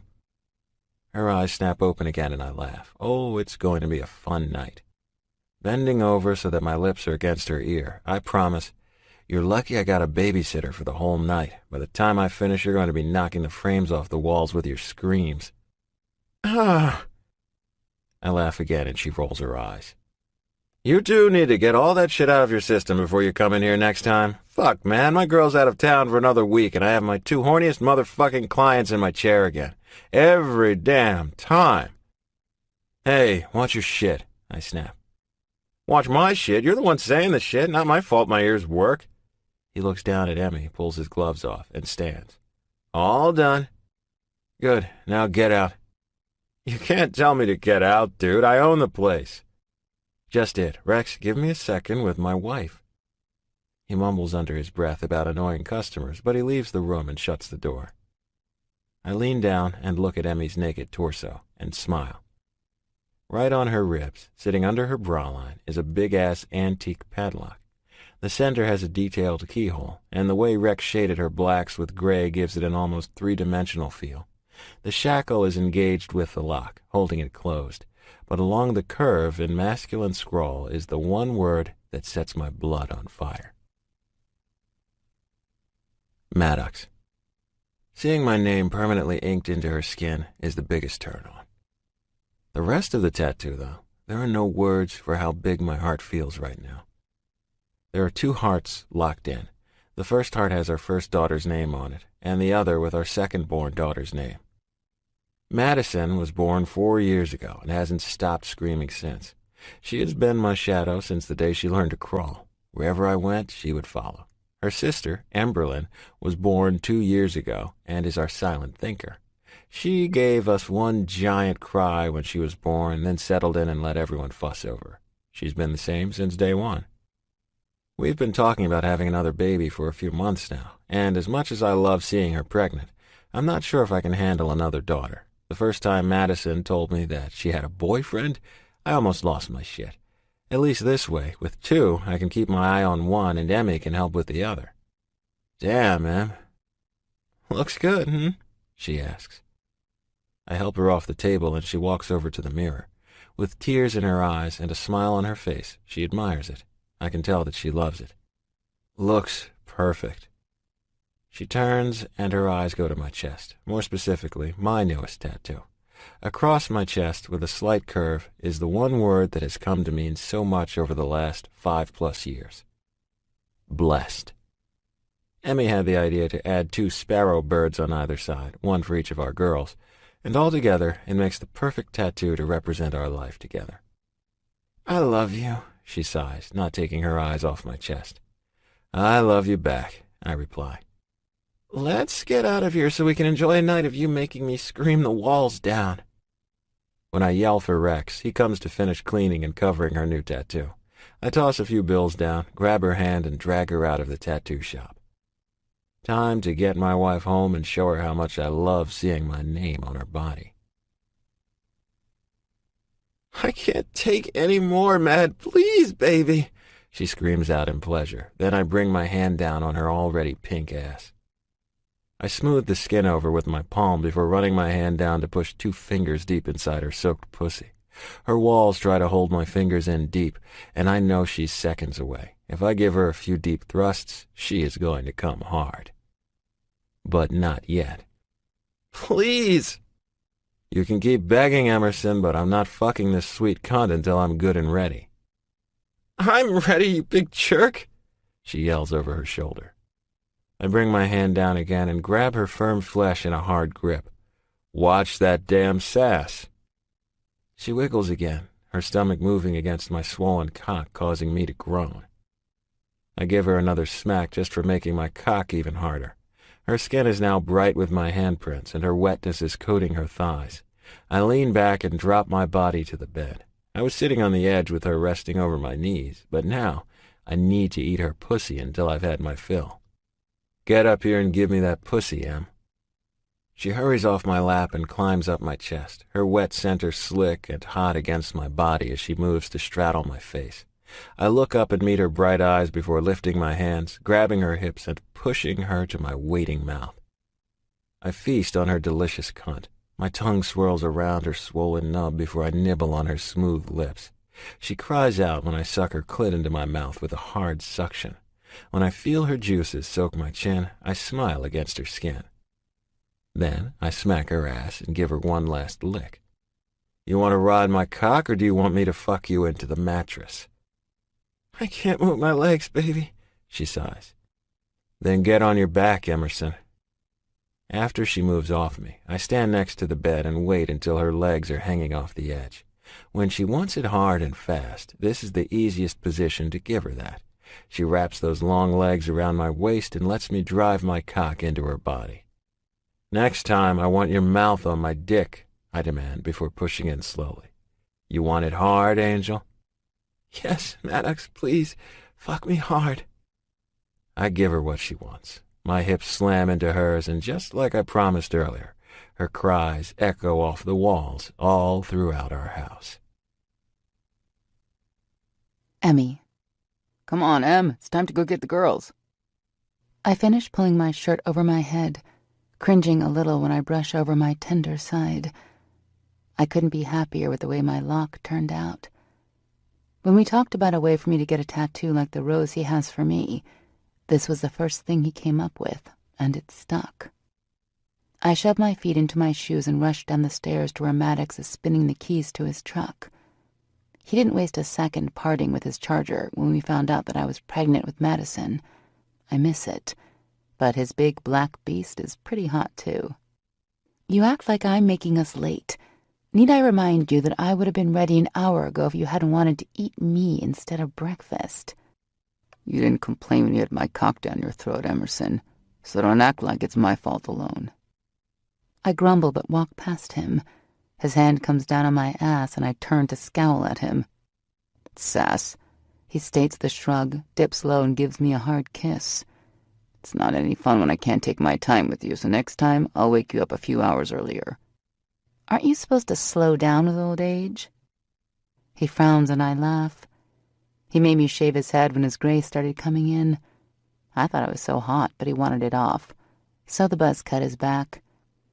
I miss having his thicker hair to run my fingers through, but when I feel that prickly sensation along my thighs when he has his tongue busy between my legs, it's pretty hot. You keep reminding me that I pushed over into my 40s, and I'm going to remind you that you need my baby in your belly before you hit your mid-30s. Hey, I still have a couple of years to go. We laugh and continue our banter on the way to Axel and Izzy's house. They wanted to keep the girls last night for us to enjoy a date night. We had Nate and Danny the weekend before, so they owed us a good night out. Nate turned 8 this year, so the co-ed sleepovers are starting to make Maddox go crazy. I keep reminding him that they're just kids, but it doesn't do any good. We must be later than I thought because everyone is already here when we arrive. Melissa's minivan is parked half on the grass and our back doors are wide open. Those two have so many kids that it's no wonder they forget to close their doors every time we go somewhere. They have their second set of twins, boys this time, last year, Camden and Colton. I have no idea how Melissa is still standing, smiling, and full of energy with 5 children. Cohen is about to turn 11 and the twins, Lynn and Lila, are going to be 7 soon. Beck and Dee's car is behind theirs, her Prince on Board sticker still hanging in the back window. They had their son Liam a few months before Madison. They've been best friends ever since. They've tried for a while to have a second child, but it doesn't seem to be in the cards for them. Asher's Jeep, which he refuses to get rid of even if Chelsea says the wheels are going to fall off any day now, is covered in mud. I bet Axel had a shit fit when he pulled up. They had their second child, Jackson, 4 years ago. They didn't want to wait after Zach was born, choosing to keep their children close in age. They're almost the exact age difference that Asher and Coop were. Zach, sweet little Zach, is so much like his father was. He's so full of life, never wanting to sit out of the fun when he can be the center of it. Sway and Davy aren't coming? I ask Maddox when we climb out of his truck. I thought they were, but I know they had Stella down at the lake this weekend, so they might have just stayed another day. How is Sway dealing with his daughter starting school this year? He stopped coming into the office to see Davy, so I guess better. That's good. I know he was having issues with their princess growing up. I laugh. That would be a vast understatement. When Sway realized that the summer was almost over and Stella would be starting kindergarten in a few weeks, he called out of work for a week. When Davy finally got him to go back to work, he brought Stella with him. She was like a glitter-throwing fairy for hours. I went in to get my hair done and left with so much of it falling off my head that I think I'm still finding flecks in my car. Sway and Davy had their commitment ceremony almost 4 years ago, and after years of fighting for adopting their own child, they found Stella. The paperwork was finalized 6 months ago, and I swear I've never seen him happier. I never did go back to work at Core Security. Maddox and I both agreed that we wanted our children to grow up with one of us home.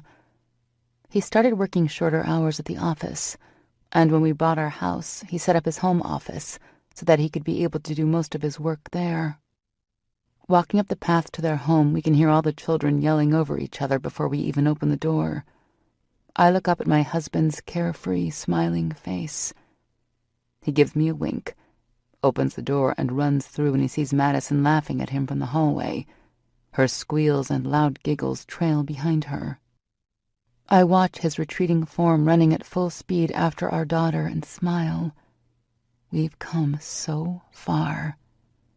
He was ready to run 5 years ago, and we haven't stopped since. Maddox.